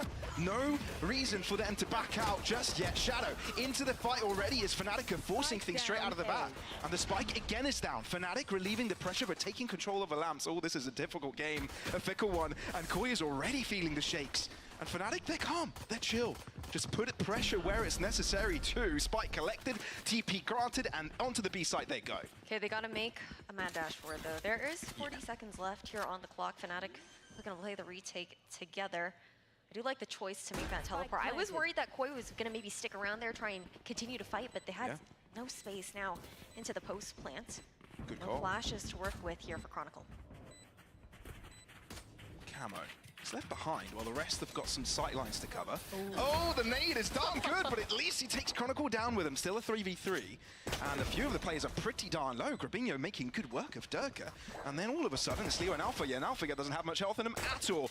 And Grabinho's still alive. How is he still alive? Shadows only just coming into the occasion, but Koi win all their fight, and it's first blood to Koi. A nice pistol round there for Koi. What a way to turn things around. It looked really uncomfortable over towards that A site, but the quick pivot onto B just in the nick of time. But now as we head into this next round here, you heard the devs talking a little bit about these compositional changes, right? The fact that we're seeing both these geckos coming out here on Bind, how he's really had this uptick ever since the new season started, just to the ability to send that wingman in and just have a full 5 or just have more numbers there to actually fight off contact. It's slowly becoming a staple, isn't it? But Yeah, look it really at this. is. Fnatic going ultra aggressive, but not really finding much apart from lead to their face. This round's just, it's over at this point. Yeah, it It's is. all things considered, right?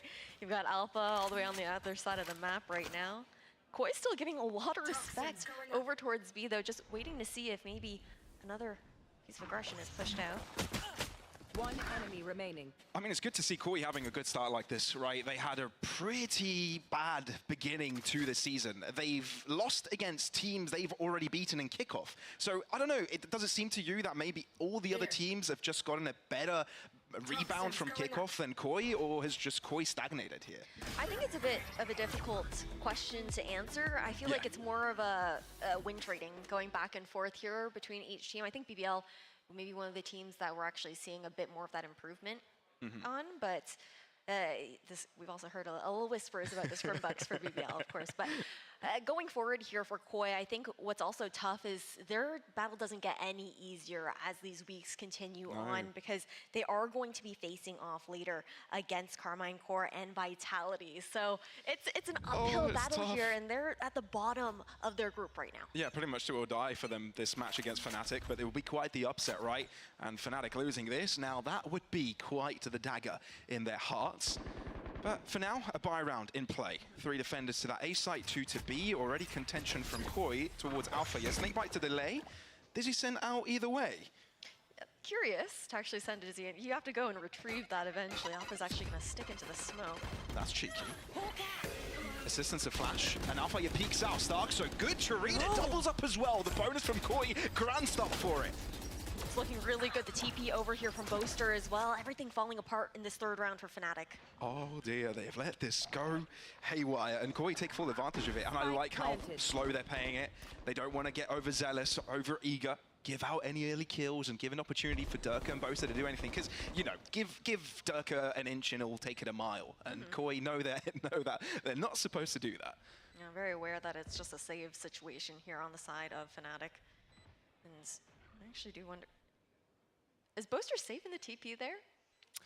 Can you tuck deep enough actually when the spike detonates? It looks like Koi are going all the way around, and Durka's trying to keep his opponents from getting into the TP. Oh, and this toxic screen just allowed Grabinho to get through. Oh, Boaster. Yeah, not going to keep his life there. And Durka won't get a kill either. Andalusia flawless from Koi as they get 3 off the bounce against Fnatic. I mean, incredibly comfortable around here for Koi. We saw the idea that Fnatic had with maintaining that hookah control, the attempt to try and hide into that smoke there for Alpha. You had Chronicle coming to back him up as well, but the sprays through the smoke were just too much. Fnatic now. I like the protocoling as well coming out. Just knowing that they have the opportunity to chase down and take the rest of these rifles out there for Fnatic, not allow them to carry it over to the next. But with the eco weapons, we've seen a lot of Buckies kind of resurging, I think, within EMEA. Mystic even talking about it a little bit there on the desk. We're kind of seeing a resurgence of it. I'm a fan. I'm a fan. Yeah, an interesting one for Fnatic. I mean, on the one side, Koi had a lot to change, right? Not only the individuals weren't working, but nothing was really working. So fully back to the drawing board since last week. So I wonder what their process was, right? I'd love to get a chat with Barber later to see what on earth do you do if you're back, against the wall here. I want to chat with Barber. I just want to see his reaction cams again. Highlight of my day for any Koi game. +1.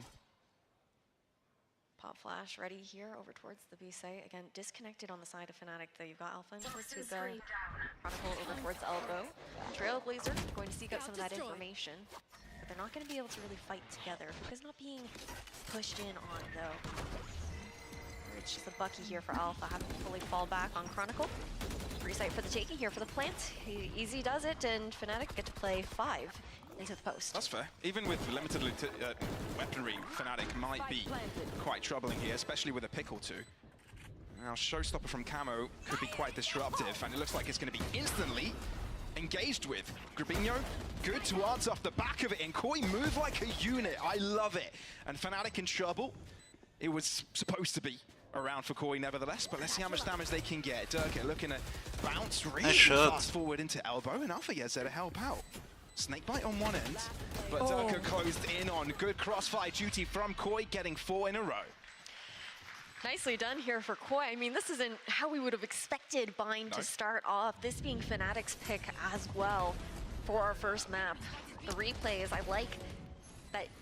I think it is a bit scary to see, you know, them pushing in towards Elbow, not necessarily being confident about what weapons are in the hands of Fnatic there, but making sure that they're going together, going as a group, ensuring that they can guarantee the trades if it doesn't end up working out. And first timeout already called here in the first 4 rounds. Can I just draw out the caster curse to begin with, just to get it out of the way, just so it doesn't get brought up again? Because, look, this whole first season, this first split of VCT EMEA has been whack, right? Heretics winning, beating Fnatic. BBL beating Heretics. Gentlemates beating BBL, and Fnatic beating Gentlemates. So it's a big topsy-turvy all across the board. It's pretty crazy. Now, what would add to that craziness would be if Koi beats Fnatic today.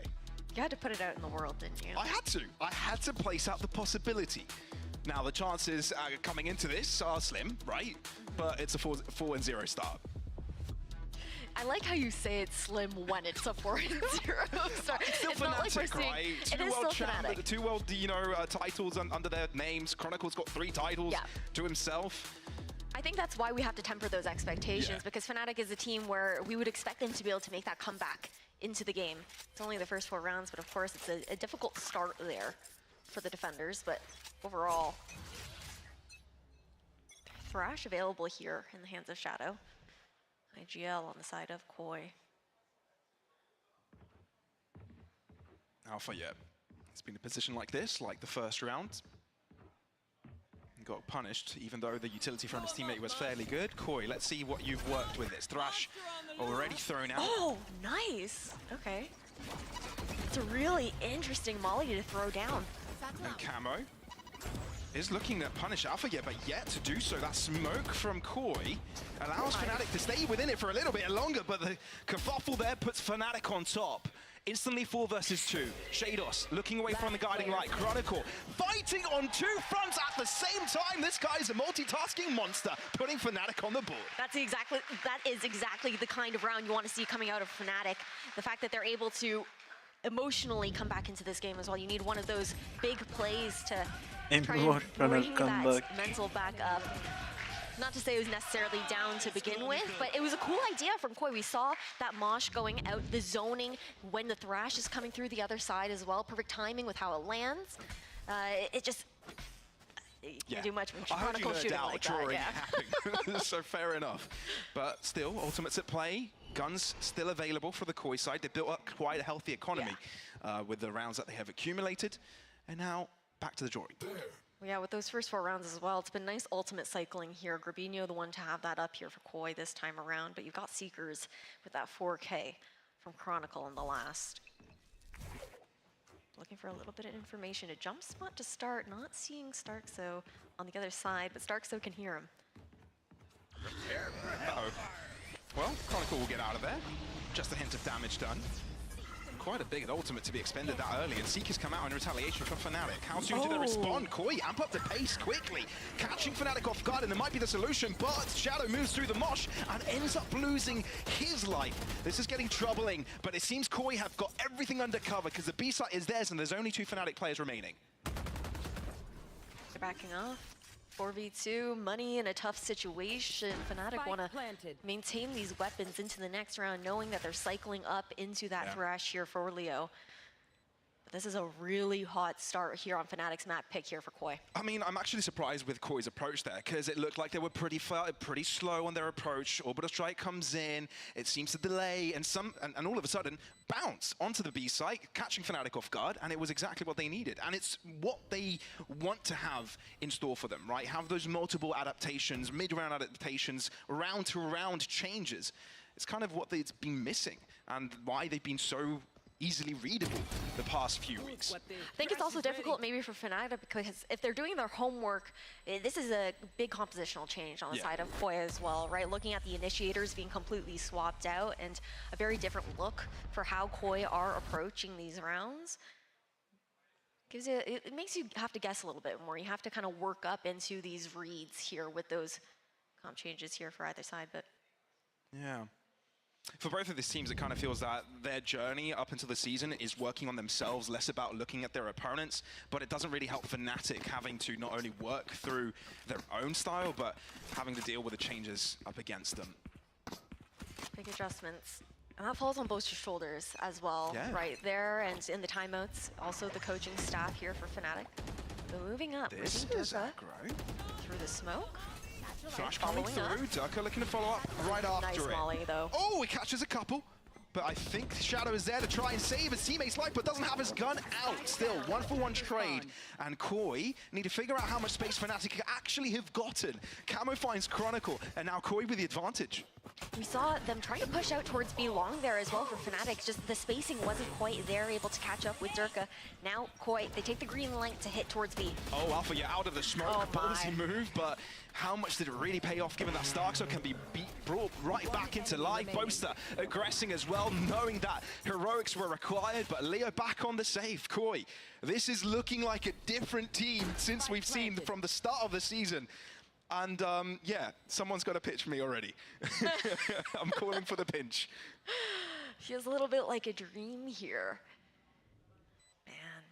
Fnatic, something I think that the team has talked about a little bit as well in some of those interviews was Boaster mentioned how Fnatic does have to find a little bit of their confidence back after how the season started over in kickoff and kind of reset their minds in that kind of sense. And for Koi, I mean, this is night and day, I feel like, compared to before. Such a dominant way to start things off. And this is a team for Koi who previously, again, in those win trade situations, even in the games that they were winning, it wasn't like this by any means. That's very fair. That's very fair. And I think the desk mentioned it as well, right? Koi are very capable of many great things. They've got great individuals. They've got a couple world championships in the likes of Starkso and Shados with their individual teams, Ascend and Gambit. So they've got the capabilities. They've got the talent. They've got the rookie raw power. They just need to put that all together. This was also a team that I think what was difficult for them was how late they came together before kickoff. They were the team that closest to kickoff kind of rounded out their roster there. So maybe it was just needing that additional time together to gel and figure things out. Showstopper though. I mean, there's not much available for Fnatic here, but the Showstopper could make the attacking endeavors of Koi that much simpler. Alphaya is moving up his Viper's Pit, inching forwards. He's sensing blood. Koi's still sticking around for now, though. Maintaining that shower's control. You can see Fnatic concerned about the fact that they are making a rotation over towards that B side. You see the Trailblazer clearing out all the way towards Fountain. They're just waiting, biding their time a little bit longer. Nice snake bite to push Alpha off the close cubby corner there. It's got to be eerie for Fnatic, playing in the dark. No information really given. Boaster's on an island. Nice read with the molly. Great timing. 35 seconds, Koi have cut it close. This could be their own demise of their own making.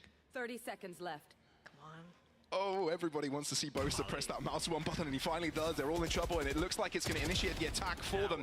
Grubinho in the ground. Boaster close. This is where this thing has gone all the way around, but Shadow eventually finds him. Alpha is still in the fight. He's still within the Viper's Pit, and Koi know of it. 14 seconds, the spike will go down, though, and Koi have got the advantage weapon-wise, but look at this. Alpha is being sneaky. He wants to stick around a little bit longer. Starks are to the other end of it, but he can't hear a thing.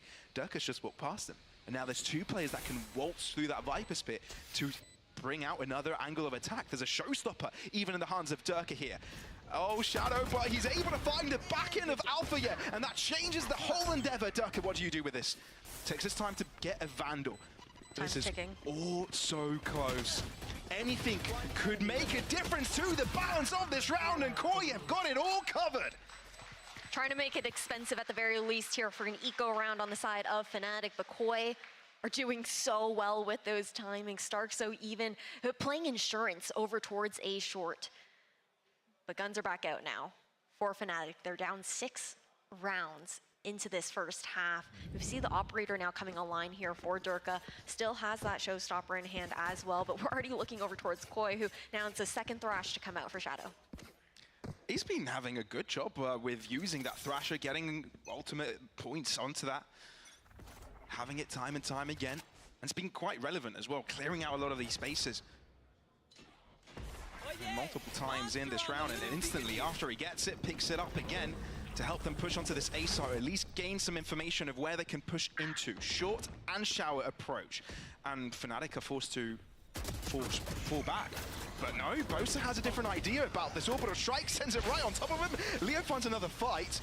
But who stabilizes here? When does a spike go down? Fnatic have got the numbers, and they're keeping things agile. I mean, Paint Shell's still in hand here for Camo, not needing to use it quite yet. What a shot from Chronicle.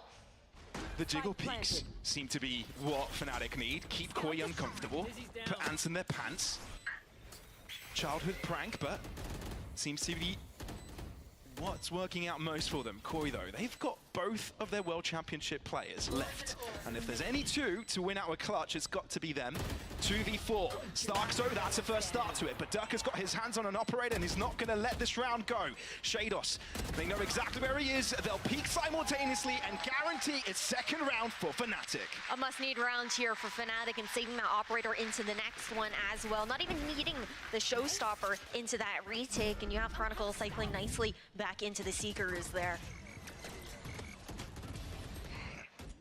Koi, though, I want to say they're doing well with kind of changing up the timing here. It was a nice swap over to some higher octane hits over towards that A site. But again, I think if you're Fnatic, it's still a bit too close for comfort. I mean, I'm glad we're seeing some of these pictures from Elmer Putty. We know he had big shoes to fill with Mini, you know, maybe taking the, if it ain't broke, don't fix it, wording a bit too literally by not making too many changes coming into the season. So maybe these adaptations for Fnatic is what they need to build up this confidence again. But that was very aggressive from Durka, but luckily for Koi, or maybe luckily for Durka, no one was there. I mean, that's why you see the toxic screen laid out the way it was to allow that opportunity with Leo having already scaled up towards showers. But a 5-person hit here for Koi over towards A short. You can see the players being pulled away already. Different angle from Camo. Durka can't see anyone, and he still gets shot in the face. And now Thrash is sent, but this time in Fnatic's favor. Not quite sure if they've gotten a pick off of it. No. Bosa's in trouble, taking a lot of damage. Down to 40. Koi are going for the chase, and they're sending Little Bro directly at Bosa. Now they haven't gotten the spike down yet, and Fnatic still have got 4 players. it's anyone's game. This A site has been incredible. Like, it's such a difficult back and forth. Nobody wants to take these fights. Nobody wants to lose their lives because it could be the chain reaction to turn the whole round in the opposing side's favor. Starkso, the first again to shoot. Dizzy gaining information, but it doesn't even matter. Camo doing wonder work at the back of this site. And Fnatic, one by one, they swing, but one by one, suddenly Chronicle wins his duel. But Leo, he realizes he doesn't have any more teammates. Their chances are done, and Koi guarantee an 8th round. I mean, beautiful crossfires that were set up over towards front side there. And then you have the fact that, sure, Roaster's able to maintain U-Haul the entire time, but that was also a util dump of all time. They threw everything under the kitchen sink over towards the IGL of Fnatic. And with one weapon to carry over into the next rounds here, we've got 2 rounds left into this half. And money is dwindling on the side of Fnatic. I mean, you know Koi's doing something right when the arena here in Berlin is the fullest it's probably been in a long time. And it's full of Fnatic fans. Nobody's talking, nobody's cheering for Fnatic, nothing's really going on. They know they're in trouble. Timeout out, the team knows something's going wrong. Second one. First half, second one already hit. I mean, you do have a chance to talk about the next half as well with how close it is to wrapping with these 2 rounds. But again, Koi have been doing so well to cycle up these ultimates. You already have Orbital Strike up, could do well for the A hit, throwing it over towards U-Haul or backside B, whatever floats your boat in that regard. And then you also have Camo and Stark, so looking to get up to theirs as well, potentially into this round, but it's looking tough. I feel like Koi are coming out with a lot of confidence that we actually haven't seen in their previous matches. And it's not that shaky confidence, that ultra aggressive, panicky situation that we see sometimes from BBL. Not to say that theirs isn't impressive, it's just that it's sometimes 50-50. Like, if you lose the ball, then it can all crumble. For Koi, there's some control to it. They look measured right now, that is certain, in the way that they're approaching these rounds. Very thought out. A lot of that leaning over towards Shadow with his calling here for Koi, and the way that they really are playing more like a unit, something that we haven't necessarily seen from them in past matches. Honestly, a completely different look here for Koi. Yeah, Fnatic also playing quite scared. Haven't seen, well, we have seen a couple of plays for them aggressive, but have never really gone their way.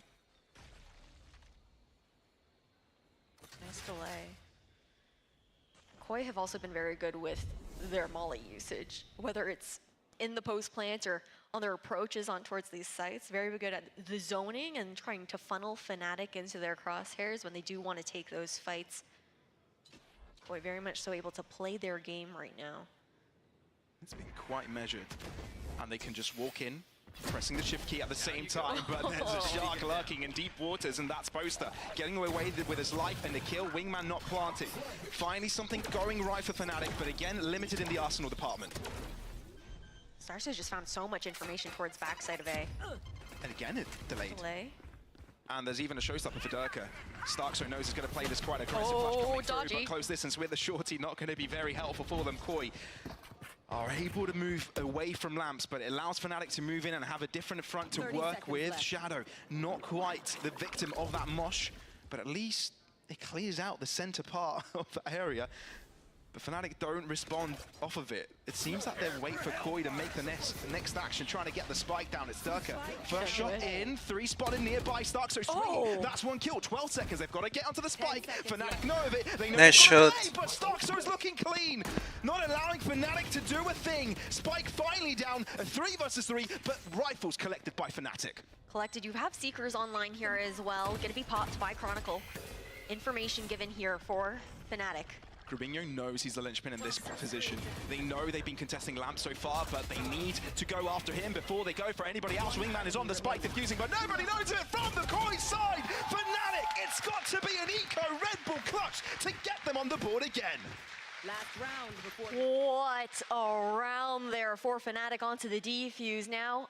Last round before we swap sides. A snowball round here for Koi as well. Fnatic used all the ultimates that they had left into this first half to secure that 3rd round. Now you're looking towards the null command, the showstopper. You've got a Viper's Pit into the post plant as well, and Koi have had no trouble actually finding these plants.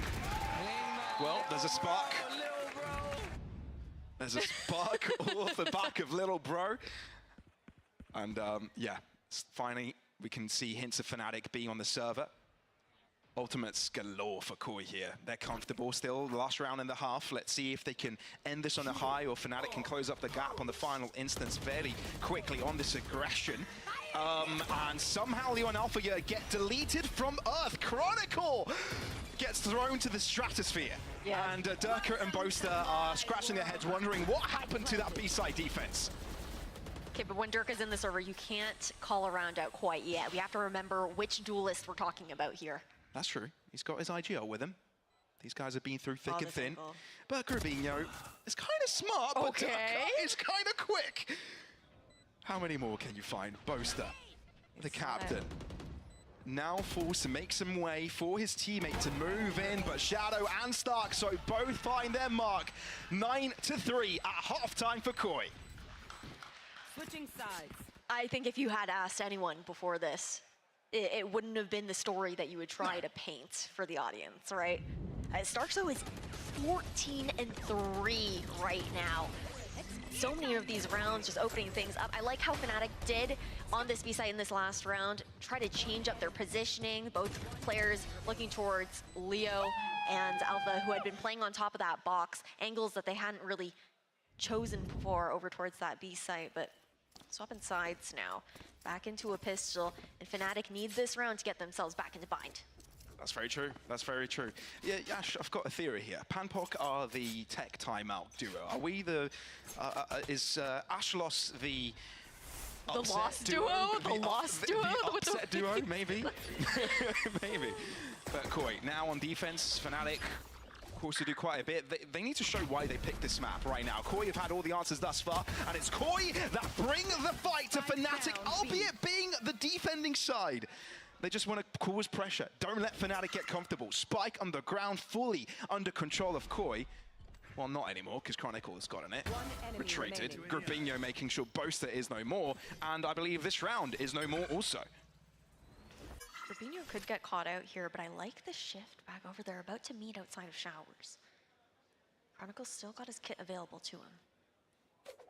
Come on. Oh, knife out. Timing? Nah. Nah, not for Grabinho, not today. Double digits hit, and it's the best start Koi could have hoped for in the second half. This is looking clinical. It is clean coming out from Koi. Quite a way to turn a new chapter here after the back and forth that we've seen coming out from these teams. And again, those wins weren't comfortable, but they are looking stunning right now within the server. Everybody thought Fnatic's troubles were over. They got 2 wins in a row. Well, it seems number 3 is a number that always eludes them. That triple world title, this 3rd win here in season 1, split 1. It's number 3 just isn't it for them, is it? Maybe in rounds this game.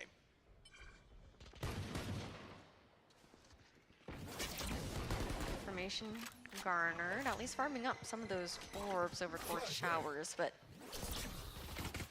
right now, Fnatic just biding their time. We still have Boaster on the other side of the map, trying to relay some information. Spike rotating over there too. I mean, usually teams on pistols might go for something explosive, trying to find power with numbers, trying to find advantages that way, but not Fnatic. They're pretty slow, pretty pacey. They like to be measured. Right there. See how much they can really garner out of an go round. Nice pit to allow Shadow to fall back safely towards site here. You say measured, I say scared. Nah, it's a pissed around, it doesn't even matter, but still, there's sweat on their foreheads knowing they're so far behind. It's Koi they're dealing with. They say, why on earth are we struggling this much? 30 seconds left. They might be able to figure it out during the map itself, but they might have to figure it out if they have to head to Icebox with a map in their opposing side's hands.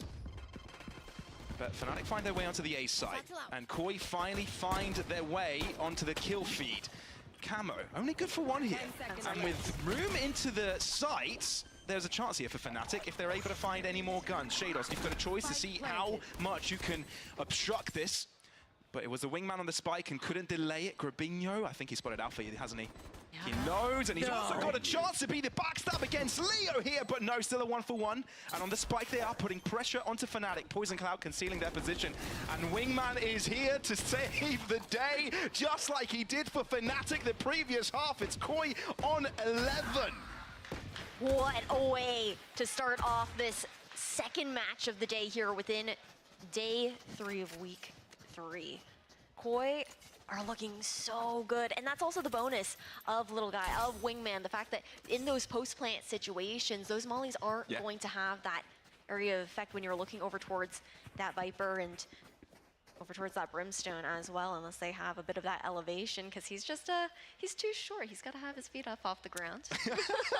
Okay, sure. Kicking it back while he gets the defuse out.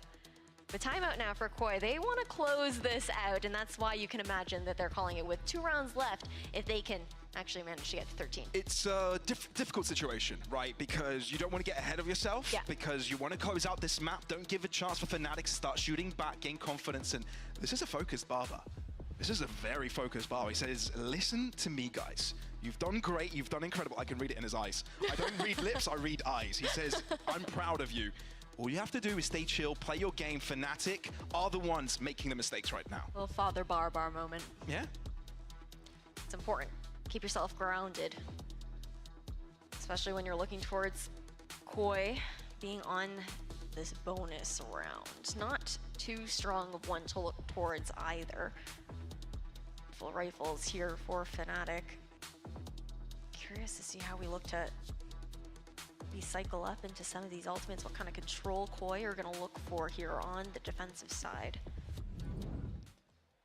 Many might be wondering, they're tuning in, why is everybody so quiet? Why is everybody so, at this point, you know, startled?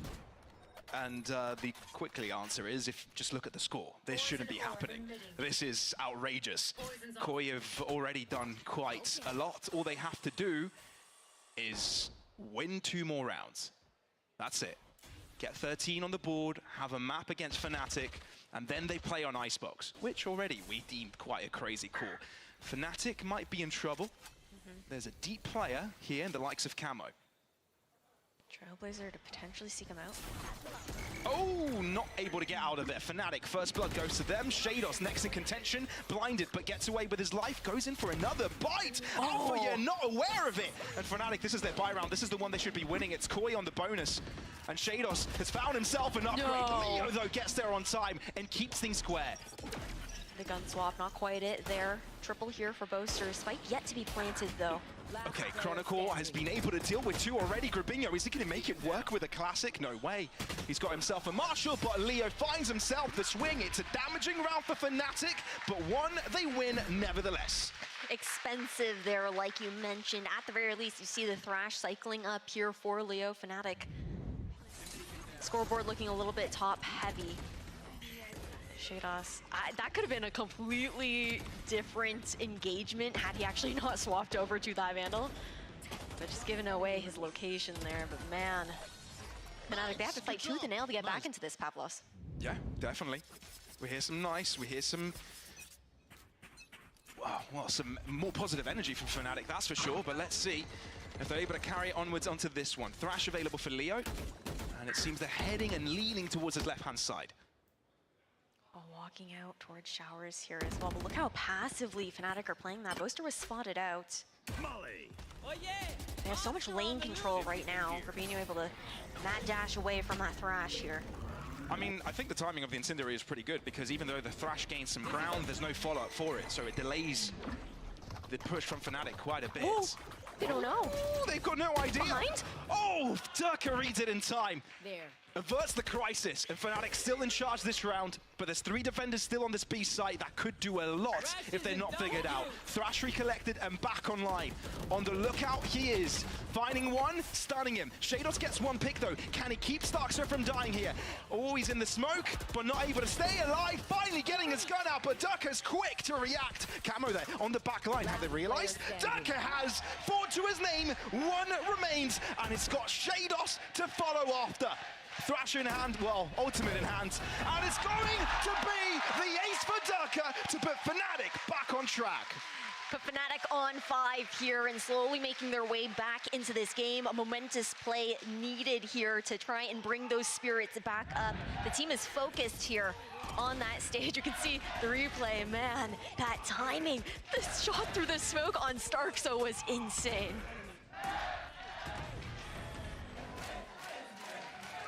First buy round for Koi, doesn't work out. Nice ace. And that's a disappointment here from Barber. The reason why they brought out the timeout is so they were able to close out quickly. Now they've only got one left, obviously. They can still use it at an opportune moment, but give Fnatic more rounds. Like we said, it gives them confidence, it gives them time to grow. And when Fnatic are feeling it, there's not much stopping them.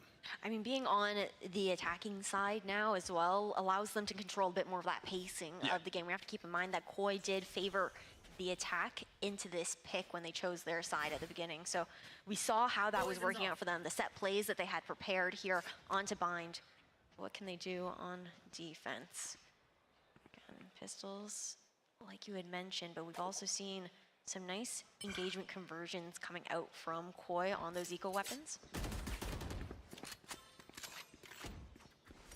I mean, Shadow's got his ultimate. I want to count of how many times Thrash has been there for Shadow. Even if they're losing rounds, still getting those ult-ups up.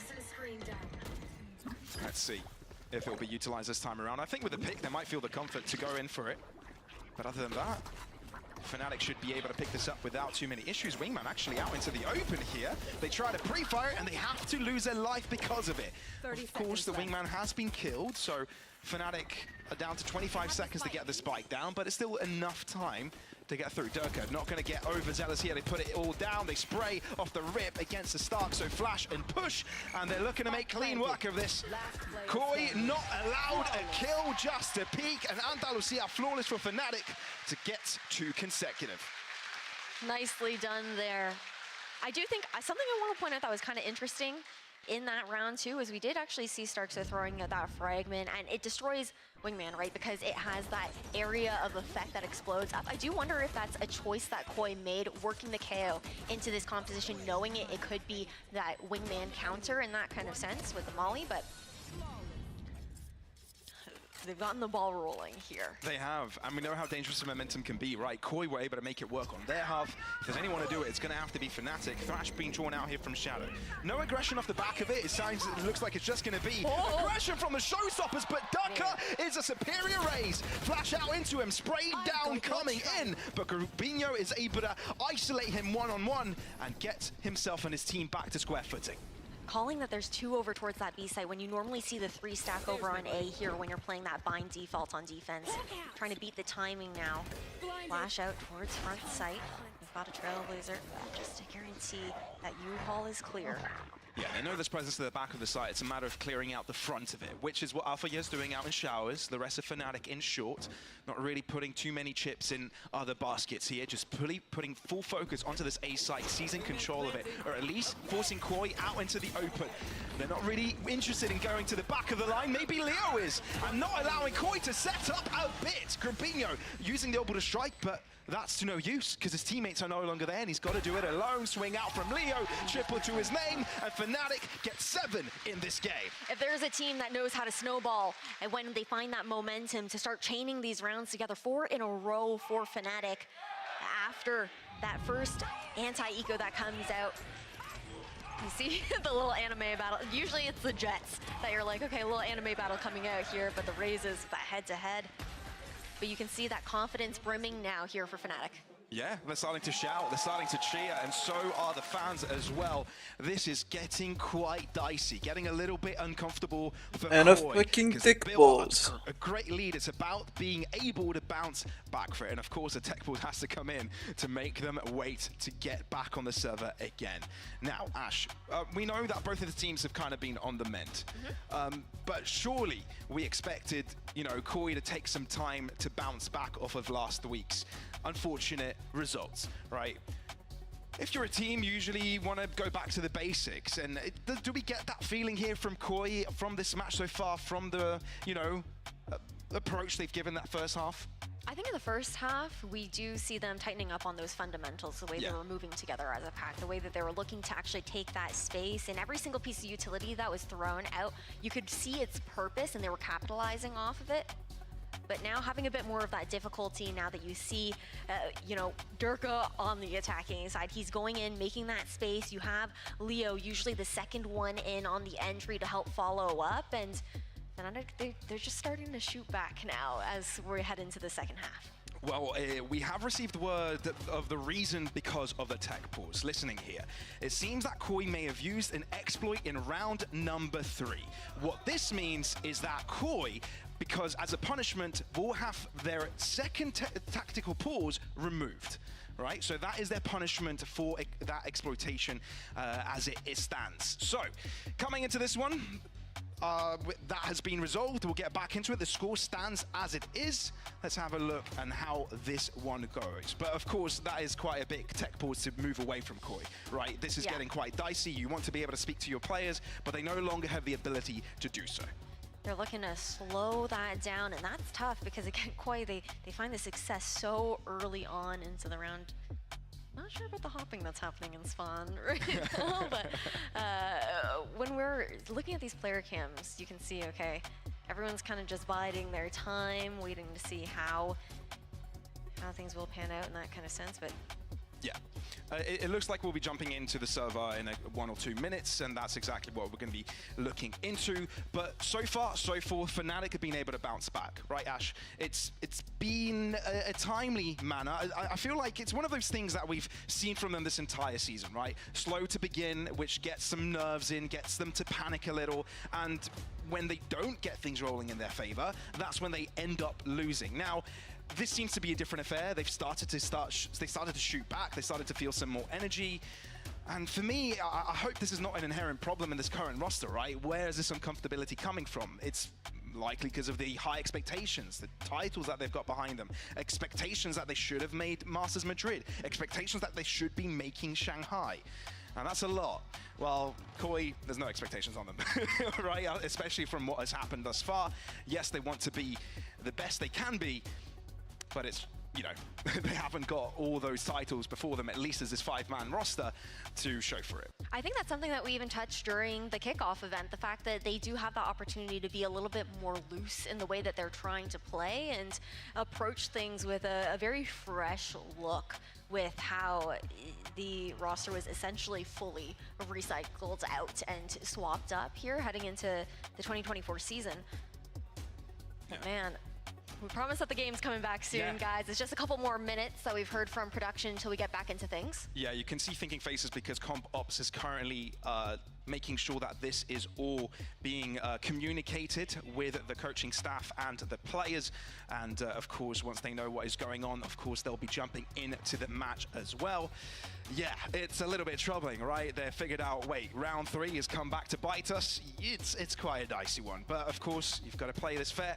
And props to the admin team to be able to see that and be able to act quickly enough before this map comes to fruition, right? Before it all ends. Because it often, you know, just flies past, but they're able to read it, get back and react on time. And surely once this was all communicated, we can jump right back in. That's 4 rounds consecutive for Fnatic. It's got to feel good. It's got to feel grand for them. Because Koi, they haven't simply, apart from the pistol and the follow-up, they haven't gotten a single piece of that pie on defense. And I'm actually quite amused on how Bind is being played out this game, right? Because it's also just been their approach on plants, not really go for the backside denial. It's just wait for your opponents on that defense side to try and peek you, try and contest you. And so far, both of the teams that get the spike down, they've had quite a lot of success on that A side doing so. Yeah, having a bit more trouble breaking through into those post-plant situations here. Yeah. And we also have to keep in mind, like, sure, as a reminder, the scoreline, if you're just tuning in, maybe is 7 Fnatic and 11 Koi. We started off in that first half, we ended it 9-3 Koi. They picked up the pistol, they pick up the anti-eco. So we really, it was 11-3 for a while until they got the ball rolling. And you can look at this tech timeout as in 2 ways, I want to say. Yeah. For Koi, there's potentially a chip on their shoulder, thinking back, okay, now we're getting called back to something that happened early on into this matchup, and if that would add any kind of mental stress to them. But then you also have Fnatic, who just started to get that ball rolling, and now everything's slowed down. It's been a bit of a speed bump here with this pause within the game. 100%. And as the players are giving our ready checks, we'll be moving into this swiftly. It's looking like a dicey affair. Fnatic on the bounce. Koi looking to close out this series in their favor. We're rock and rolling again on Bind. Fnatic's pick, and it's all on the line. Let's see if Koi can close it out or Fnatic can do a magnificent comeback. It would be absolutely insane if it does end up happening. I mean, you do have the Thresh up here for Fnatic in the hands of Leo. He's been on fire ever since we swapped over into this second half. And for Koi, a bit of a light buy coming through, a bit of interesting situation. A lot of those ultimates used in the previous round expended. Information garnered. They know at least one is residing in towards Hookah. Looking to fall back here for Fnatic. Just looking to poke and prod, see what information they can draw out, what utility they can pull out on the side of the defenders. In full Fnatic fashion this half, I'd say, right? This is exactly what they've been going for since the beginning, waiting for Koi to push them. I mean, Koi did push them the first couple of rounds, worked out. Of course, that was a pistol. Now there's guns involved, more utility. How do you end up working this one out? It seems like that A site has been their favored. It's been their little baby on this attacking side here for Fnatic, and that's exactly where they're heading to yet again. Scout destroyed. Oh yeah! Do they actually take back that shower's control? No, it's going to be a fallback here. Thrash out on side of Fnatic. Front sight fully cleared out. Koi looking to play a full retake. We've got to slowly see their adaptations here, Koi. I mean, they don't have many ultimates to work with. They've only got their guns and a bit of utility to try and work through it.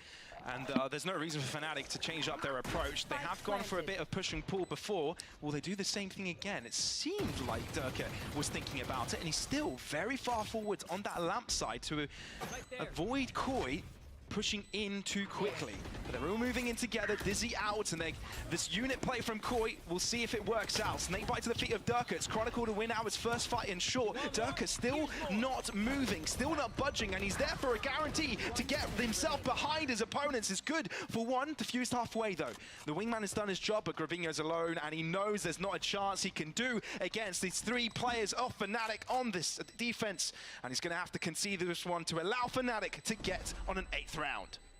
Could take a Chronicle here at the very least, but I mean, the bank is full here for Fnatic, right? You get another ult point here for Gravino, but not much you can do otherwise. An 8th round on the board for Fnatic. The crowd behind them as well, cheering them on, helping them boost that momentum. A 5th round in a row. See the replay. So had the idea here for Koi to flood back in, but I think that ever since we have also swapped over to the defense for Koi, we haven't seen the same kind of impact coming out from that KO pick, actually. Hasn't really done much to slow things down on the side of Fnatic. Not the way that they like to play that push and pull. Yeah, you can slowly see the confidence from Fnatic also showing though, right? Durka going for some more aggressive plays, and he's actually working out for him, connecting his shots. Koi feeling a little bit more disjointed, but it's off the back of Fnatic's pressure, to be fair. Really is. Koi have also gone for a little bit of a different approach, I think, the last round and into this eco.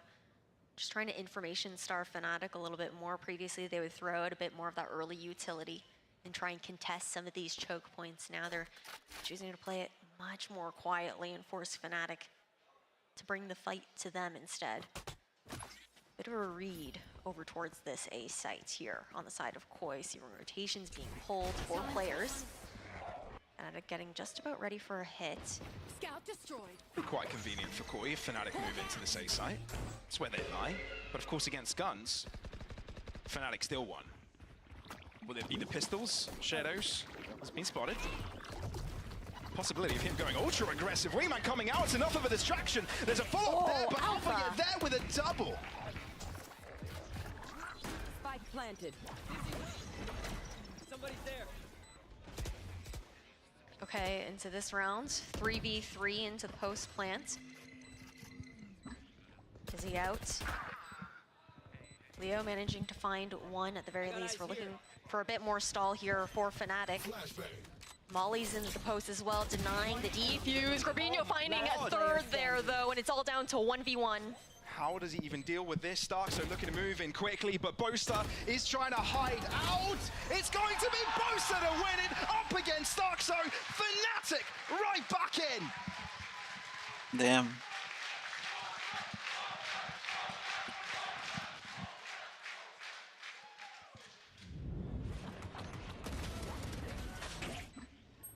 looking into the replay here as well, man. Buying so much time there on the side of Fnatic. This Molly's perfect, a very open plant for them as well.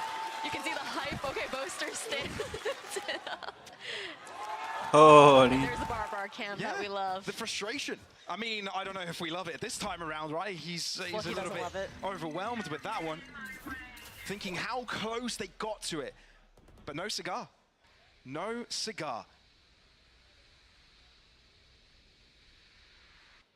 I mean, it's been a while since Koi have been 2 away from closing out map 1, and Fnatic, well, they're known for their comebacks. Let's just say that, right? Their first international title was off of back of an insane comeback on an Icebox. I mean, ever since Guns came out to play here for Fnatic, it's been all them on the board this second half. Contact up towards Showers for Fnatic. A look that we haven't really seen much of. They're looking to poke and prod, maybe try and get behind that Viper's pit. I actually see the spike being pulled back here. Prompt and pull. Koi go for an info grab. Haven't found anybody though. When Fnatic were in this difficult situation here, they've also placed that Viper's pit in the same direction. Can Koi tackle this in the way that Fnatic did? Durka's going all the way around. Camo not expecting Durka to be that deep, that quick. And Fnatic take over. Orbital strike out. Looking to stop the plant from consuming. There's not much time to it. They've only just gotten onto the spike, defusal, incendiary up against Krupinho. Where did that happen? Koi are losing. And the plant is denied. It's Boaster's turn to get onto the fragging reels. But Shados needs to do something heroic. Orbital strike up against Shadow. Shados will only be able to be alive for one. And with the plant coming through, it's Fnatic to be on the board yet again. Shadow is going to be conceding this one. I mean, you have to. There's nothing else you can do in this situation. Money dwindling on the side of Koi. It's been a back and forth with their economy, not finding any comfort on this defensive half. Not being able to build up that bank, and Fnatic, with the continuous rounds that they're finding for themselves now, this one being the 7th in a row. The ultimates have been cycling up quite nicely. Again, 1 away for Chronicle and Durka into the next round. And Shadow's not even able to keep that gun and send it over. Fnatic, they go hunting comfortably. Yeah, and they've got a message to throw at Koi here. How dare you play up against us in the way that you already have? How dare you challenge us? Fnatic are right back in, and you can hear the crowd saying it. Who are they? Fnatic. They've closed up the gap completely. Only 1 round differentiating these 2 teams. That was a statement round. And let's see if this buy round from Koi is enough to break this red streak we see on our screens. Band-Aid to stop the bleeding. Now Showstopper up with that last kill that Durka was able to find on Shadow into the last round. Information sought over towards B-Long. Fnatic's poised and ready, expecting maybe some aggression for Koi to change the pace of this defense, to look for something a little bit more aggressive and try something different, because the passive look hasn't been working out for them. Fnatic also do well to do some information starving of their own, of course. Incendiary already out, denying that hookah control and group over towards Long. Shadow on his very tippy toes to try and find information there. I mean, he's completely alone on B now as well. And starving from info. And you can see how Koi have reacted to it. They want to seize control of some sort of a part of the map, and they've chosen to do this on A, leaving this B site completely defenseless. It will prone this Showstopper to go... Oh, it's gonna find Shadow. Blind ult in towards elbow. Through an incendiary grenade? You know he's feeling himself now. Yeah, no, he's alive. He's doing things no one would have thought fathomable. But still, Koi, let's see what they can do in this one. Durka up against a nade again. He feels comfortable under pressure. And Koi, they've got an Alpha yet right behind them to put them... They're gonna clean the weapons. Fnatic, with an Andalusia flawless, have performed the comeback and have found the score of Koi. We've evened things up now. It's all about who's going to hit that match point first, and based on how attack is looking for Fnatic, we've got all eyes on them. A snowball, a monster of a round for Koi to face up against, and they've only got tough weapons to work with. Pistols. Tough? Got a shorty, impossible weapons to work with, realistically. Not looking bright, it's dodgy. They're playing for overtime, right? Essentially just Holy shit, that series of fucking win for Fnatic. But Fnatic, they also have the opportunity to keep these ults into our 24th round as well. They've been good with juggling those ultimates, right? Even in moments where you thought Koi would start to run away with things, Fnatic still were one away from an ult orb, one away from being able to turn this round in their favor. And again, they're keeping Koi uncomfortable, forcing them out to overrun. Koi with the fucking fear of winning. That's exactly when Fnatic chooses to pounce. Falling back here, Koi again. Continuously moving the second man on that B site over towards A. I mean, in this situation, right, they're on pistols. They're on, well, on weaker weapons. They've got to make a gamble. And I feel like they're making this gamble even when they do have weapons in hands, That's to be very fair. true. That's very true. A big risk. And they're playing that retake protocol, but it's not looking very good on that B site with how Fnatic continue to push in and take that elbow control.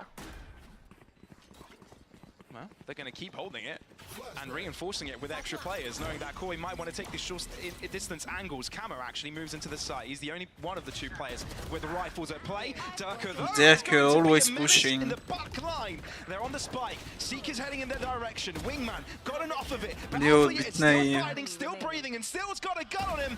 And the bullets in his chamber have got Grabinho's name on them. Fnatic on 12, one away from closing out Bide. It was an insane way that we started off this map. 4-0 for Koi, 9-3 at the half, and Fnatic clawing their way back since the third round of the second. See the way that they just continue to push forward. Derka literally entered site, one elbow, cleared out the entirety of CT, and did the whole ring around the Rosie. See frustration mounting. I think it's also, you look towards these compositions for Koi. The initiator swap was very interesting on attack because of how it allows you to open up those sites, but on defense, you're lacking a lot of that information that the Sky actually provides despite the nerf. With that intel. I got you, I got you. Well, back to square one. And Koi, again, they've got to make decisions constantly. All the time. Fnatic know. They know this is when Koi are uncomfortable. They're just feeling out this server. We're also going to a classic Fnatic map next, and it's Koi's pick too. Right. On Icebox. I mean, Derka has already woken up, and he is the king of that map. It's a bold move from Koi to pick that up. Yeah, okay, last time Fnatic played it up against Heretics, they did end up losing quite in an ugly way. But you got to think that you got to be able to do the same thing that Heretics did to be able to pick that up as your own. Spike will be dropping down, nothing to stop it. Thrash. It's all you, little Who will be Omi. following up with it? Showstopper from Camo. Chronicle to the left side of this side, but Fnatic have set up a lot of crossfires, and Derka's looking What the fuck are they doing? Two of them already concussed. Fnatic looking to close it all out as quickly. Holy fuck, Koi. Fnatic turn it all around for them.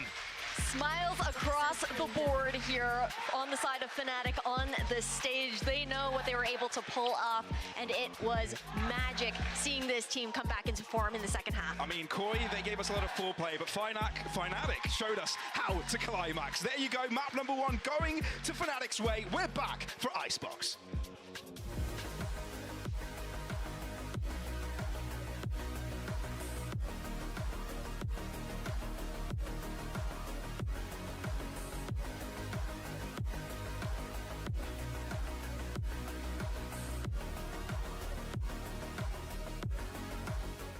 I know a place that will break you into 1,000 pieces. Stay away from them. Stay away from Lorca, Paco, and Picasso. Don't ask about Lola. I, Caballo Grande. I, Dolor de Nieve. But in spite of everything, it occurs to you to visit Andalusia. Don't say I didn't warn you. Be careful of the Andalusian crush.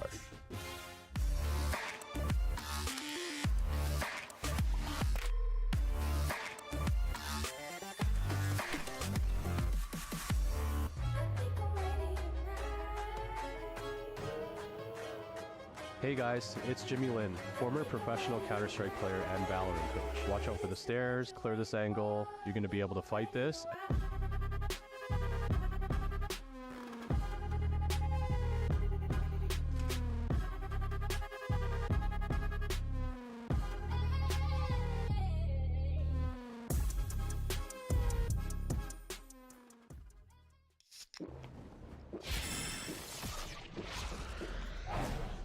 Red Bull gives you wings.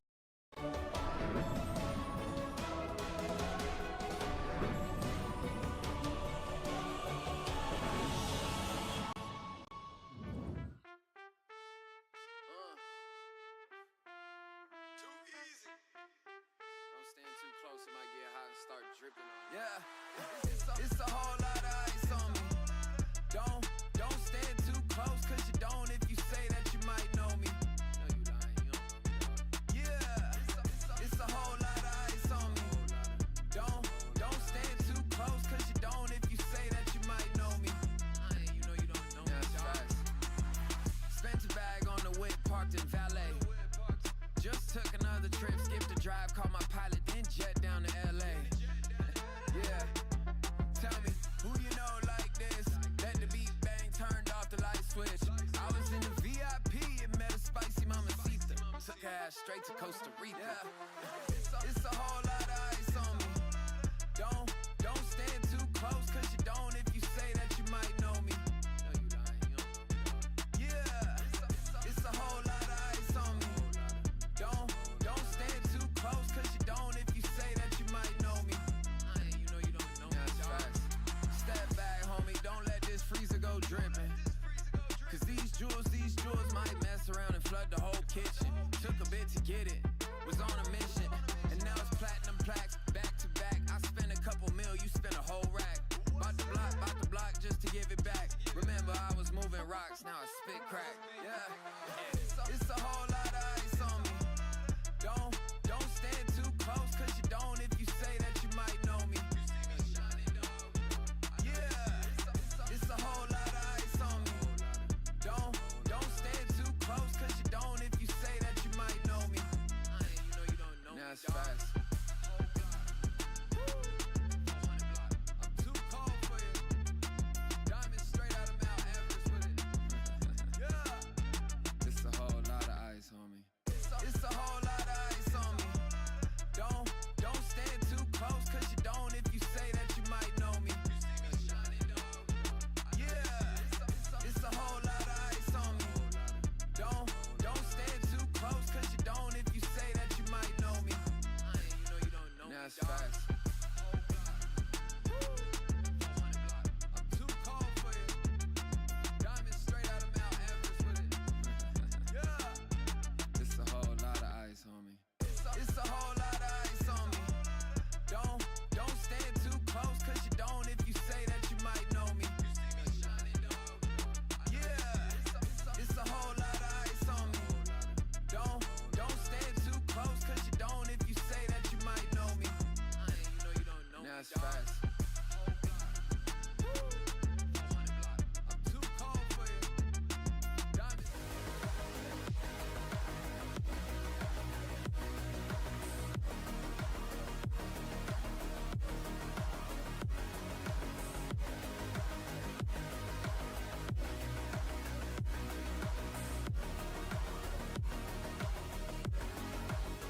Nice, Leo. You have a huge wingman. Wingman, Lil bro. Lil bro saving our lives. That's my ideal, bro. This guy is my ideal. Come on in! Come on in! Come on!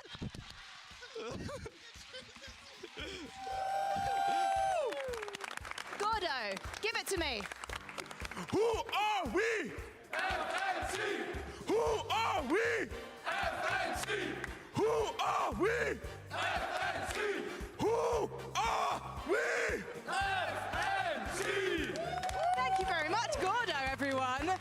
I've joined the Fnatic fans in the fan zone here at the Riot Games Arena because I've decided to test their fandom. I want to find the ultimate Fnatic fan, and I want to root out people who don't really love Fnatic. In fact, I found an imposter. Sir, I'm sorry, but if we can just remove him from the building. Stevie, get in here. He's not a real Fnatic fan. Cell says who? Right, okay, behind me. You know what, Gordo? I'm going to ask you the first question because you have been leading the chants in the arena and we've absolutely loved having you here. The first question, fill in the blank. Spam this blank to help Fnatic. What? You don't know your copy pastas? It's like this man touches grass. Spam this. What? Static. To help Fnatic. Right? Static! I don't know. Holy fuck. Help him out over there. Just say that again, louder. Louder. Someone just whispered behind me, static, static, it's static. Gordo, what's the answer? Static? Yay! Right, Stevie's going to give you a special reward. Who's your favourite Fnatic player? No, it's not. Okay. It's Chronicle. Yeah, it's Chronicle. Congratulations, you've won an autographed cue card with a fun fact about Chronicle. Would you like to read it out? Fun fact, I'm not funny. Well, but actually, I love cooking and I'm good at it. There we go. Another fun fact. Okay, question number 2. Can I ask you, what's your name? Laura. Laura, lovely to meet you, Laura. Okay, question number 2. What did the Fnatic core call their team before they were signed? Can I pass the question? You can pass the question. I'm not sure either. Okay, anyone? Hello, sir. Oh my goodness, I should have worn my heels. Do you know what Fnatic used to be called? No. Okay, it's fine, don't worry. Okay, it was Summon FC and it was short for Sage. Oh, my nan. Okay, no wonder no one knew that one. Question number 3. I'm going to come over to you. Hello, sir. Okay, what is Boaster's preferred knife skin? Knife skin. I'm not sure. Okay. Oh, hello. Boaster's preferred knife skin? Default. Yes! Okay. Let's give you a fun fact from Fnatic. This is actually Durka. Maybe you guys can swap later on. I'm going to let you keep that fact to yourself because you deserve to have a little secret between you and Mr. Durka. Okay, who is the only Greek to ever play for Fnatic? I'm just going to see, does anyone know? Anyone want to buzz in? There was a Greek player who played for Fnatic. I think Tom wrote this question, which makes sense because he's evil. No one wants to answer that one. The answer was Sack. No? No one? It's all Greek to me. I'm gonna choose some people to give these spare cards out because I'm gonna run out of time in a moment. Who was Fnatic's strategic coach at Kickoff and Champions in 2023? You? You were? Oh, as in you were the coach, or you know the answer? Minnie, it wasn't Minnie. I'm so sorry. Also, I didn't mic you up. He said Minnie, if anyone didn't hear on the broadcast. Okay. Okay, one more. Anyone want to just have a guess? He shares his name with a very famous Danish caster. I don't know. I think Kojo? I don't know. No one knows. It's okay. Anders. I gave you all hints. It's fine. There are no true Fnatic fans here, it turns out. We should bring back the guy from Sentinels. I imagine he knows all the answers. Okay. Okay, I feel like someone's going to know the answer to this. Does anyone watch the Ranked Up podcast? With Yinzu and Boaster? No? Does anyone know the name of Boaster's cat? Gordo. Karma? Karma! Yes! Karma has come Gordo's way. I imagine no one would know the answer to question number 7, so instead I'm going to actually ask it to Steele and Tom on the desk.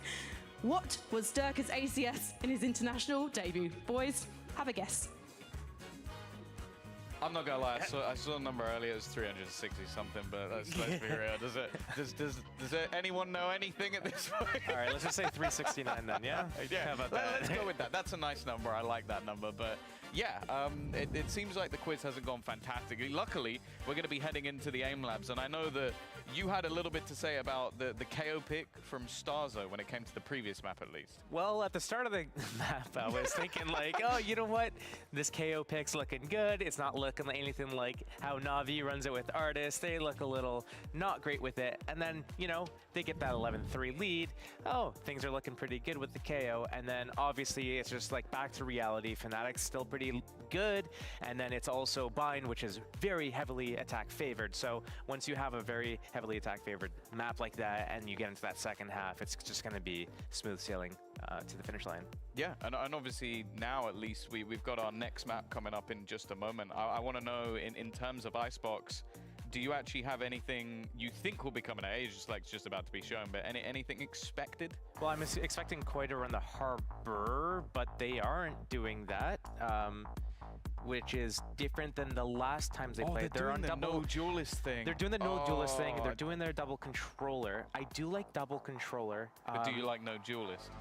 I don't mind it. Okay. I think it depends on the team and how they can pull it off, using that Omen to be able to use the op, and it's really just like the pressure on attack from his one-way smokes and everything, but you can also get really aggressive setups with the defense Omen as well. It's is it going to be enough? I'm not sure, but Fnatic's comp is just so old school that it doesn't matter. It's not that great. Yeah. Well, either way, we're going to be throwing things off to the casters. Obviously, that is Ash, Cast, and Pavlos. Thank you very much, Tom. Yes, indeed. We'll take you through this next map. Icebox, our next journey. Bit of a switch with these comps, don't you think here, Ash? A bit of a change-up. Maybe that's the answer they need to get right back in. It's definitely possible. Not quite the same composition as what we saw coming out from the likes of Heretics, but they were also the ones to do the no duelist comp on Icebox earlier on within the competition just the other week.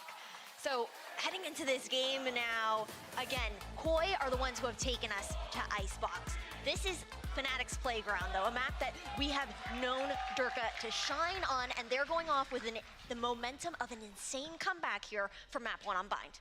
Let's see if Koi are able to rebound from the last one and show us why Icebox was picked up to begin with. So far, so forth, Fnatic are doing Fnatic things like they did on the last map, but this time, there's a bit more bravado to it as they're inching their way forwards into a triple stack up from Koi. Dizzy coming out, might be a little bit too late. Paranoia is actually brilliant from Camo, and he doubles it up with a kick as well. Chronicle, quick to react to it, but it seems that the numbers from Koi here are overwhelming. Shadow moves out, upgrades his gun, and Koi have got the advantage. They're doing well to clap back into this pistol round after their demise over on Bind, but Fnatic got 2 players up here. Not a lot of space making available, and 3 stacked on this B side of Koi.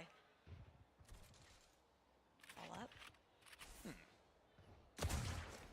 It's just a matter of Koi giving them picks here. They could just hold back, play safe, play it chill. Surprise! Not a nice surprise for Alpha yet. At least it doesn't mean his inevitable death. Some trades coming in, but Koi can be very comfortable taking these trades. They're actually playing the super safe. I almost feel it's too respectful, you know? But, you know, it's Bosa that needs to get that spiked up. But he's going a little bit further. Alarmbot will show his position. And a lot of acrobatics from Koi there as they get themselves the pistol of this game. I mean, they immediately shut down that push over towards B main with the look that they saw with Shadow having the positioning over on green there, right? But now we look into the next round. I think we saw a little bit of how Fnatic needed to adjust over on Bind when Koi pulls out a brand new composition. We saw that coming to fruition more into the second half just because of how Koi's composition did favor more of that attacking side previously. So it will be another question of how long it takes Fnatic to kind of get a grip on what Koi is cooking with another new look at this comp. Nice shot. Well, in just a few seconds, Shadow gets 2 orbs for the ults. Thrash did wonders the previous game. Didn't mean the map win eventually. No, but it found so much value, and he cycled it up so many times. I feel like over on Bind, the opportunities. Tiny here for Alpha, though. He snuck past, hasn't he? Looking in the window. And he might have a chance to find a pick. Shadow's looking at it, and he's got a better gun. Alpha can be dangerous with a Sheriff. The Shados puts an end to that. The A site is taken over. Yes, there is quite a lot of Shados utility there. Alarm bot not yet triggered, but the Nano Swarm's just enabled. Spike going down. Fnatic, that's the best they can hope for, really. Maybe a pick or two. If they go after it, stick around together, or maybe isolate themselves. But Koi not going to take any chances, try and approach it like they did at the start of the previous map. Respects it. And to play it to a T, a flawless round by Koi to get a second on the board. Very comfortable for them now heading into round 3. Fnatic, when you take a look at their composition off of this Endolythia flawless here for Koi, it's almost completely opposite when you're considering, okay, Koi are cooking. They're trying to bring something new. They're leaning into that double controller meta that we've seen coming out here on Icebox. I think one of the first looks that we saw of that was G2 pulling out the Brim on Icebox over in Americas. But Fnatic, they're going towards the very classic old Icebox comp here. And it is maybe a question of, okay, again, we saw them lacking a little bit of that innovation over in kickoff, leaning back into old comforts. And how can they make? Again, I'm not a big fan of the Sage for Fnatic. I think Arbor is better. Yeah, we often see that early snake. KO is better, Arbor is better. Even Gecko might be better. Drops back. In case that was the case. And Durka going in for a bit of a walk. Spotted though. Bit of hindrance. What can Shados do to deter it? Not much, really. And the Omen instead of the Jet. They've got quite a lot of rifles too. This Koi could definitely do some damage here. For just a matter of being able to separate this out. Fnatic, they moved away from for the Koi, the same harbor thing. I'm comp. not a big Let's see fan. what they can do with this one and what their retake. Like here, you have more utility, but you need your fucking duelist. Like, it's such a free map for a good Jet. Deleted. And yeah, it's hard to say what happened there. We're going to have to look at the replays because that was explosive and quick. Alpha yeah with the final bullet and 2 consecutive Andalusia flawless for Fnatic. They answer right back with one, right? Weapons out. Because you're not gonna follow up anybody with just an Omen, right? Like you don't have anybody to follow, and you are not gonna just TP in.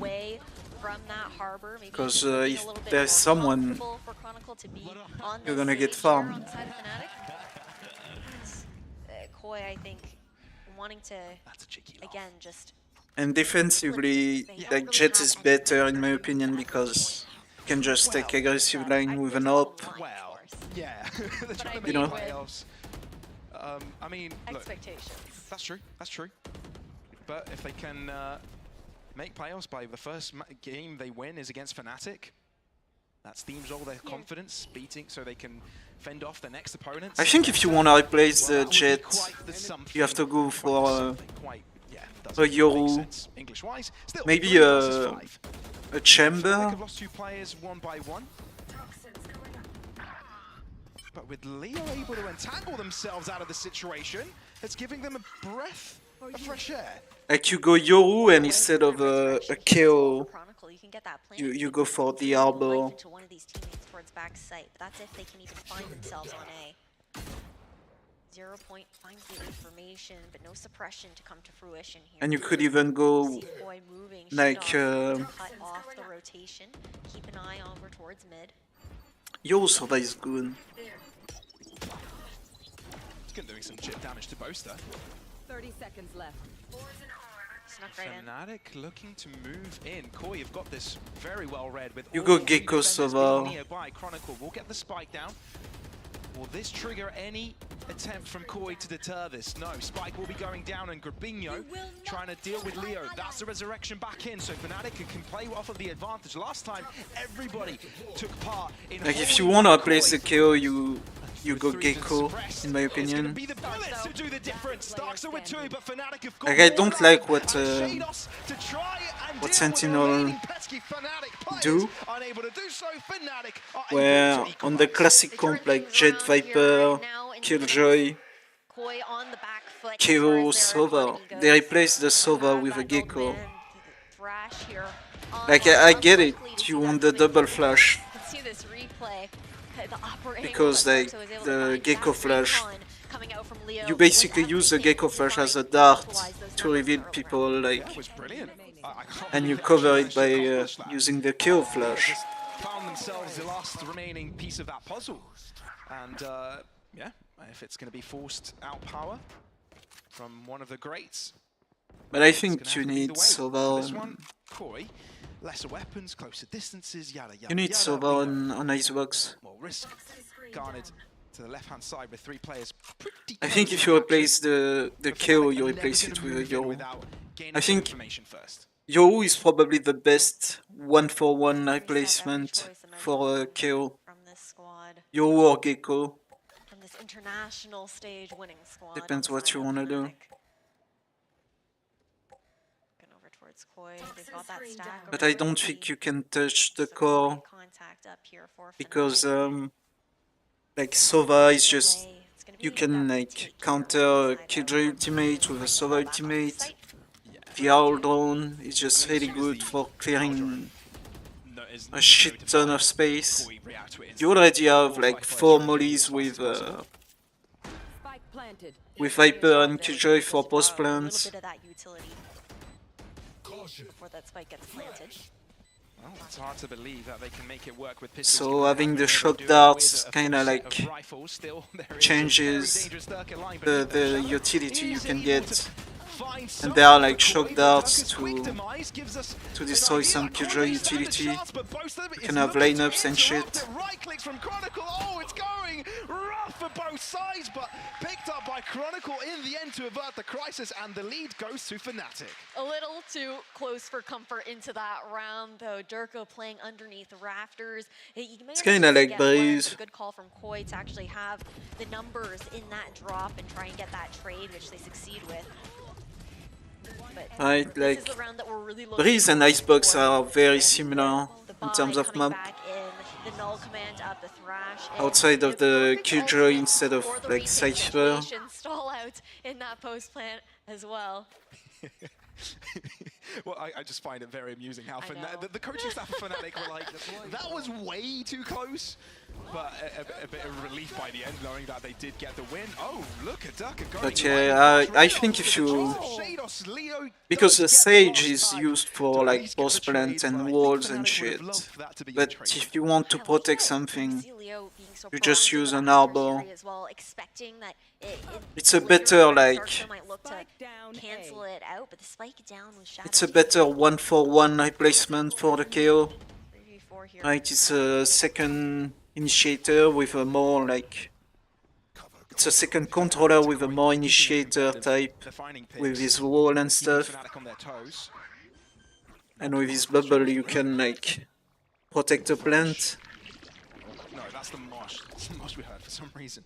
Thought it was a thrash enabled here from Shadow. It would have been a bit too preemptive, given that not all Koi players were there, but the spike yet to go down. Koi are going to throw it out for information, even though the spike not planted. They will be able to catch out Boaster. Because if you look at like Fnatic's composition, they have no flashes. Boaster gets away with his life, and now right back on the site to try and get his teammate to put the spike down. Oh, Camo's hiding in within the poison cloud, and he doesn't know when to peek because he's getting low. The longer he waits within it, Boaster gets the opportunity to shoot upon him. Koi are keeping things close, but Leo is great on the clutches. He was born in them, bred in them. And will he make it work for him this time around? No, Shadow denies it, triple to his name, puts Koi on his back in this one, and wants to restore equilibrium. Neck and neck right now between Koi and Fnatic, just trading these rounds back and forth. It's a gorgeous smoke that gets thrown over towards... What?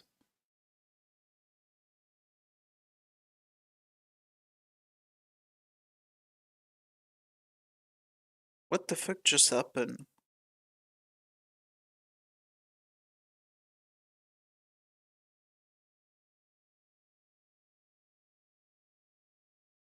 Oh, their fucking stream crashed.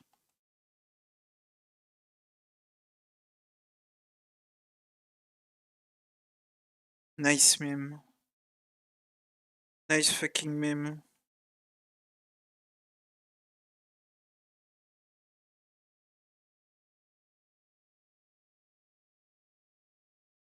It's not me, the stream crashed, like... I'm gonna show you. It's still like blacked out.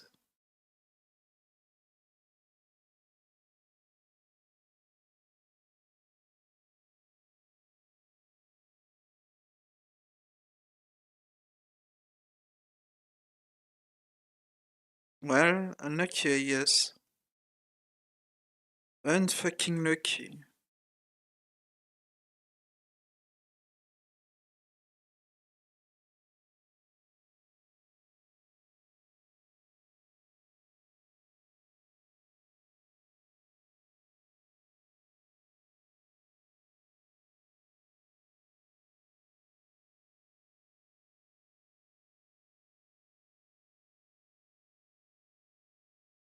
I'm gonna check on Twitch because I'm like watching it on YouTube, so.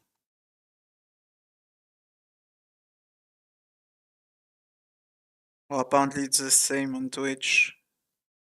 It's done.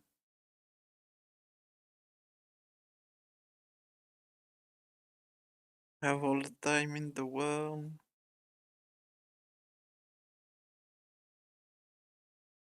Fucking Forsen, please.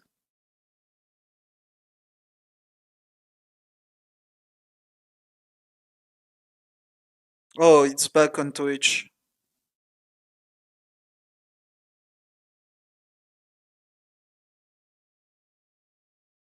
Gonna refresh. 1 sec. Boom.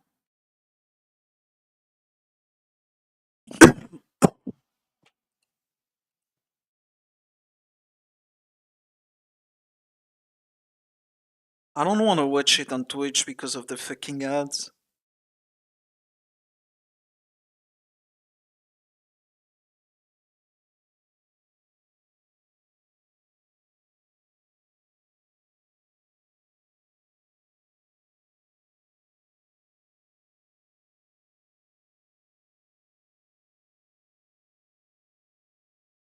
Are you fucking serious, man? That's you, prod?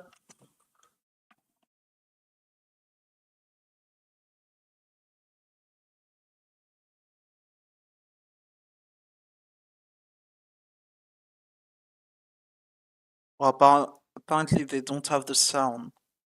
There is no audio on Twitch. Like you have the fucking image, but no audio. Nice meme.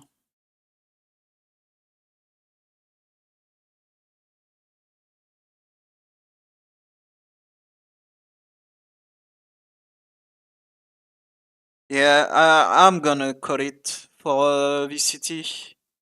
I'm gonna fucking play PUBG, like... Fuck it. I'll watch the rest of the game tomorrow, probably.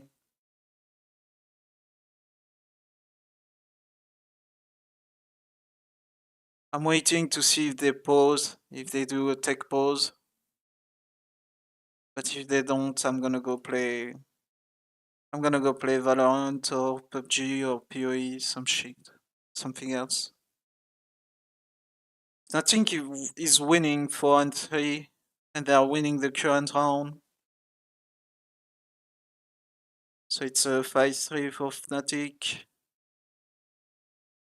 Koya is saving. Like, they play with an AWP, but they don't play with a jet. They have, like, fucking Omen with an AWP.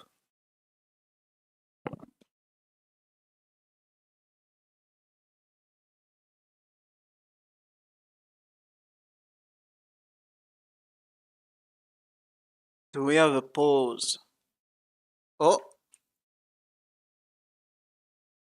It's refreshing. Hold on.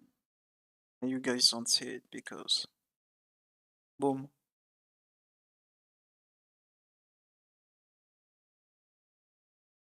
Hold on, I'm gonna refresh that shit.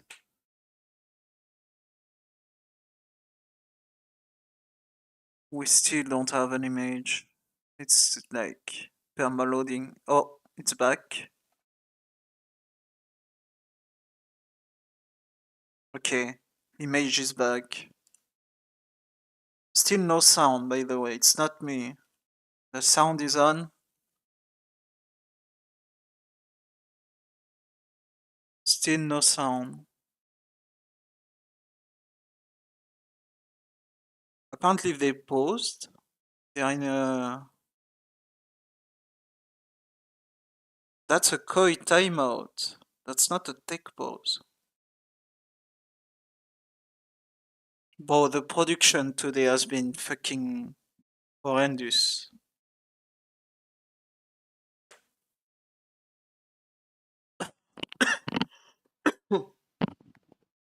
Yeah, we're back.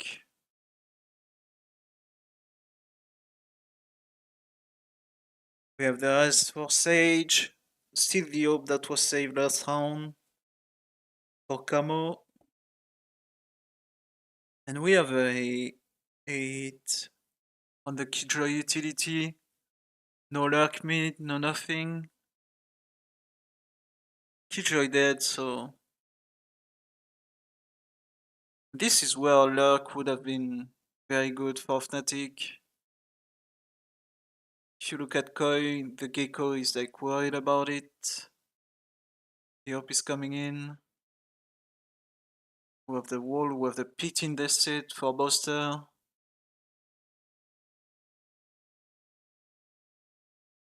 He's gonna push, but he's gonna get cleared.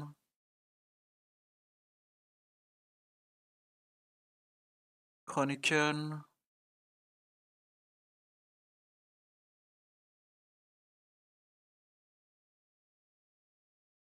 Good shot by Alpha. It's gonna be a Fnatic round. And Koi, they lose everything.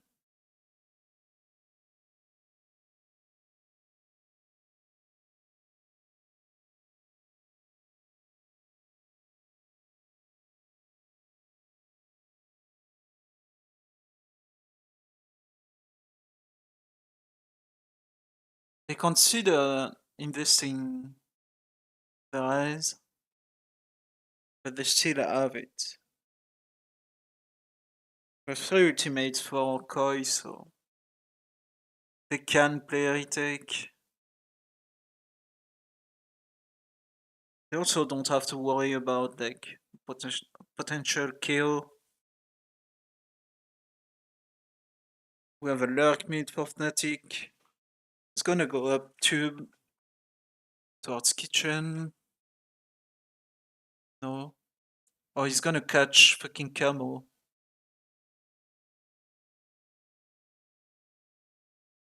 Damn.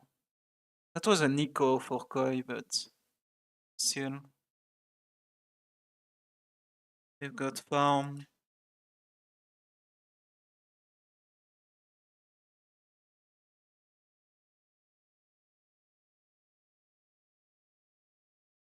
They've been farmed.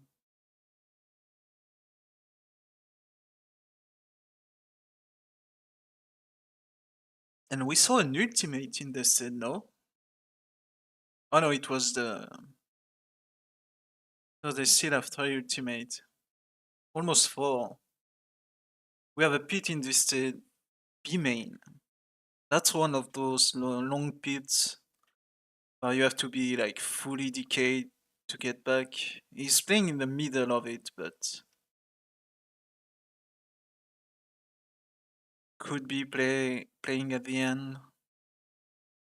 First kill for the Killjoy, and the stream is gone. 1 sec, I'm gonna check, I'm gonna refresh.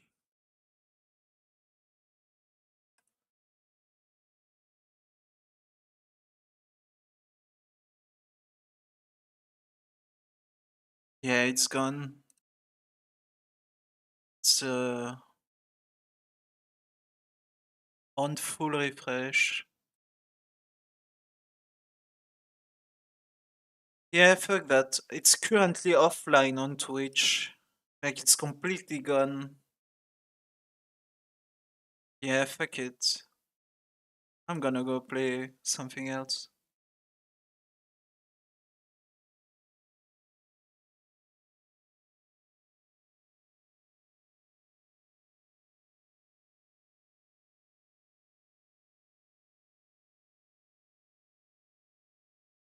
Let's go for some chill PUBG.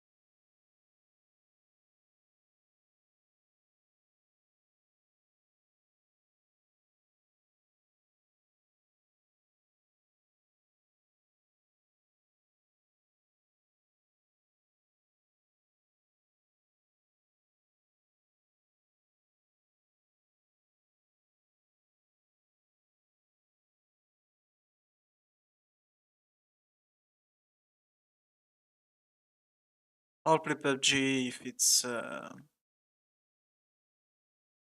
we get some shitty games. I'll swap back to something else. I'm kinda tilted by that shit. I'm not gonna lie.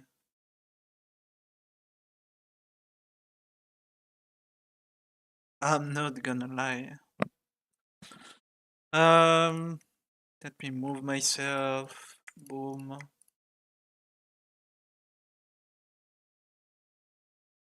Boom.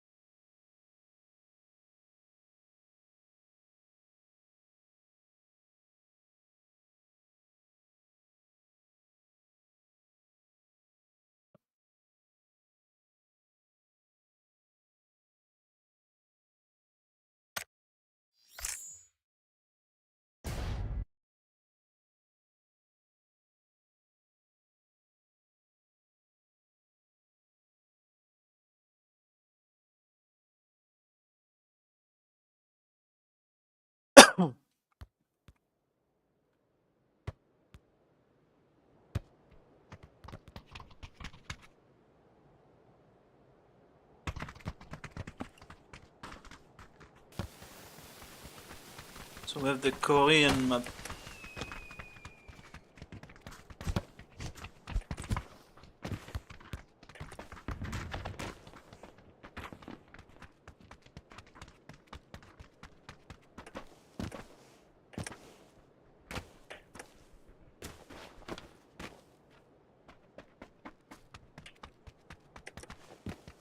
I'll keep an eye on the side in case they go to a third game and the stream is like more stable, but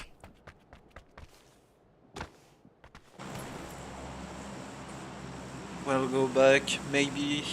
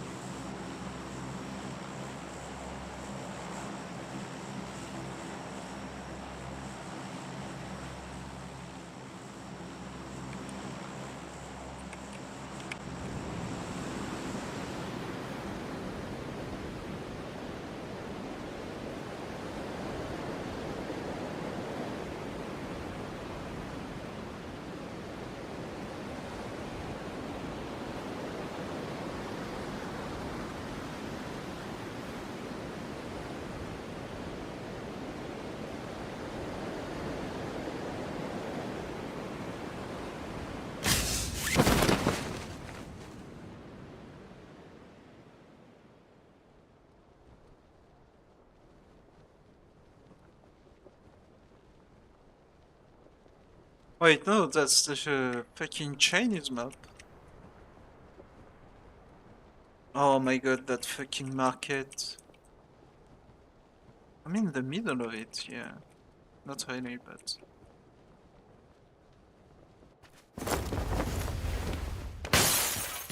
Okay, NSK.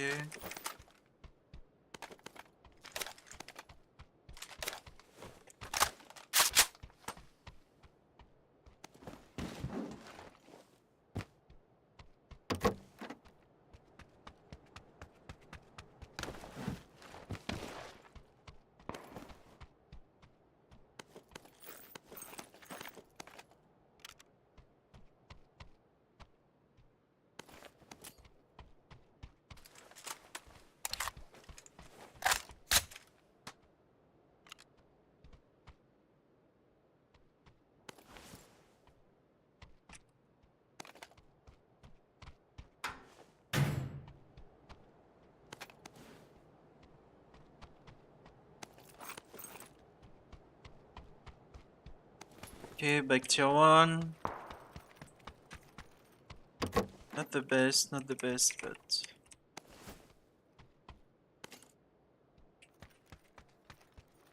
Syringe...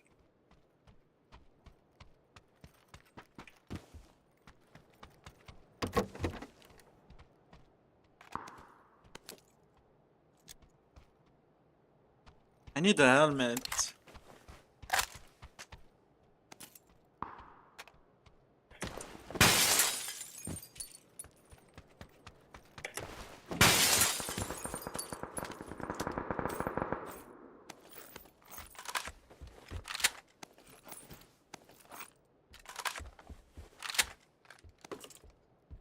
I need a tier 2 helmet.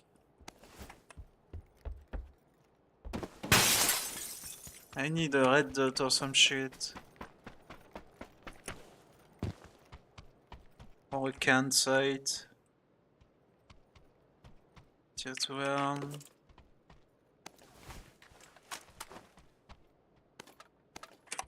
I need a pan too for a time 8. I need a half grip.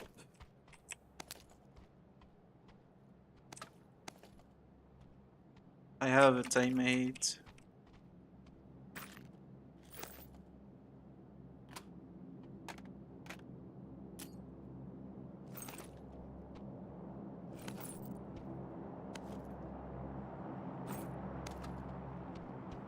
I have too many nades.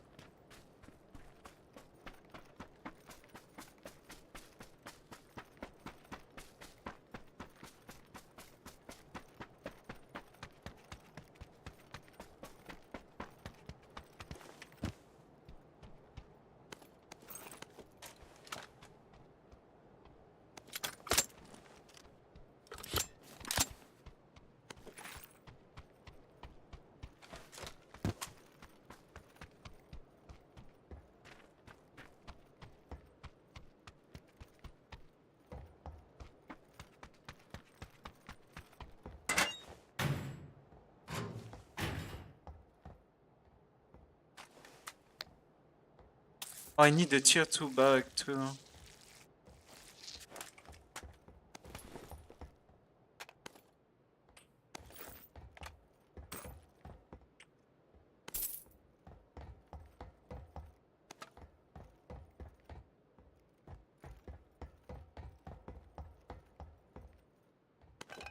Here's my fucking pan.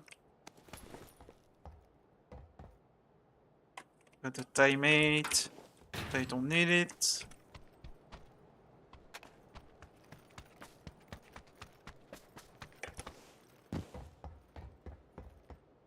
Now what?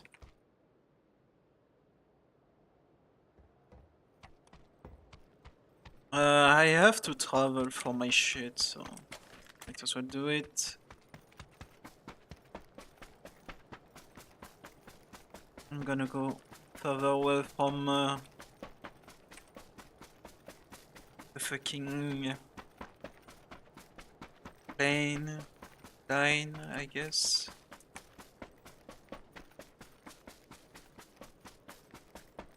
I need full stuff on my SK. I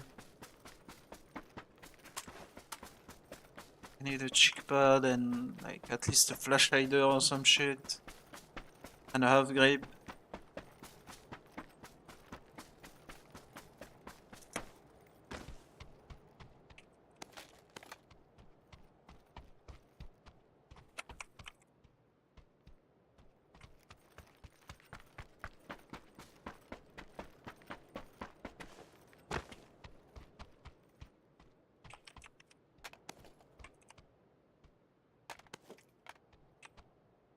I can get a can side.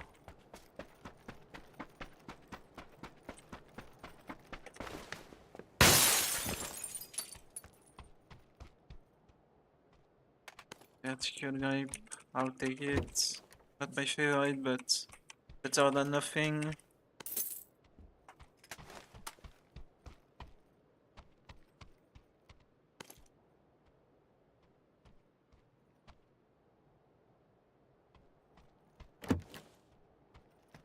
Okay. Okay.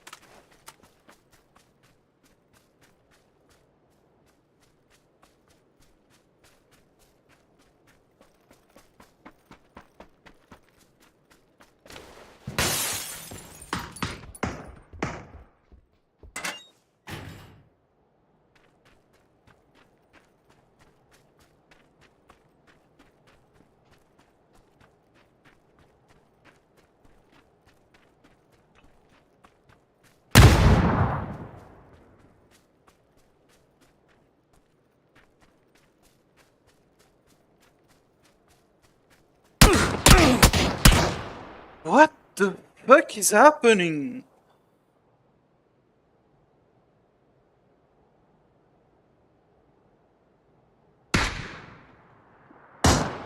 Okay, so there was a random guy, and then there's another guy that comes in with a fucking bike, and they start to play each other. They completely ignore me, and somehow I end up in the middle of both. Like, what?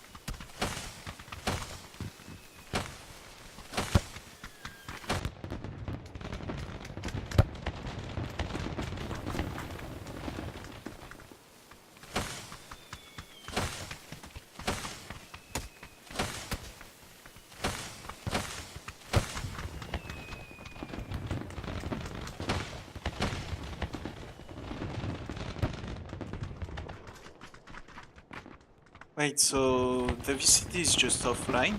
Like completely offline?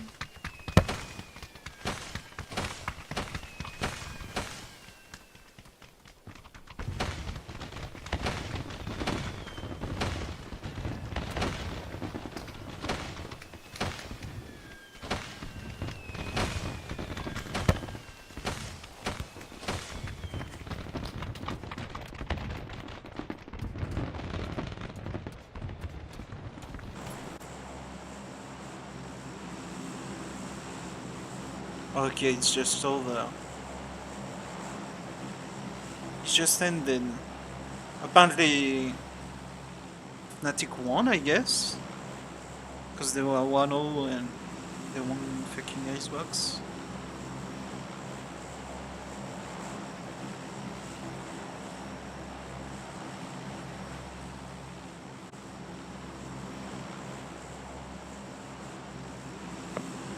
Yeah, fuck that.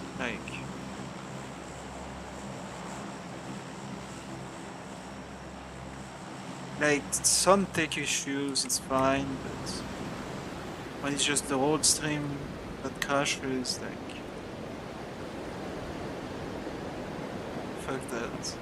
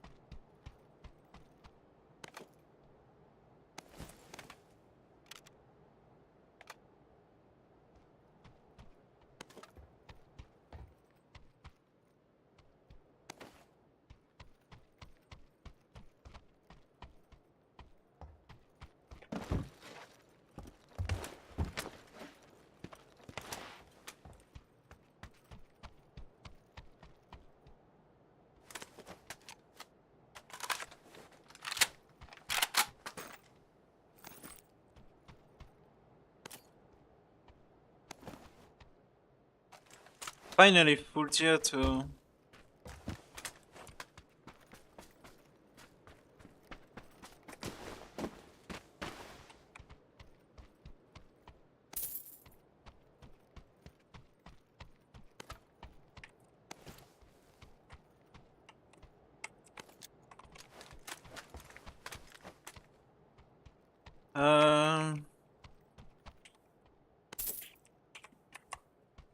The fuck do I need?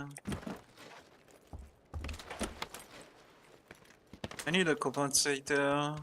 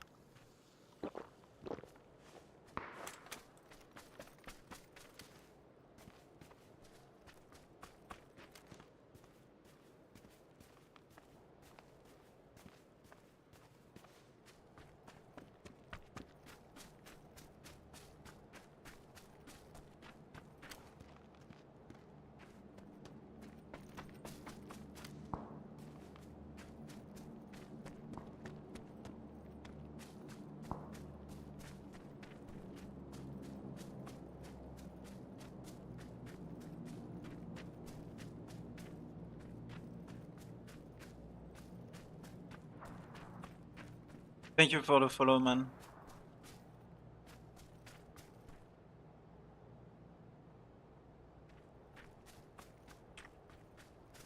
What's it? Not much. Not much, not much. Just playing some PUBG.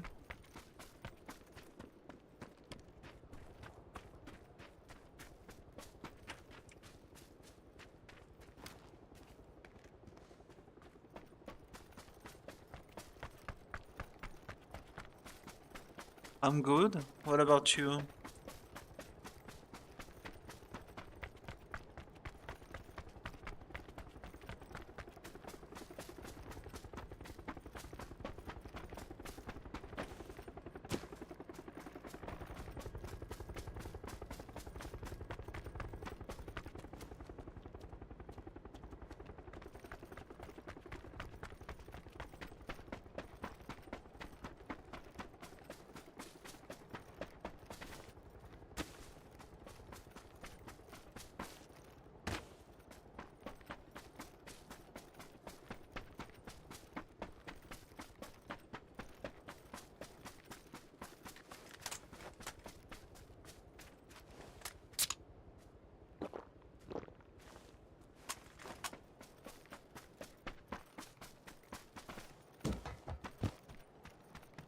Stream is going fine. I mean, outside of the fact that I quit watching VCT because of their fucking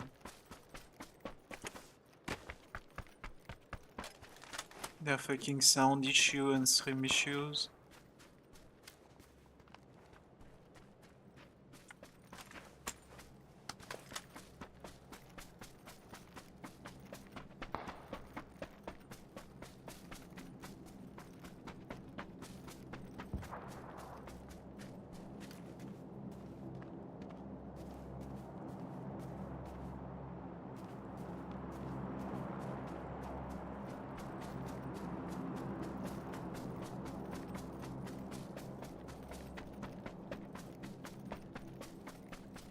I play Artifact. It's a great card game. What about you? What game are you playing right now?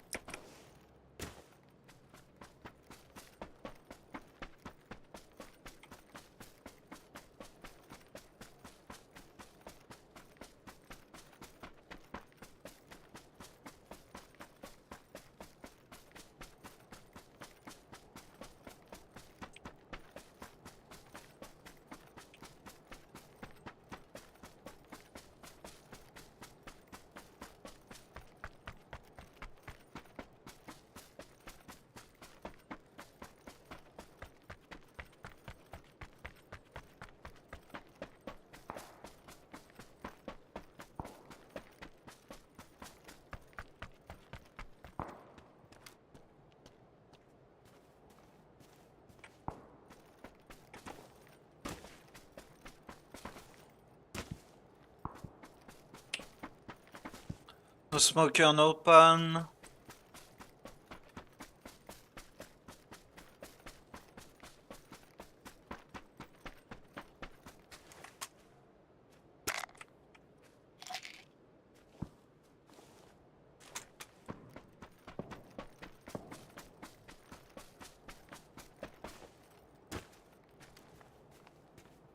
That's a little too far for me.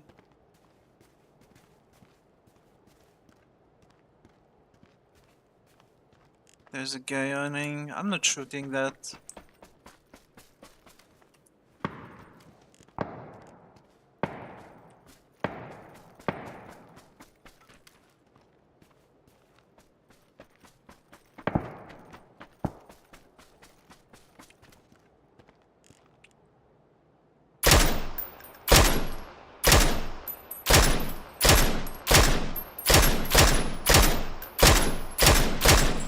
I lied. I'm shooting that every day.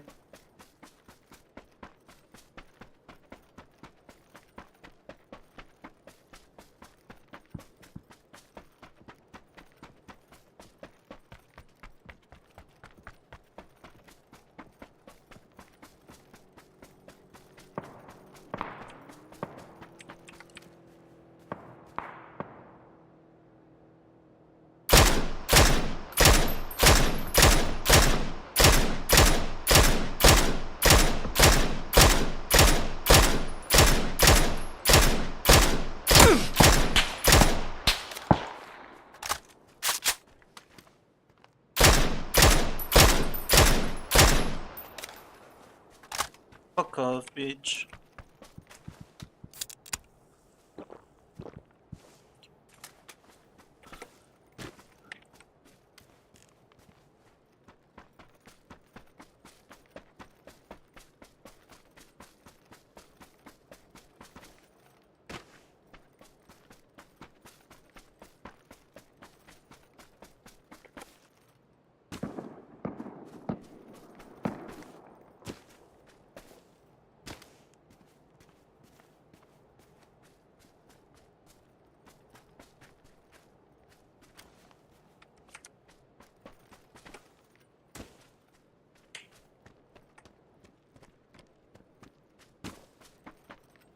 It's on me. There's a guy here. Yeah, of course I don't have my weapon.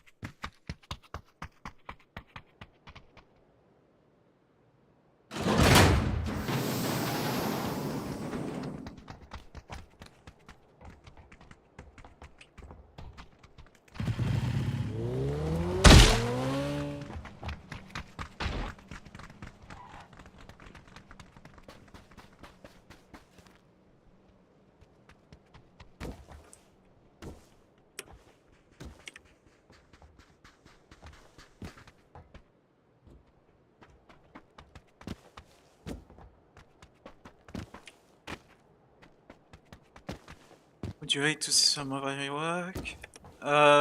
Sure. Follow either my Twitter or my Insta and like DM me there.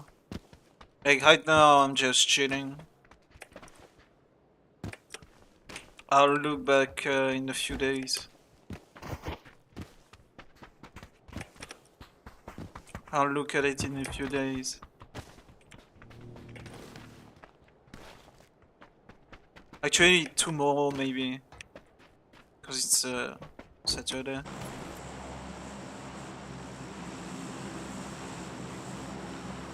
I don't have a Discord, but you can like, you can find my Twitter and my Instagram in my bio.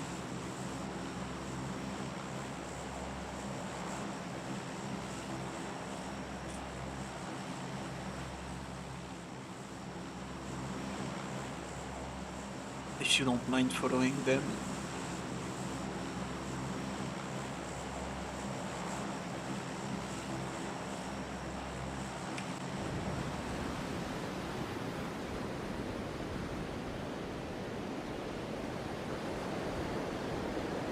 It's easier for me to manage like, DMs and stuff.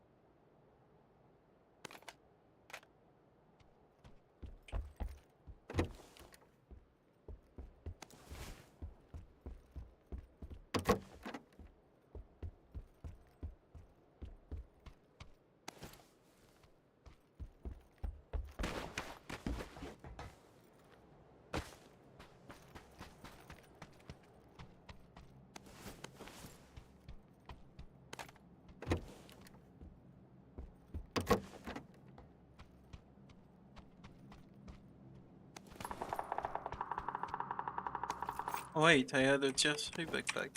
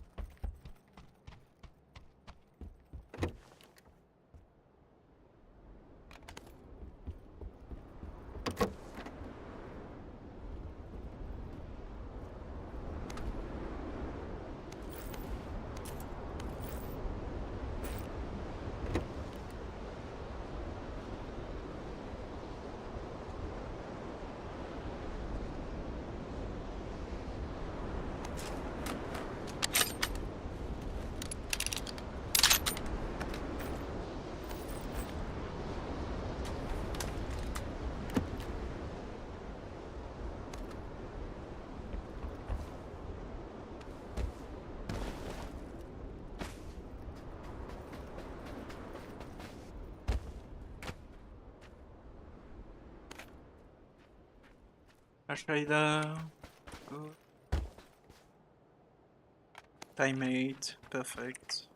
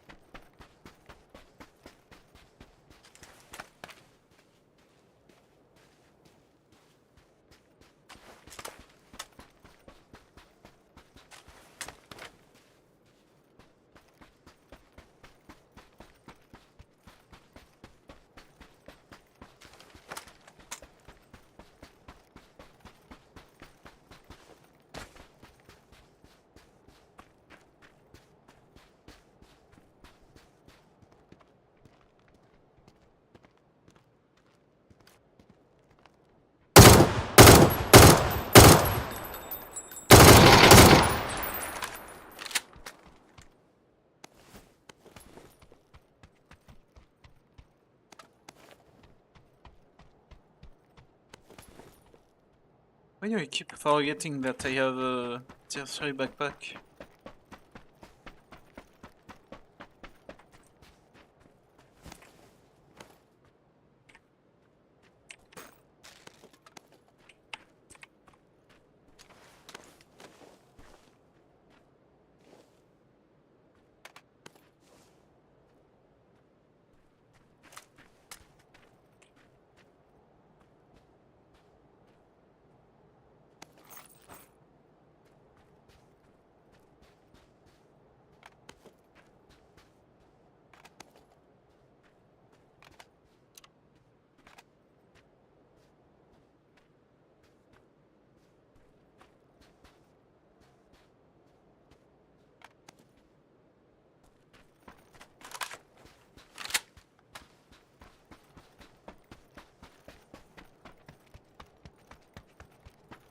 Oh, it's looted there.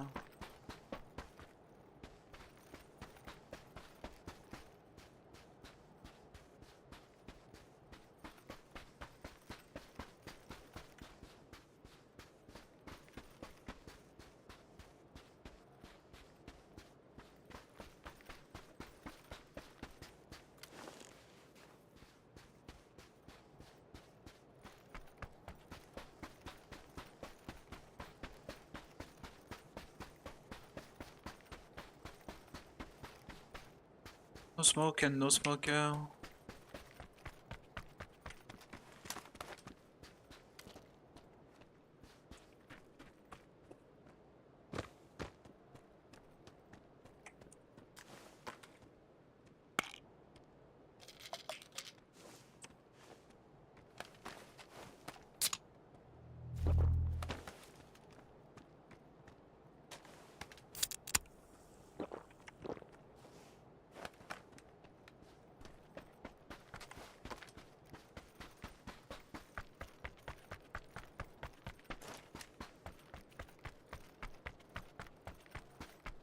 Oh.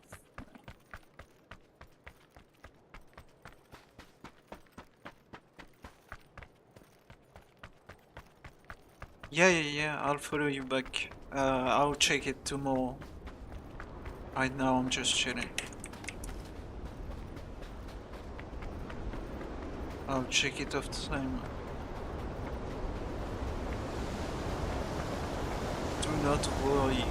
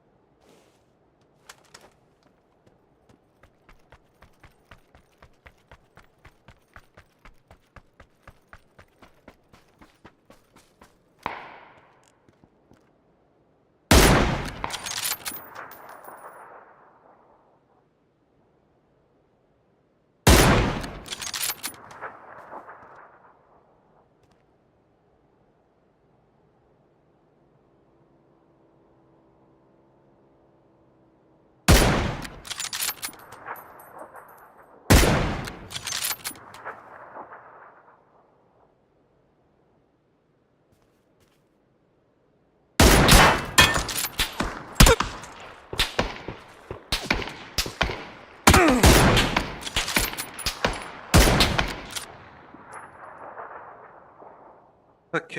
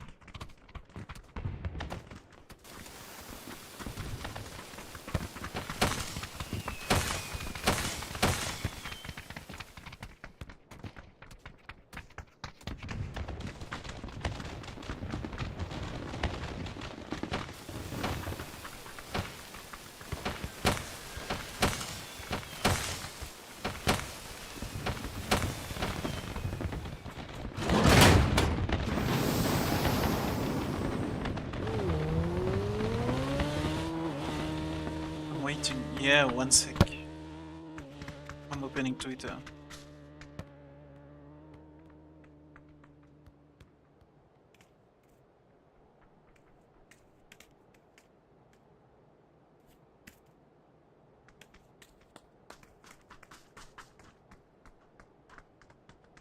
I don't know what I want.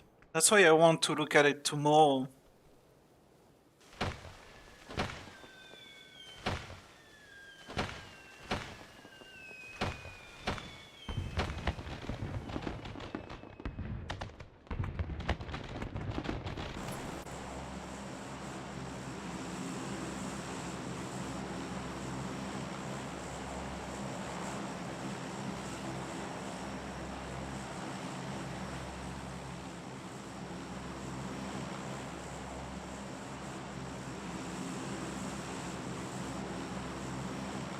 You do VR stuff?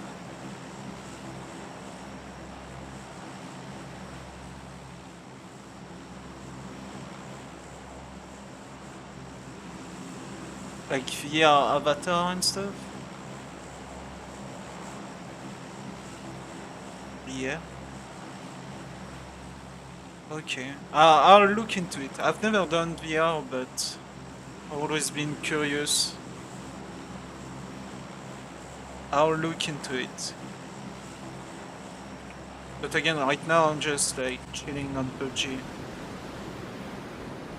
If you're like waiting for an answer, like you can leave. I don't see you on my Twitter, that's the thing.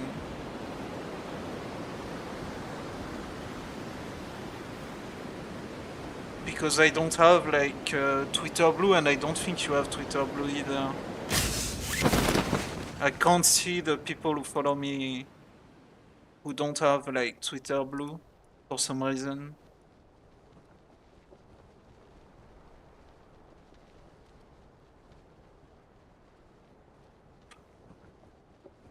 But I've seen you on Instagram. I have you on Instagram. I'll DM you there.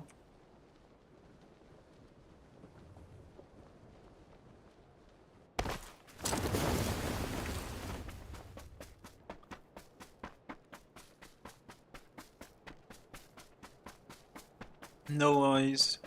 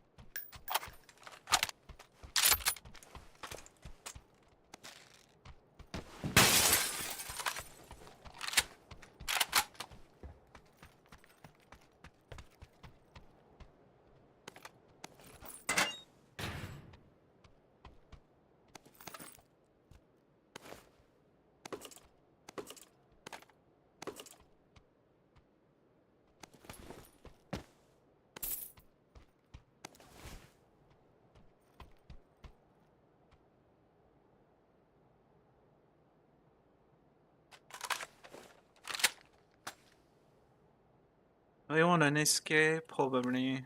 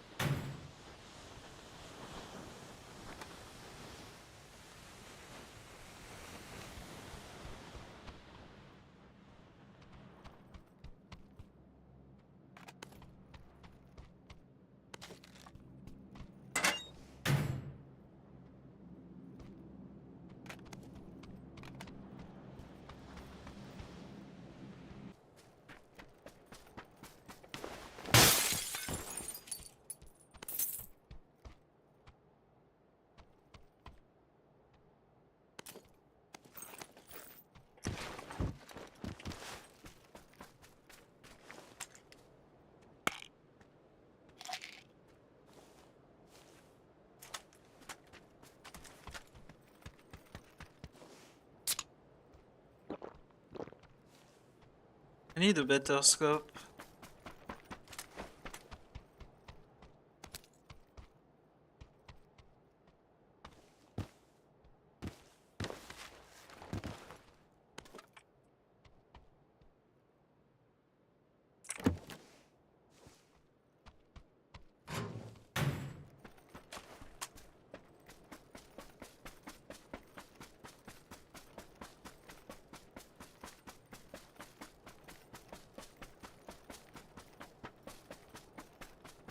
Probably VR stuff, maybe VTuber. I need to like, cause I haven't looked into it much,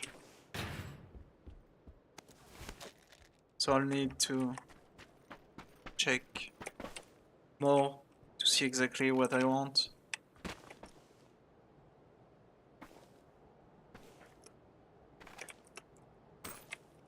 Am I blocked? Did I... Oh my fucking god.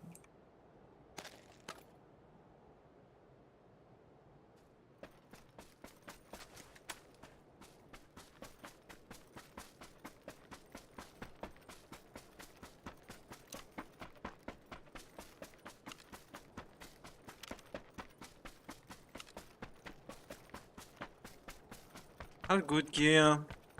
I just need a pan, a smoker, and some other shit. Like, maybe a better scope, but I feel confident fighting. Yeah, I found you.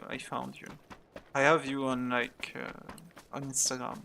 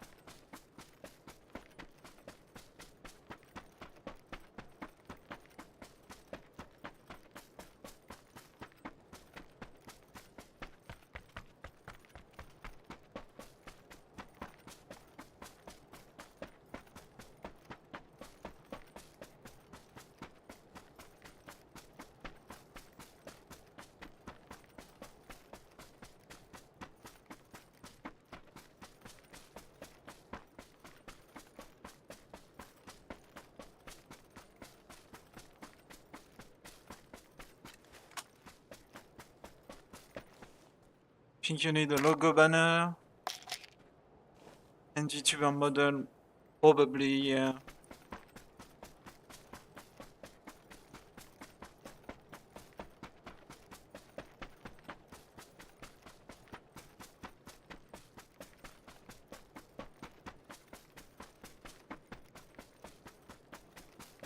Like I have like placeholder for now, but we'll see. I haven't decided what I want exactly.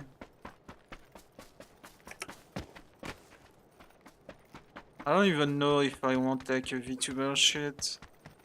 The shit I have right now is because I don't have a cam. I could use my phone, but it's annoying. Right? Like if you have a phone, you basically have a camera that you can use.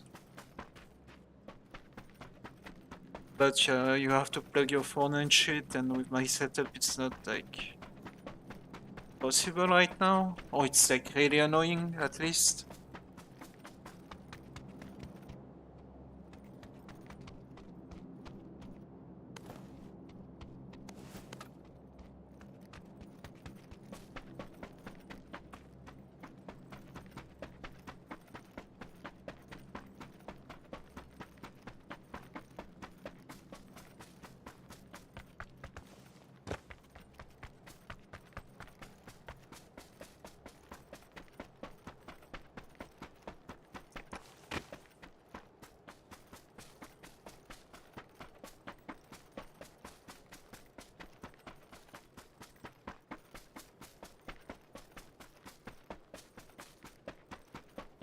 Oh, that's a good shrink. That's a fucking great shrink. Favorite theme? I don't know again. Like, I haven't thought about it. I literally cannot tell you. It's not that I don't want to, it's that I just can't.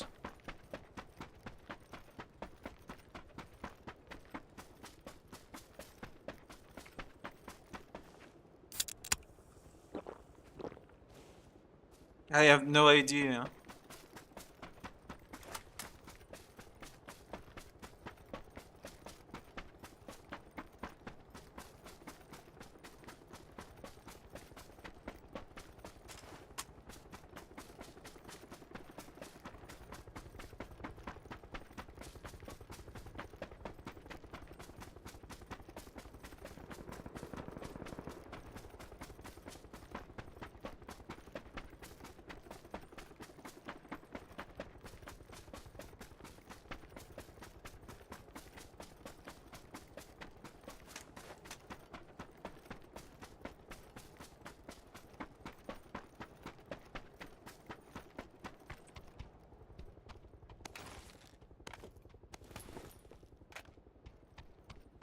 Oh my god, 2 fucking mid kids.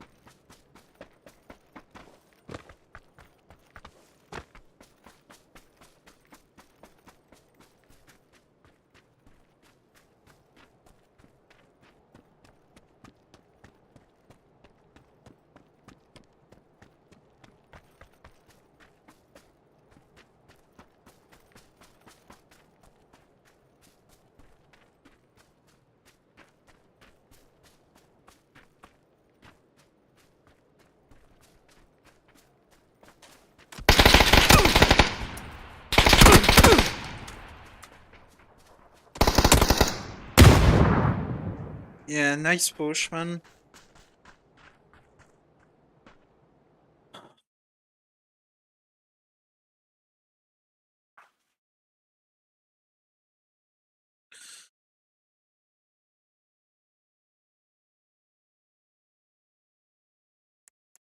King runs back towards the zone for no fucking reason.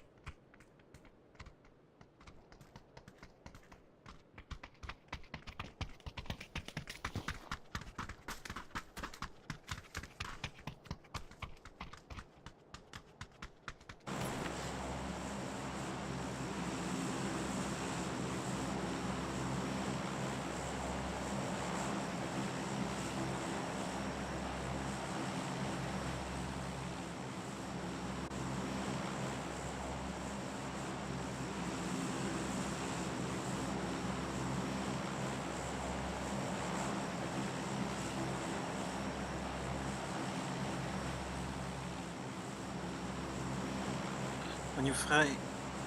Yeah, I'll tell you tomorrow. I'll DM you tomorrow. Because to me, like, it's like almost midnight. I'm gonna call it in a few games. I'll check that tomorrow.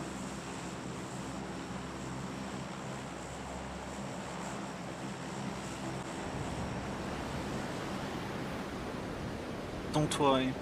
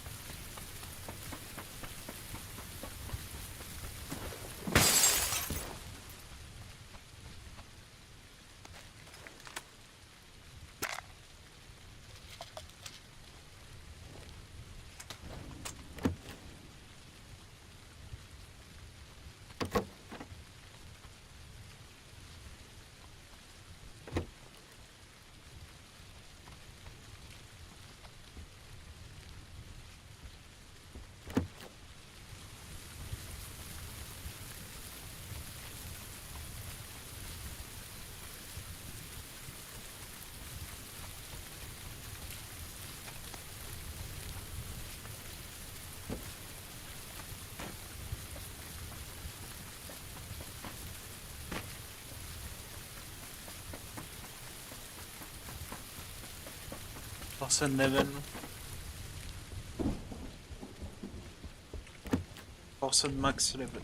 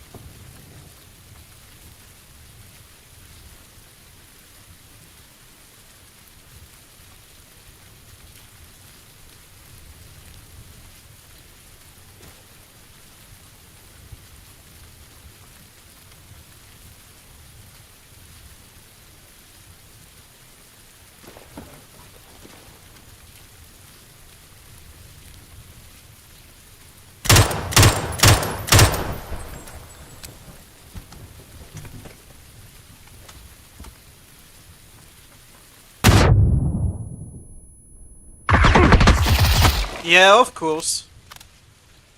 He's in the corner, he got shot, he got naded, and he's in the corner alive. Sure, man. For sure. For fucking sure, man.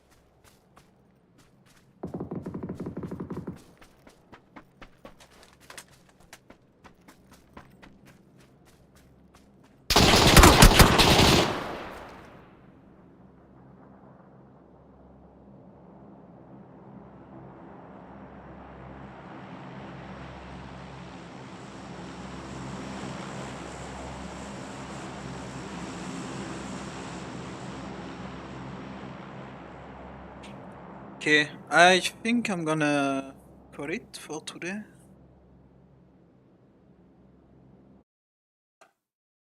I'm gonna go chill and veg. See you tomorrow for VCT Americas. Probably. Surely. Yeah. Sentinel and maybe at 11 PM my time. So it's like 6 hours like later. 6 hours later. But yeah.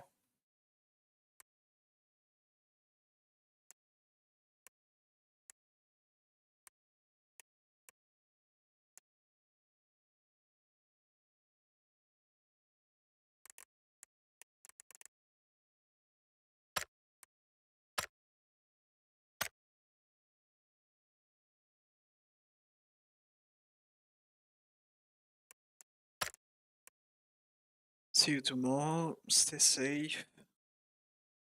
And bye bye.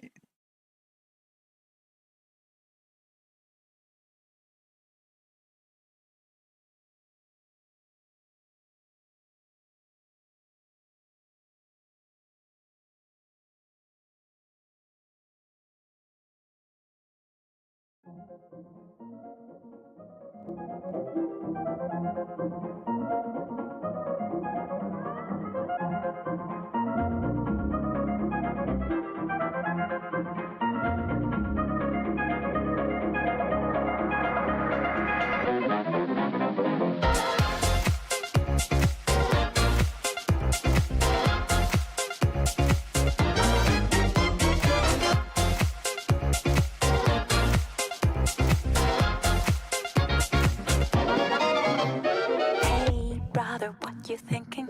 Leave that on record spinning. You feel the rhythm going. Legs ain't got time to lay low. Your knees are bending, so it's time to get up and let go. Hey, mama, how's it going? Can see your body moving. Don't leave the party time. Keep booty shaking, you know your head has no right to say no. Tonight it's ready, set, go. Baby, can you move around the rhythm so we can't get with and jump around and get us a rock and roll round? Let's countdown, body, body, coming with the super hottie. Let's go, no slow, hell no. Baby, can you move around the rhythm? Cause you know we're living in the fast lane. Speed up, it ain't no gate. Just turn up all the beams when I come upon the best scene.